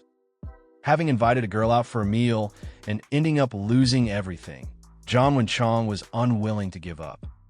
Desperately trying to salvage the situation, he lay sprawled on the ground, reaching out pathetically. "Xinhua, I was wrong." Back at the office, Yin, still thinking about what had just happened, turned to Xingwang and asked, "You couldn't help but step in at the crayfish restaurant, huh?" Xingwang explained, "I saw that John Chun had harassed you multiple times before. I mainly wanted to eliminate a hidden threat for you." Hearing that he did it for her, and without even mentioning Xinhua, Yan's face flushed. She smiled and said, "Thank you, Boss Hang. If you keep being like this, I want to work myself to death for you." Despite the playful comment, she didn't forget her responsibilities. Pulling out a stack of documents, she continued, "Right, this is the new business plan I put together." Xingwang took the documents and started reviewing them. Behind him, Gowan added, "Our Matrix account has already grown, but just doing live streaming is too monotonous. I'm thinking of leveraging the current short film trend. We can have TikTok creators participate in short film segments." She continued, "This will help develop character IPs. Even if the short films only generate small profits initially, the revenue potential is massive. Plus, they can be used as a condition for fundraising. What do you think?" Xingwang, hearing this, was already calculating internally. How can I make the company foot the bill for this while still making a profit? After finishing his thoughts, he casually said, "If you think it's a good idea, then do it. Make 10 practice films first. I'll pay for it myself." Gowan was startled. "Huh, there's still money in the company account." Before she could finish, Xingwang immediately cut her off with a made-up excuse. No, it's not a good idea to use company funds for a new business. There's too much risk. I'll spend my own money." Gowan was even more confused. Wouldn't it be even riskier to spend your own money? But Xingwang remained firm. "It's fine. Money is meant to be spent. You can't take it with you when you die." With that, he pulled out his phone and transferred the funds without hesitation. Right after, the moment he had been waiting for finally arrived. Ding! A system notification popped up. The host shares the company's burdens and invests his own money, a great act of righteousness. The system is deeply moved and is shedding tears. Rewarding 5.55 million. Wishing the host's new business a prosperous development. Reading the notification, Xingwang sighed in relief. Good thing I acted fast. Otherwise, I would have missed out on this easy 5.55 million. At the same time, Gowan received the transfer notification. Before she could even react, Xingwang placed a hand on her shoulder and said, "I have to go home quickly. The house is still being renovated." Don't work too late either. Health is the most important. Finishing his words, Xingwang quickly left, leaving Gwen still stunned. Oh, okay.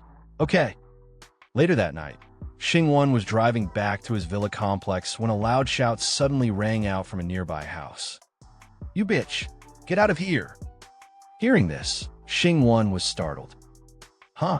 Who's shouting in the middle of the night? Why are they so pissed? A little curious, he followed the voice to see what was going on.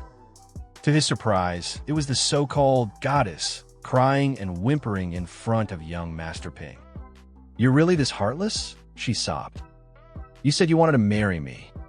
Was it all a lie?" Young Master Ping looked at her coldly.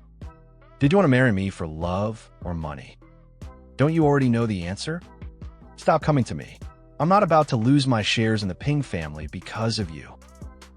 With that, he slapped her hard across the face and shouted, "If you don't leave, I'll call security." Having taken a heavy slap, Lin Minxi fell to the ground, screaming. But even then, she didn't give up. She quickly sat up and cried out, "Why?" Just then, a hand holding a handkerchief reached out toward her. Without needing to guess, it was Xingwang.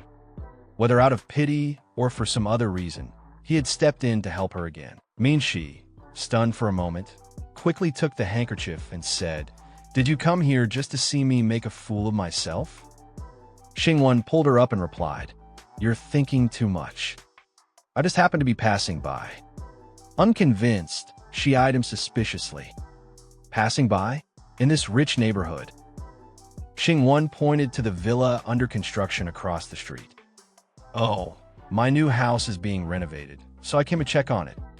Hearing this, Minxi's expression suddenly changed. She was shocked and couldn't believe what she just heard. "A new house? That villa? You bought it?" Seeing her reaction, Xingwang smiled slightly. "It's my house. Let's just say I bought it." Minxi immediately recalled how Xingwang had been casually spending money at the restaurant earlier, even fighting with young Master Ping on equal footing. Now, he had bought a whole villa? He had become this successful in just 2 years. How is that even possible? Could he actually be a rich, second-generation heir? As soon as that thought crossed her mind, she quickly switched to her goddess mode.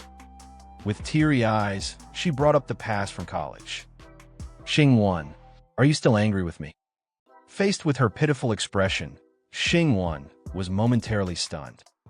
"Why would I be angry with you?" he inwardly thought. Just as he was processing her sudden shift in tone, Minxi continued, "You pursued me for so long in college, but I never even talked to you properly. Everyone always laughed at you for it. You don't hold any hard feelings about that. I'm really happy." Having foreseen this exact situation, Xingwang immediately distanced himself and waved his hand. "Lin Minxi, I think you've misunderstood something." Seeing his unexpected reaction, completely off script, Minxi was taken aback. She quickly tried to explain, awkwardly, "I didn't mean anything bad. I just wanted to say that when you had no money, you were chasing girls. Now that you have money, girls won't be foolish enough to reject you." Understanding her underlying meaning, Xingwang sneered and waved his hand dismissively. "Forget it. I don't think that's necessary." His firm rejection was instantly met with a system notification. Ding! The host has refused to be a simp. Again, this resolute will and complete transformation are extremely handsome.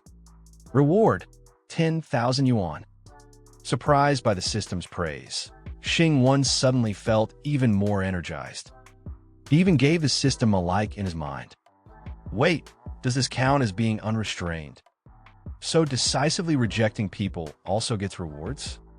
Then I gotta start rejecting people harder. Turning back to Minxi, Xingwang had just made his attitude crystal clear. But instead of backing off, she doubled down. Moving even closer, she pressed her full chest against his arm and whispered, "But I have so much to say to you. Can you patiently listen to me like before?" Xingwang nearly laughed out loud. "Really? Just one pair of breasts? and she already thinks she can seduce me? My company has dozens of fresh and delicious breasts parading around daily, and I haven't even given them a second look. Annoyed, he yanked his arm away and shouted, "Hey, hey, hey. Men and women should keep their distance." He took a deep breath and declared loudly, "Lin Minshi, I'm only giving you face because we went to college together. But if you think I still have feelings for you, you're dead wrong. I used to be a simp, but that doesn't mean I'll always be one." Ding. The host has spoken from the bottom of his heart. Admitting that he used to be a simp is extremely touching. Being a simp was just a phase in the host's journey. Reward: 50,000 yuan for bravely moving forward. Fueled by the system's rewards, Xingwang didn't hold back. He went all in. You got kicked out by Ping Tai. You lost your chance to be the young mistress of the Ping family, so now you want to shift your attention to me? Do I look that cheap? I simped for you back then because I truly loved you. But that was in the past. Love is history. The future is now. If you don't get it, go listen to Rebirth is Hot. I recommend the remix version. You enjoyed the process of me simping for you, and honestly, I did too. But back then, I was blinded by love. Now that I don't love you anymore, you know what you are to me. Xingwang smirked, his gaze filled with pure disdain. And nobody, hearing this rapid-fire rejection, delivered like a rap battle, Lin Minshi was completely speechless. She couldn't even formulate a response. All she could do was utter a single word. You. But Xingwang wasn't interested in wasting another second on her. He had released years of pent-up frustration with those words. And with that, he turned around and walked away, leaving her standing there, utterly dumbfounded. Xingwang turned away coldly, thinking to himself, "Miss Lin, you should really learn to be more down-to-earth. Don't take yourself too seriously." But as he walked away, another system notification popped up. Ding! The host's act of turning and leaving was extremely dashing, making even me unable to resist. Reward: 10,000 yuan. Huh, just a simple turn and I'm making bank. This system really knows how to appreciate quality. Without hesitation, Xingwang stepped through the gate of his villa. Behind him, Lin Minshi remained silent, standing there with a lingering gaze of hope. Then, suddenly, just as if fate had one last twist in store, Xingwang unexpectedly turned back and smiled. Minshi's heart leaped. Could it be? Nope. He smirked, and then slammed the gate shut. Lin Minshi stood frozen, her lips slightly parted, but no words came out. A moment later, she took a deep breath and forced herself to turn away. Slowly, she walked back home, step by step. Inside her house, the space was dark and cold. She didn't bother turning on the lights. After the roller coaster of emotions she had been through today, she felt completely drained. She collapsed onto the sofa, hoping to rest for a moment. Before she could even close her eyes, her phone suddenly rang. Re-eyeing.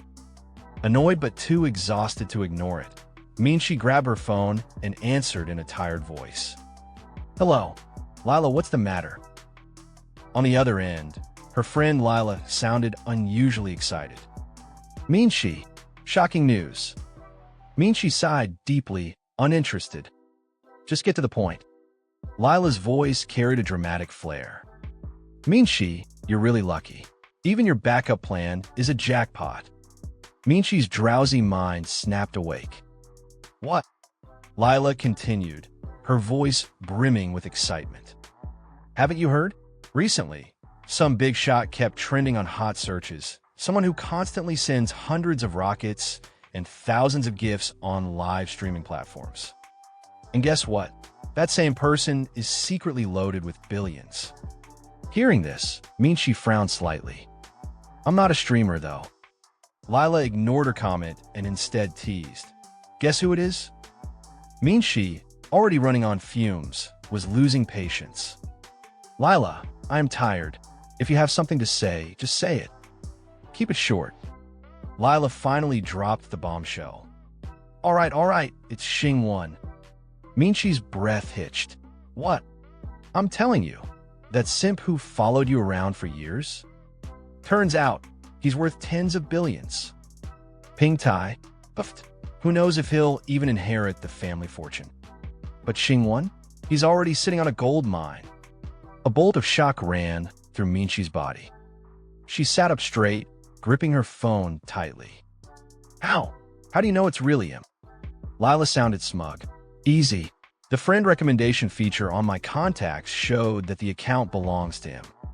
And let's be real, he must be insanely rich.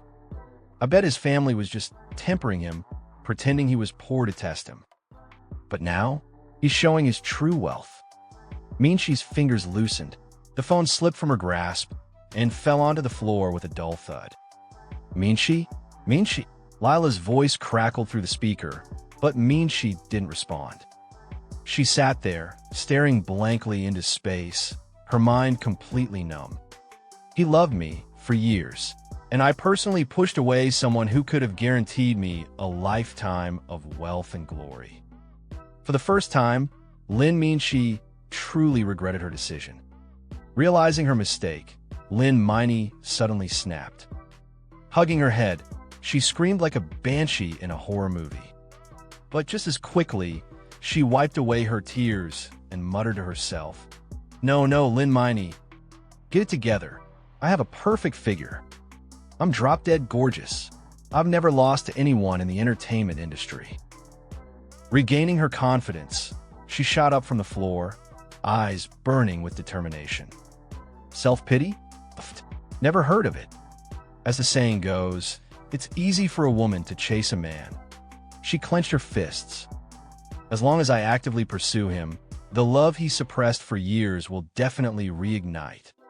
All I need to do is remind him of what we had. I mean, come on, I'm the most beautiful girl in the world. Her gaze locked onto the horizon like a war general strategizing for battle. Scene change. Back at the villa, Xingwang stood in front of the mirror, studying himself like an art critic analyzing a masterpiece. Zooming in, no, not on his face, but on his entire physique. He was checking out the goods. Something's missing, he mumbled. Sitting down on the floor, he pulled out his phone and muttered, Having money but no health? That's the real tragedy. Exercise is a must. I gotta work out. He scrolled through his phone. Let's see, best gym rankings. Suddenly, a suggestion caught his eye. Build a home gym and hire a personal trainer. Xingwang rubbed his chin. Now that sounds like a boss move. Without hesitation, he tapped the screen. This one, buying it now. Just then, ding. The system suddenly popped up. System detected 2 women experiencing extreme regret regarding the host. Conditions met. System upgrading. Xingwang nearly dropped his phone. Wait, the system can upgrade from that.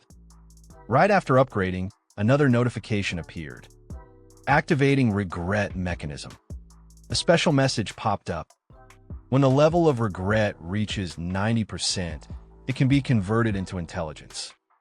Host will also receive +5 physique and +5 charm. Current regret levels. X's regret, 50%. Lin Miney's regret, 80%. Xingwang's eyes narrowed. Wait a second, why is Lin Miney's regret level so high? Another system panel appeared. Host information. Name, Xingwang. Age, 24. Zodiac sign, Scorpio. Height, 178 centimeters. Physique, 25,100. Intelligence, 45,100. Willpower, 35,100. Points, 0. Maximum level for ordinary people reached. Regret mechanism activated. The system spoke again. The host has been awarded 5 points. Where would you like to allocate them? Physique, intelligence, or charm? Xingwang smirked. What perfect timing. I was just about to start working out. Without hesitation, he tapped the screen. All into physique. As soon as the points were distributed, a rush of energy coursed through his body. His muscles subtly expanded, his endurance shot up, and he immediately felt stronger. His eyes widened. Whoa, the effect is that obvious. But then he remembered something. His newly purchased gym membership. Xingwang sighed. Ugh, I already bought 20 private training sessions. It'd be a waste not to use them. Shrugging, he pulled out his phone again. Anyway, since I'm upgrading everything, might as well fix up my parents' room too. Gotta ease them into a life of luxury. No shock therapy, just a slow, warm-boiled frog method. Scrolling through furniture options, he smirked. Oh, this oven looks nice. The next morning at GM Fitness Center, Xingwang followed the app's address and arrived bright and early. As soon as he stepped inside, the receptionist greeted him with a professional smile. You're here for GM Fitness, right? Xingwang held up his phone. Yeah, I booked 8 personal training sessions yesterday. Name's Xing. The receptionist nodded and tapped away at the keyboard. Please wait a moment while I check. While she was busy, Xingwang took the opportunity to scope out the place, not at the girls, no, at the equipment. His inner businessman evaluated the gym.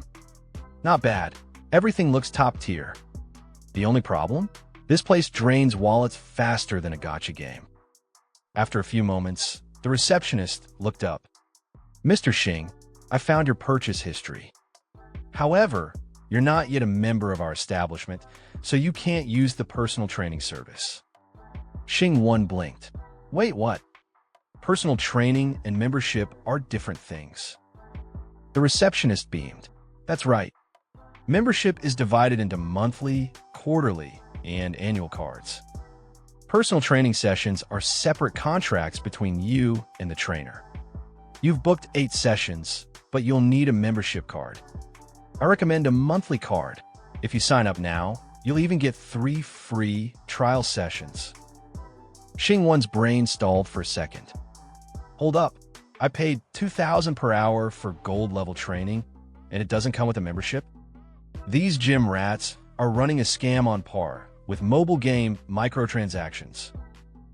Seeing his confused face, the receptionist sweetly urged, Mr. Xing, have you decided? Xingwang folded his arms. Yeah, I've decided. I'm canceling. Not paying for this nonsense. The receptionist's face went pale. Huh? Xingwang calmly explained. 8 sessions cost me $8,000. If I were running a business, I'd at least include a damn membership card for that price. No need to discuss further. Just refund me.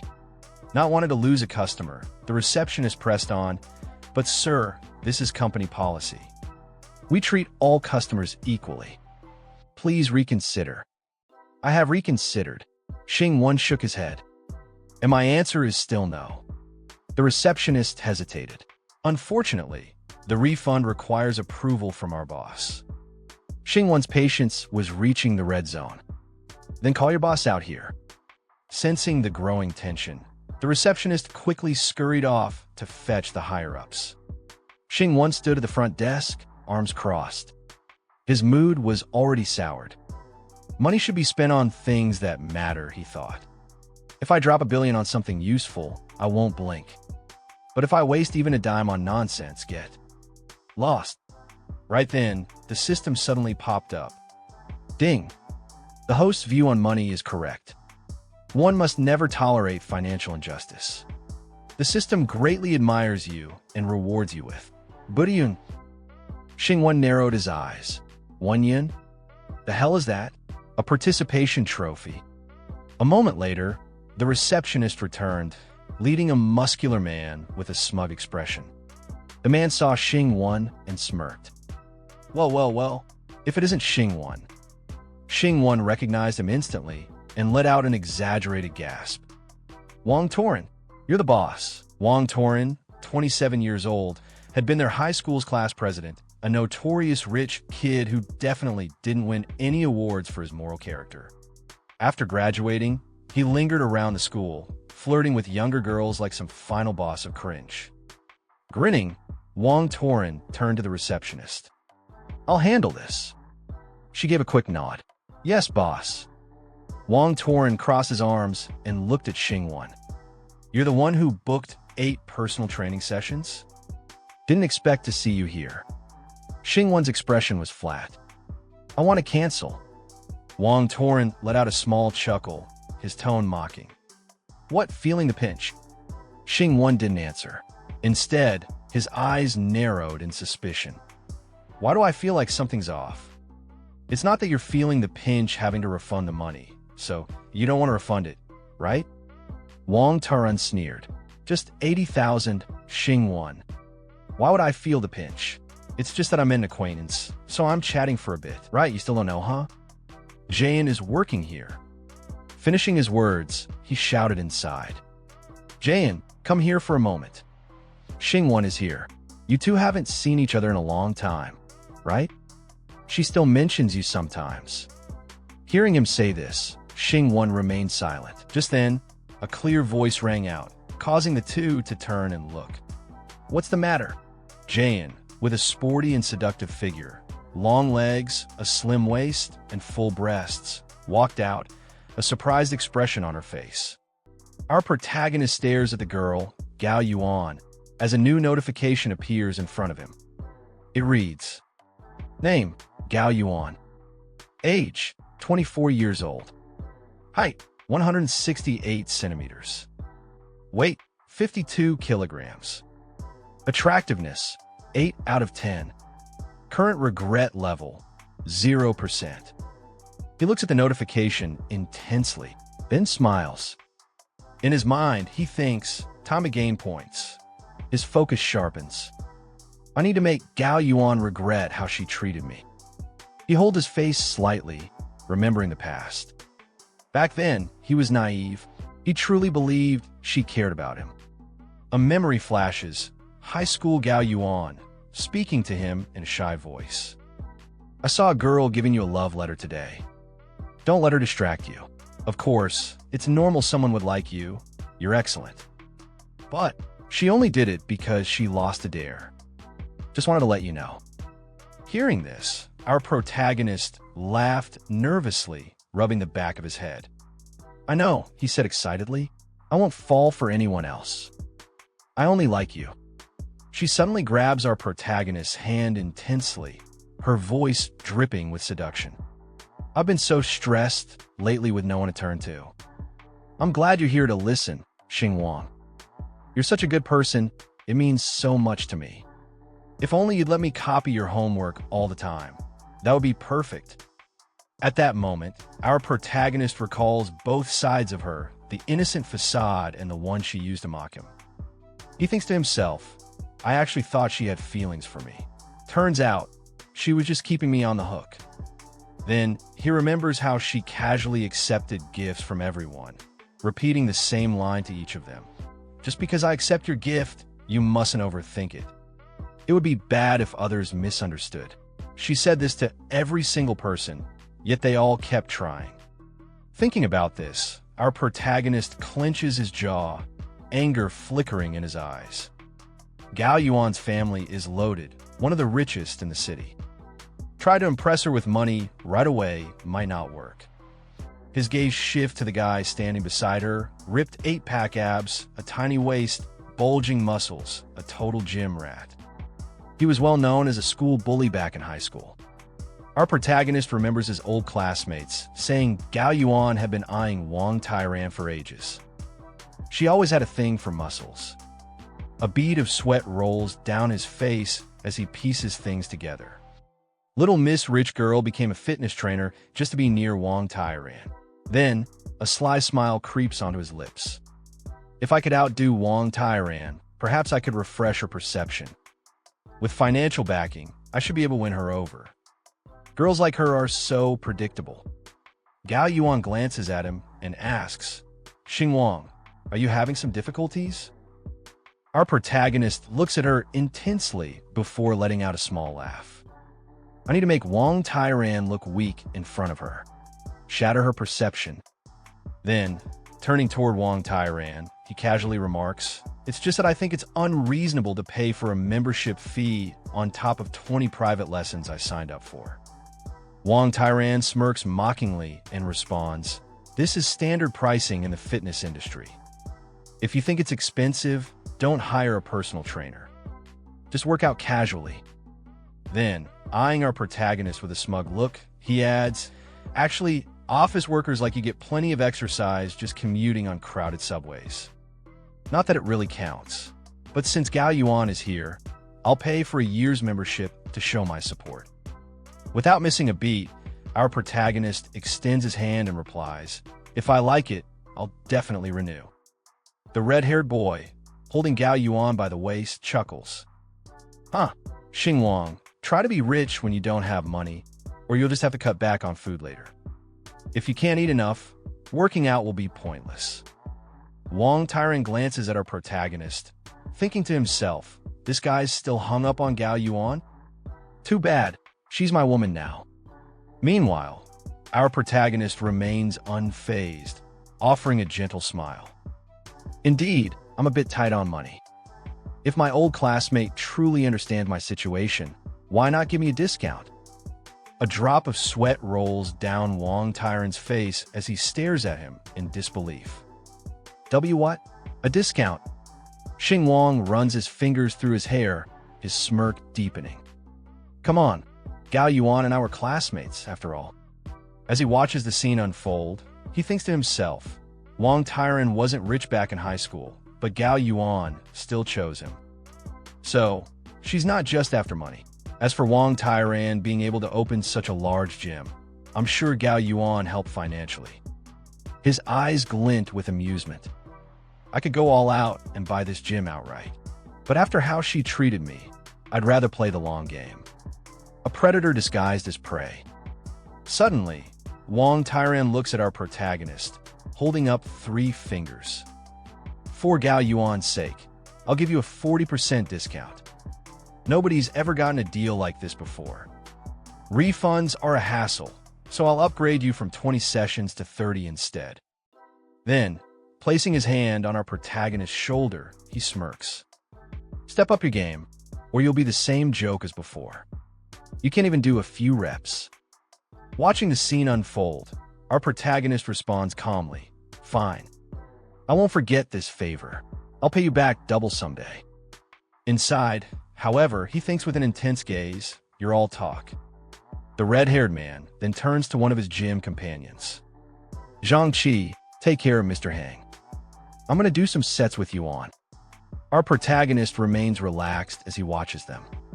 Just before leaving, Gao Yuan glances at him slightly and says, Xingwang, good luck. As she walks away, she secretly thinks to herself, his face is actually not bad. What a shame he's so skinny. Suddenly, the man from earlier approaches our protagonist. Bro, have you worked out before? Any particular area you want to focus on? Our protagonist replies casually, not today. Let's talk another time. I have urgent matters to attend to. The man looks at him with a somewhat dissatisfied expression. All right then. As our protagonist walks away from the gym, the man grumbles to the receptionist. Here comes another male fitness poser. I can't stand these kinds of people. Media fitness gurus. The receptionist scoffs in agreement. And a stingy fitness poser at that. Sometime later, our protagonist steps out of the gym, smiling villainously. Perfect. Mock me all you want. It'll make my revenge all the sweeter. He approaches his scooter parked nearby, puts on his helmet, and says, System, show me my stats. A notification immediately pops up. A new panel appears before him, displaying all his characteristics. Seeing the stats, his eyes light up in excitement. My height actually increased by 1 centimeter? Does increasing stamina have an extra effect? He suddenly imagines himself with a muscular body, holding a trophy, posing like a professional bodybuilder. If I keep increasing my stamina, could I just keep getting taller? That might get freaky after a while. Sensing his confusion, the system responds. Master is overthinking it. The scenario you imagine will not happen. Besides, height growth will also be reflected in other aspects. You don't have to worry about growing too tall. A bead of sweat rolls down his face. I feel like the system is making a dirty joke, but I can't prove it. Noticing his hesitation, the system seems confused. Suddenly, our protagonist speaks again. System, pull up Chio Shinua's stats too. A new notification appears, showing the girl's attributes and her regret levels. Studying the screen, our protagonist smirks. My stamina is now at 23, only 17 points away from a normal person. Max out stamina first. As he scrolls through the system panel, a new thought crosses his mind. Who should I focus on next? Suddenly, our protagonist's excitement grows, and a smile creeps onto his face. Lin Mingxi only needs 20% more to reach 100%. Who knows what rewards or achievements might unlock at a full 100% regret level. Without hesitation, he selects her and declares, "I've decided it's her." The scene shifts to Lin Mingxi, sitting in front of her mirror, carefully adjusting her makeup. As she examines her reflection, she thinks to herself, "No, I still have a chance. As long as I still have Xingwang, I'm not done yet." She pauses for a moment, lost in thought. Xingwang genuinely liked me once. I definitely still have a shot. Suddenly, her phone, still plugged into its charging spot, lights up. The mobile AI's voice chimes in, creating a perfect natural makeup look, appearing effortlessly stunning in seemingly casual moments. In men's eyes, natural makeup equals no makeup, which equals natural beauty. But the key is perfection, down to every single hair strand. Finishing her makeup, she nods with excitement. Absolutely.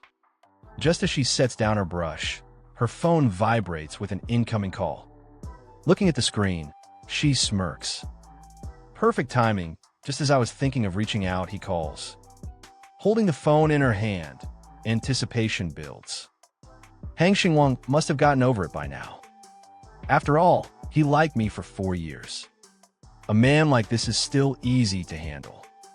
As long as I go along with him and show enough signs of being submissive, don't all men love that feeling of reversal? At the same time, a new notification pops up in front of our protagonist. Seeing this, he chuckles inwardly. The regret level increased before the call, even connected? His smirk deepens. Interesting. So being too eager doesn't work. Lin Mingxi enjoys being chased instead. Glancing back at the gym, he reflects. Back then, I was drawn to her because she resembled Gao Yuan. It was love at first sight. Never thought I'd get so deeply involved. Almost forgot about Gao Yuan entirely. But then, disappointment flashes across his face. I spent years simping for her, only to realize she doesn't even like that type. At that moment, the call connects. Lin Mingxi's voice comes through the phone. Is there something you need? With a smile, our protagonist replies, not much, just he pauses, thinking, let me test something. Meanwhile, Lin Mingxi also wonders, has he fallen for me again? Is he going to ask me out? Then, with a mocking smirk, he says, remember to return the tissue you borrowed that day to wipe your tears. Silence. Lin Mingxi freezes, completely caught off guard. She doesn't even know how to react. Should she laugh? Cry? Play it off? All she can manage is a confused, what? Our protagonist hangs up the phone right after speaking. Almost immediately, 2 new notifications pop up in front of him. The host is unromantic, hanging up so quickly. Such directness. The system is mildly shocked by the content of the call. System rewards, 666 yuan out of respect. Our protagonist stares blankly at the notification. What kind of reward is this? Meanwhile, on the other end, Lin Mingxi stares at her phone in confusion. Tissue? Who even returns borrowed tissues? Sitting in front of her mirror, she adjusts her posture, placing a delicate hand on her cheek with a thoughtful expression. He must want to meet, but is too shy to say it directly. A confident smile spreads across her face. That must be it. Only someone so awkward could come up with such an excuse. Come to think of it, wasn't he always like this in college? Her face suddenly turns red as a new thought creeps in her mind. Could it be he has some strange fetish? She freezes, beads of sweat forming on her forehead. No way. He likes things stained with my bodily fluids? Her expression turns awkward as she hesitates. If only I hadn't thrown it away. But then, another idea pops into her head. Maybe replacing it with another tissue will do. With that, she grabs a tissue from the box, rubs it lightly against her skin, and nods to herself. It's just something with my bodily fluid on it, after all. Meanwhile, as our protagonist rides his scooter, another notification appears. Seeing this, he raises an eyebrow. Huh. Then, realization dawns on him. This is just like when simps get excited over their crush mentioning they're taken, but in reverse. Dismissing the thought with a smirk, he shakes his head. Simps always end up with nothing in the end. Sometime later, in a grand coffee shop inside a luxurious building, our protagonist sits at a table, deep in thought. Recently, the indulgence tasks seem to revolve around women, and the money rewards are getting smaller. There must be a cap. Time to double down and focus on investments. Once it involves entrepreneurship, there will be plenty of indulgence opportunities. Glancing at his phone, he mutters, "Why country is auctioning off a Western Zhou dynasty national treasure, a bronze vessel crucial for historical research. Time to do something genuinely meaningful." Just as he contemplates his next move, a familiar voice calls out, "Xingwang." Looking up, he sees Lin Mengxi approaching. She takes one look at his phone screen, her mind immediately jumping to conclusions. As expected of someone from a super-rich family, watching an auction with such interest. She sits gracefully across from him, putting on an elegant expression. "Sorry to keep you waiting." Then, with both hands, she presents him with a small red box. Seeing this, our protagonist raises an eyebrow. "Mengxi, you don't think I have feelings for you again, do you?" His eyes narrow slightly as he observes her appearance. "You dressed up so formally. I can tell you're wearing natural makeup. Your lips are even glossy." Then, casually pointing at the box with his phone, he adds, "Besides, it's just returning a tissue. Did you really need such an elaborate box?" Lin Mengxi's confident smile wavers. Frustration rises in her chest as she stands slightly, her tone sharpening. "Hang Xingwang you. You're too much. I'm just wearing light makeup." Before she can say more, a new notification pops up in front of our protagonist. A sly smile creeps onto his face. He leans back, looking at her with amusement. "I can say even worse things." His voice lowers, but the sharpness in it is unmistakable. "Back then, when I was poor, I was just another simp to you, only good enough to be looked down upon. Now that I'm rich, you can't wait to throw yourself at me." His expression hardens. "I won't be your backup plan." Lin Mengxi's eyes widen, filling with tears. I haven't even said anything yet." "What are you doing?" Just then, another notification appears. Our protagonist smirks. Indeed, Lin Mengxi really is a masochist. She appears angry on the surface, yet her regret level keeps rising. Leaning forward slightly, he thinks to himself, "Well then, pardon my rudeness." Hearing our protagonist's words, Lin Mengxi's face twists with a mix of frustration and tears. "How could you think that of me? This is how I always dress when I go out." She clenches her fists. There are countless ways to return the tissue. If you didn't even care, why did you agree to meet me? You should have rejected me outright. Our protagonist chuckles, completely unbothered. "Well, naturally, I wanted to see the look on your face when your expectations were crushed." A sly grin stretches across his face. He leans forward slightly, his voice turning colder. "Just like the look on my face when my expectations were crushed before." His eyes gleam with amusement. "How does it feel?" This sensation, it's the first time Miss Lin has experienced it, isn't it? But don't worry, there'll be a second time. A third time. Lin Mingxi's face turns pale. Overwhelmed with emotion, she abruptly stands up, tears welling in her eyes. "You've gone too far, Hang Xingwang," she shouts before dashing out of the restaurant. At the same time, multiple notifications flood in front of our protagonist. He watches her disappear into the distance, then smirks. A goddess, huh?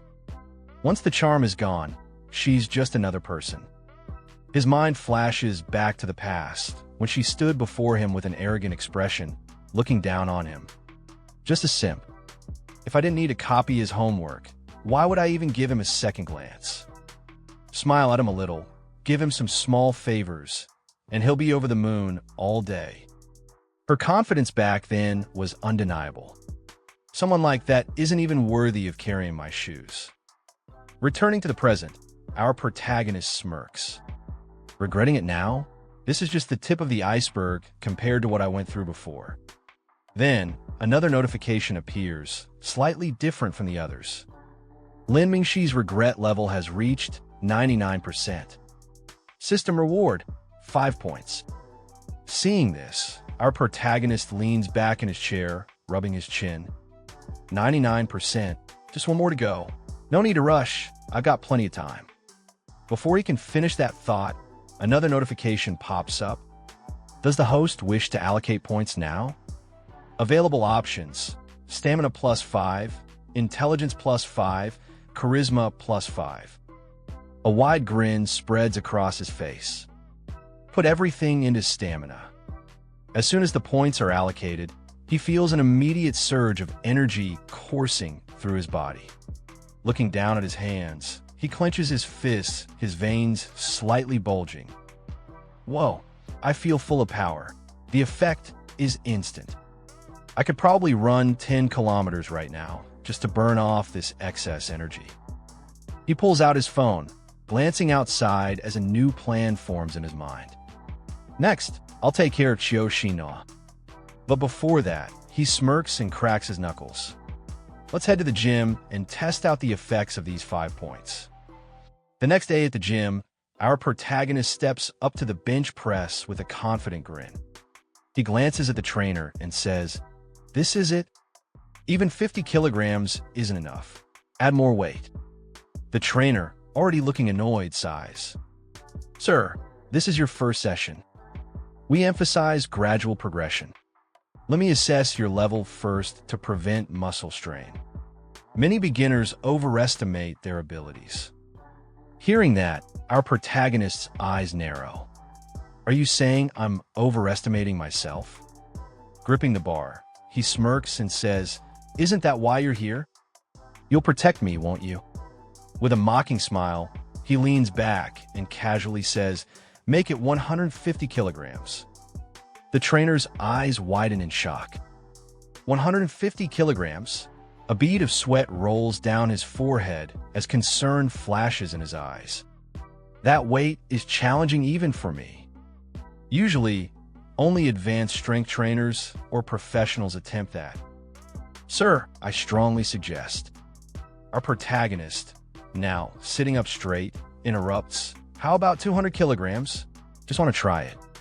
Just as expected, he thinks to himself. After adding those points, this is absolutely nothing. The trainer's expression darkens. "Are you messing with me? Making me load plates just for fun?"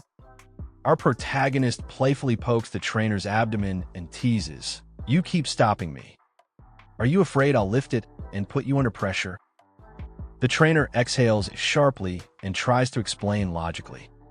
"Do you even understand what 200 kilograms means? However, Mr. Hang, if you insist, I won't stop you, but you'll need to sign a liability waiver. Our gym won't be held responsible for any injuries due to your stubborn insistence." Our protagonist just grins. "You're overreacting." The trainer wipes the sweat off his forehead.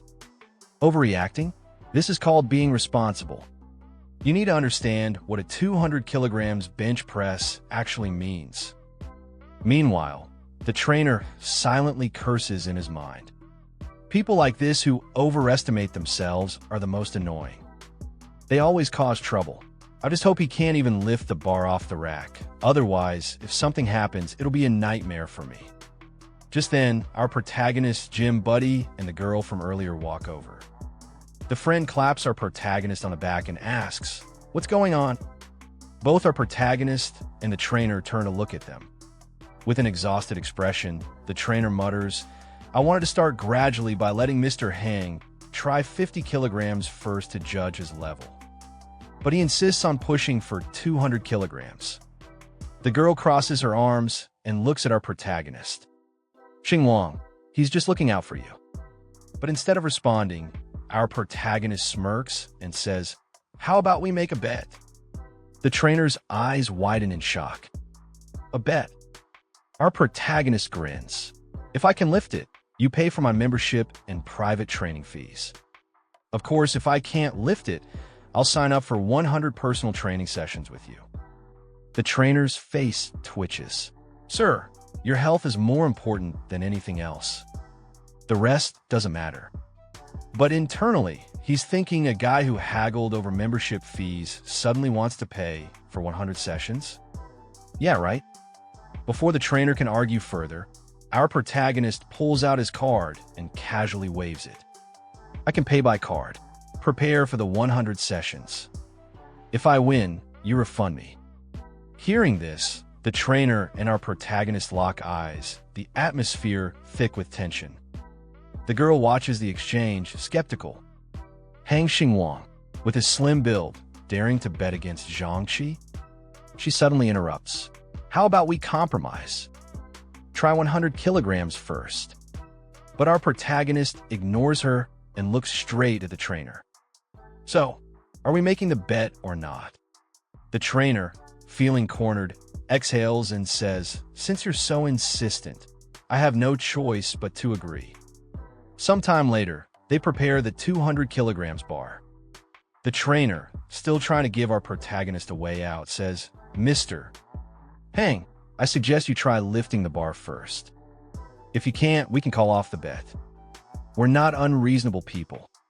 Despite his outward professionalism, the trainer's inner thoughts are filled with concern. Even now, I'm trying to help this fool. Does he even understand what lifting 200 kilograms means? If he actually does it, he clenches his fists. I swear, if he pulls this off, I'll eat my words while standing on my head. Our protagonist grips the bar tightly with both hands, lying flat on the bench. For a moment, he remains still, making it seem like the bar won't budge. The trainer watches, arms crossed, and sighs. "It's not moving at all, Mr. Hang. I really think you should just STO." Before he can finish, our protagonist suddenly lifts the bar, holding it steady above his chest. The entire gym goes silent. A wave of shock spreads through the crowd, gym goers staring wide-eyed at the scene. As for the trainer, his jaw nearly hits the floor. "What the?" Our protagonist begins his reps, smoothly bench pressing 200 kilograms like it's nothing. The trainer, now counting in a shaky voice, watches in disbelief. Thank God I didn't actually say I'd eat my words out loud. Meanwhile, our protagonist's childhood friend stares, stunned. She watches him effortlessly handle the weight and thinks, he can actually bench that much? Even Tyron couldn't do full sets with 200 kilograms, and he's way more muscular than Xingwang. What is going on? Finishing his set, our protagonist racks the bar, stands up, and dusts off his hands like he just finished a light workout. Looking at the trainer, he smirks, time for that refund. The total is 85,000 yuan. The trainer, now drenched in cold sweat, stammers, I.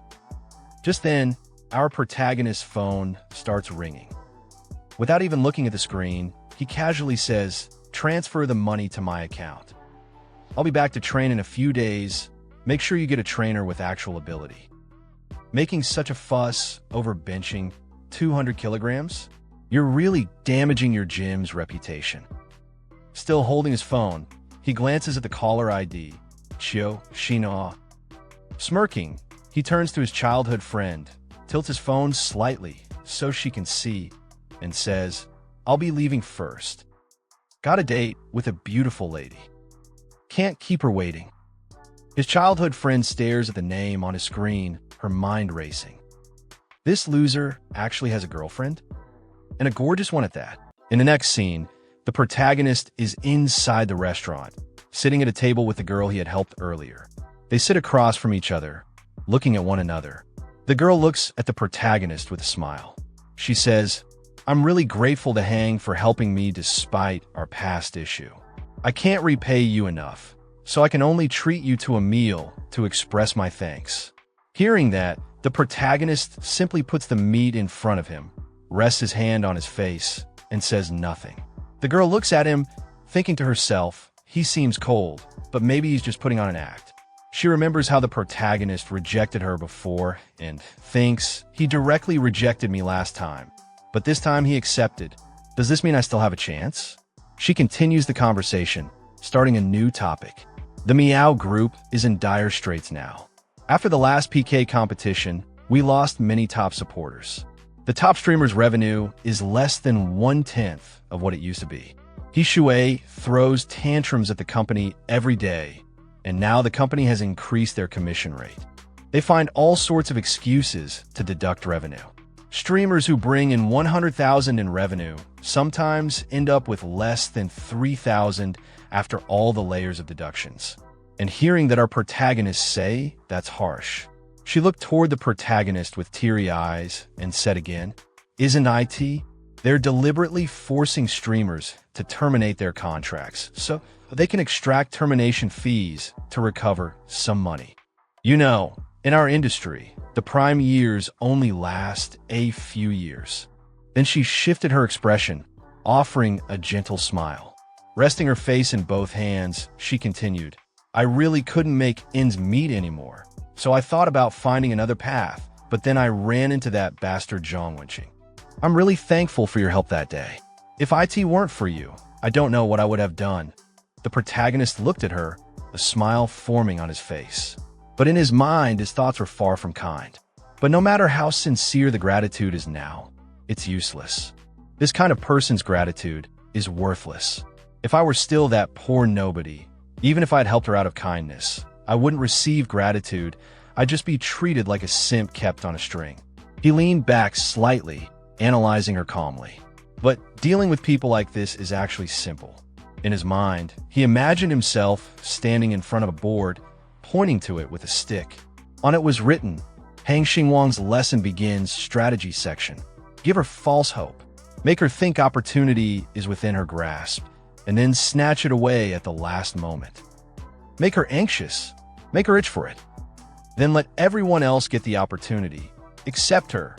Let her realize that it was her past snobbishness that cost her the chance. She'll be devastated." With a confident smile, he looked at her and said calmly, "It was nothing, really. But the main reason I came this time is that I need your help with something." And hearing that, the girl responded with excitement, smiling brightly at the protagonist. "Work is it? As long as I can do it." The protagonist looked at her with a smile and said, "Dwijin's current number of sign streamers is far below my plan. We have good prospects, but they lack experience. I really need experienced, high-performing streamers to help mentor the newcomers." Then, without breaking the flow, he casually took out his phone and said to her, "Excuse me, I need to take this call." The protagonist picked up the phone and said, "Hello, wait a moment." With a smile, he slightly lowered the phone, looked toward the girl, and said, "Something urgent came up. We'll talk more later when we have time." Then he turned and began walking away from the table. The girl watched him, a spark of excitement in her eyes. Now, was he about to fit the requirements? That must be it. Who else but me? Meanwhile, the protagonist stepped out of the restaurant, scrolling through his phone as he walked. Then, suddenly, a new notification popped up in front of the protagonist. It read, "Kashinua's regret level increased by 5%. Looking ahead, he thought to himself, "Everything is under my control." Meanwhile, in Kashinua's apartment, she sat on her sofa, staring at her phone. Her thoughts were racing. Zhang Qingqing. Her termination fee must be around 2 million too. And she just left so decisively. With a disappointed expression, she closed her eyes and thought again, if even someone of her level can join Duojin, then with my abilities, the next one must be me. Her mind continued to spiral. If I had built a good relationship with Xingwang earlier, my status at Duojin would definitely be on par with Wen's. Now, I've fallen to the point where I'm being compared to Zhan Qingqing. No matter, I'm younger than Gao 1. I still have plenty of opportunities. The scene shifts to her office building, where 3 girls are chatting together. As they all notice Kashina entering, the one with yellow hair leans toward the others and says, "She's here." Another girl responds quickly, "Let's go." She looked at the girls, confused, and said to herself, "What's going on?" Suddenly, the office door swung open. Her boss stormed out and shouted, "Qiuxina, get in here." Once they were inside the office, the boss slammed the door and shouted angrily, "Here's the situation. Because you seduced our investors, man, the investors are furious and want to pull out their funds. You must bear this loss." Qiuxinhua stared at her boss, stunned, and protested. "But I'm a victim too. And Zhang Wensheng was someone you hinted at me to pursue." Hearing her argument, the boss slammed his hand on the table and shouted, "I don't care about the process, only the result. Of course, I will make you pay for all the losses. I know you can't come up with that kind of money, so how about this? Just agree to double the termination fee in your contract." Qiuxinua's eyes widened in shock. Sweat rolled down the side of her face as she stammered, "What?" But the boss didn't let up. "Do I need to repeat myself?" "Qiuxinua, if you can't make up for the loss, prepare to be ruined." Sometime later, she walked out of the office, her steps stiff. She looked around at all the staff members watching her. She looked toward a coworker and asked, "What's going on with you guys?" The girl glanced at her and replied with a smile, "Of course, we're quitting." As she passed by, still walking away, she added, "Naturally. Word is they're all heading to Duojin. Compared to Duojin's benefits, this penalty fee is nothing." Then, slowing slightly, she turned her head and added, "I have a friend who was lucky enough to be in Duojin's first batch of sign streamers. She's only been there a month, and she's already bought a fully paid apartment in the city center. Their boss is very generous and often pays to boost their streamers' rankings. This portion of revenue is still distributed to streamers at the normal rate. Unlike Meow Group, which counts the platform share as part of the streamer's operating costs in similar situations." Hearing the girl's words, Qiuxinhua thought to herself, "Meow Group is a sinking ship. Do you want to go down with them?" The girl looked at her again with a friendly smile and continued, "Right now, Duojin has few signed streamers, so joining now means getting good resources, and the boss will invest money to help build up their accounts. I heard you can basically cover the termination fee in a month, but if I wait longer, I might miss the opportunity. I've submitted my resignation too, leaving tomorrow. If you want to go, I can refer you." Qiuxinhua listened silently, her eyes fixed ahead, not responding. In her mind, she thought, "You have to take risks to get rewards. Double the penalty fee? I'll pay no matter what." Her expression turned cold and focused as she continued thinking. Besides, Xingwang saying those words to me must mean he values my abilities. If I join Duojin, I'll take off immediately. Then, with determination flashing in her eyes, she clenched her hand into a fist and thought, Xingwang is a businessman too. In the face of profit, what do our past disagreements matter? If he won't approach me, I should seize the opportunity to approach him. 1 week later, in a quiet coffee shop, Qiuxinhua met with the same girl. The girl sipped her drink and spoke calmly. "Xinhua, your qualifications are quite good, but unfortunately Duojin has already filled all its streamer positions. They've taken on many streamers who jump ship. They say they need time to integrate them and don't know when the next recruitment will be." Hearing that, Qiuxinhua froze. Her eyes widened, her body stiffened like stone, and in the most shocked voice possible, she said, "What?" Grinding her teeth, Qiuxinhua thought bitterly, "I just paid the termination fee, and they're already full." Meanwhile, in his office, the protagonist sat comfortably in his chair, casually scrolling through his phone. Suddenly, a system notification popped up. System message. Qiu Xinua's regret level increased by 20%. Seeing the message, a smile appeared on his face, calm and unintentional, but satisfied. Scene shifts to a quiet apartment. A long-haired girl, Qiu Xinhua, sat alone on a couch, her phone in hand. The glow from a screen lit up her thoughtful face as she scrolled through an old chat. She read a message from the 7-day. Qiu Xinhua, Big Brother Hang, about that matter you mentioned wanting to discuss in depth last time. What exactly was it? Hang Xingwang, oh that. Almost forgot. Zhan Qingqing has joined us, so that matter isn't urgent for now. Qiu Xinhua, oh I see. Her expression turned slightly gloomy. Flashback, 6 days ago, a past message popped up in her mind. Qiu Xinhua likely. Just paid the breach of contract fee to Meow Group, and I want to put myself forward. I believe I'm an experienced streamer with top-tier results. Do you think I have a chance? Hang Xingwang, I've been busy these past couple of days. You can reach out to HR about it. Qiu Xinhua, that's great then. Okay, thank you. She leaned back against the couch, her eyes distant. Qiu Xinhua in her thoughts. If only I had firmly ended my contract and come over when he first reached out. I probably wouldn't be in this situation now. After a while, an antagonist appears who is cousin of He Shui's cousin, voice cold and aggressive. You think just by leaving Meow Group, you'll live a better life? Dream on. No matter where you go, I'll crush you. I'll join hands with every company in this industry to blacklist you. Qiu Xinyu shocked, but I already paid the penalty. How could you still He Shui's cousin? Because I feel like it. Qiu Xinyu, what should I do now? Scene. Inside a sleek, high-rise office. The sun filters in through tall windows. Hang Xingwang, the main protagonist, sits calmly behind a large desk. The door opens quietly. Gowan steps in a bit cautious. Gowan.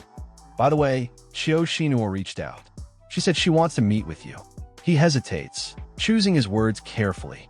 Gowan, I know there's history, but her skills are solid, so I thought I'd bring it up. Hang Xingwang leans back his chair, thoughtful. Hang Xingwang, all right. Your call. We'll meet just once. Scene, a quiet cafeteria. Hang Xingwang and Qiu Xinhua sit across from each other at a small table. The atmosphere is calm but heavy. In the background, someone whispers while watching them. Onlooker. Looks like after cooling off for a few days, she's finally come to her senses. She's not much use anymore, though. Qiu Xinhua lowers her eyes, speaking honestly. Qiu Xinhua, I used to be so arrogant. I thought I was better than everyone else. I even dreamed you'd poach me, make me the top streamer. But now I see, I'm really nothing special. After Meow Group pushed me out, no other platform would even talk to me. She looks up at Hang Xingwang, eyes full of sincerity. Qiu Xinhua, I want to join Duojin. I don't need a high salary, 10,000 a month is fine. I just want a chance. Suddenly, Hang Xingwang raises his hand, signaling Qiu Xinhua to calm down. Hang Xingwang, don't sell yourself short. Duojin might not be hiring streamers right now, but that's for others, not you. He looks at her sincerely. Hang Xingwang, we've worked together before. I know what you're capable of. I'm not the kind of person who takes advantage of others when they're down. He smiles slightly. Hang Xingwang, we're old colleagues. If you really want to join Duojin, I can make it happen. Hang Xingwang sat calmly across from Qiu Xinhua, his expression steady as he spoke. As for salary, he began, the S-tier and A-tier slots, with their specific compensation and resource packages, are already full. He paused before continuing. If you join, you'll have to start as a B-tier streamer. But we conduct regular performance assessments. With your ability, I'm confident you'll rise quickly. Qiu Xinhua listened silently, her thoughts stirring. B-tier, streamer benefits. B-tier is fine. She clenched her hands slightly under the table, determination flashing in her eyes. I'm willing. Hang Xingwang nodded and added, contact Hao Wen and say I sent you. As she stood to leave, a thought echoed quietly in her mind. Maybe if I just smiled at him once. Or held back the sarcasm. Would things be different now? Outside the cafeteria, Qiu Xinhua walked alongside Hang Xingwang, her voice softer now. carrying the weight of reflection and sincerity. I never expected that the ones helping me in the end would be you and Hao-Wen, she admitted, her gaze lowered slightly. People I used to look down upon. She took a deep breath and continued. You shouldn't judge others when you don't know their struggles. I am deeply sorry for how I acted before. Xingwang gave a casual laugh, his tone light but meaningful. Ha ha ha, it's good that you understand. At that moment, a digital screen flickered to life in front of Xinhua. Xinhua's regret level plus 5% total regret level reaches 99% system reward.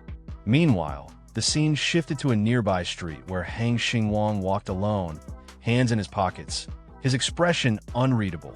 His thoughts echoed quietly. You'll never know pain until the knife falls on you. As Xingwang continued walking down the street, another screen suddenly appeared in front of him. He glanced at it casually, then turned his head slightly, muttering to a passerby with a hint of amusement in his voice. From a passerby's perspective, without hesitation, he tapped the screen. Use the points right away. Another system notification immediately popped up. Ding! Host stamina value has reached the peak for ordinary humans. A robotic system voice chimed in enthusiastically. Host, do you feel your biceps bulging? Host, you could try challenging human limits now. Xingwang smirked faintly at the notification. Things were starting to get interesting. Suddenly the Xingwang walking away from there, and he think in his mind, time to go show off in front of Gao Yuan and Wang Tyron. The gym was buzzing as Xingwang walked in with quiet confidence, a smirk playing at the corner of his lips, glancing toward his old friends. As he stepped inside, he spotted one of them on a leg machine, training hard. Xingwang observed silently for a moment, his smile widening. Looks like he was seriously provoked. Too bad for him. I'm basically cheating now. Without hesitation, he strolled over to the front desk and said coolly, Today, let's start with a run. That single sentence caught the attention of everyone nearby. The red-haired boy, an old classmate turned trainer, and his girlfriend both turned toward him. The girl stared at Xingwang, her thoughts racing. He's changed. Something about his presence feels different. Her eyes scanned his posture. He stands taller, more confident. His figure looks more balanced too. The red-haired boy raised a brow, stepping forward. Old classmate, you said you want a stronger personal trainer last time. Do I look like one now? Xingwang met his gaze evenly. Of course. You're more than qualified. Then let's start with some cardio today, the trainer said, flashing a smile that didn't quite reach his eyes.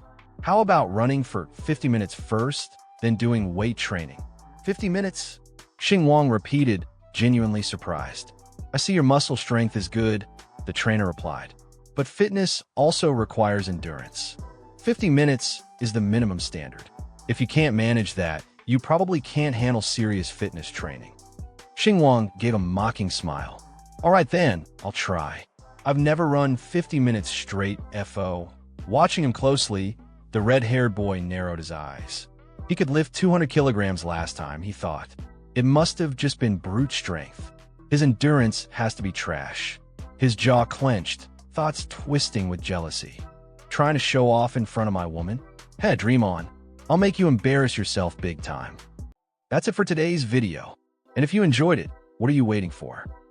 Subscribe to my channel for more upcoming videos like this. And here are 2 recommended videos you're definitely going to enjoy. Check them out.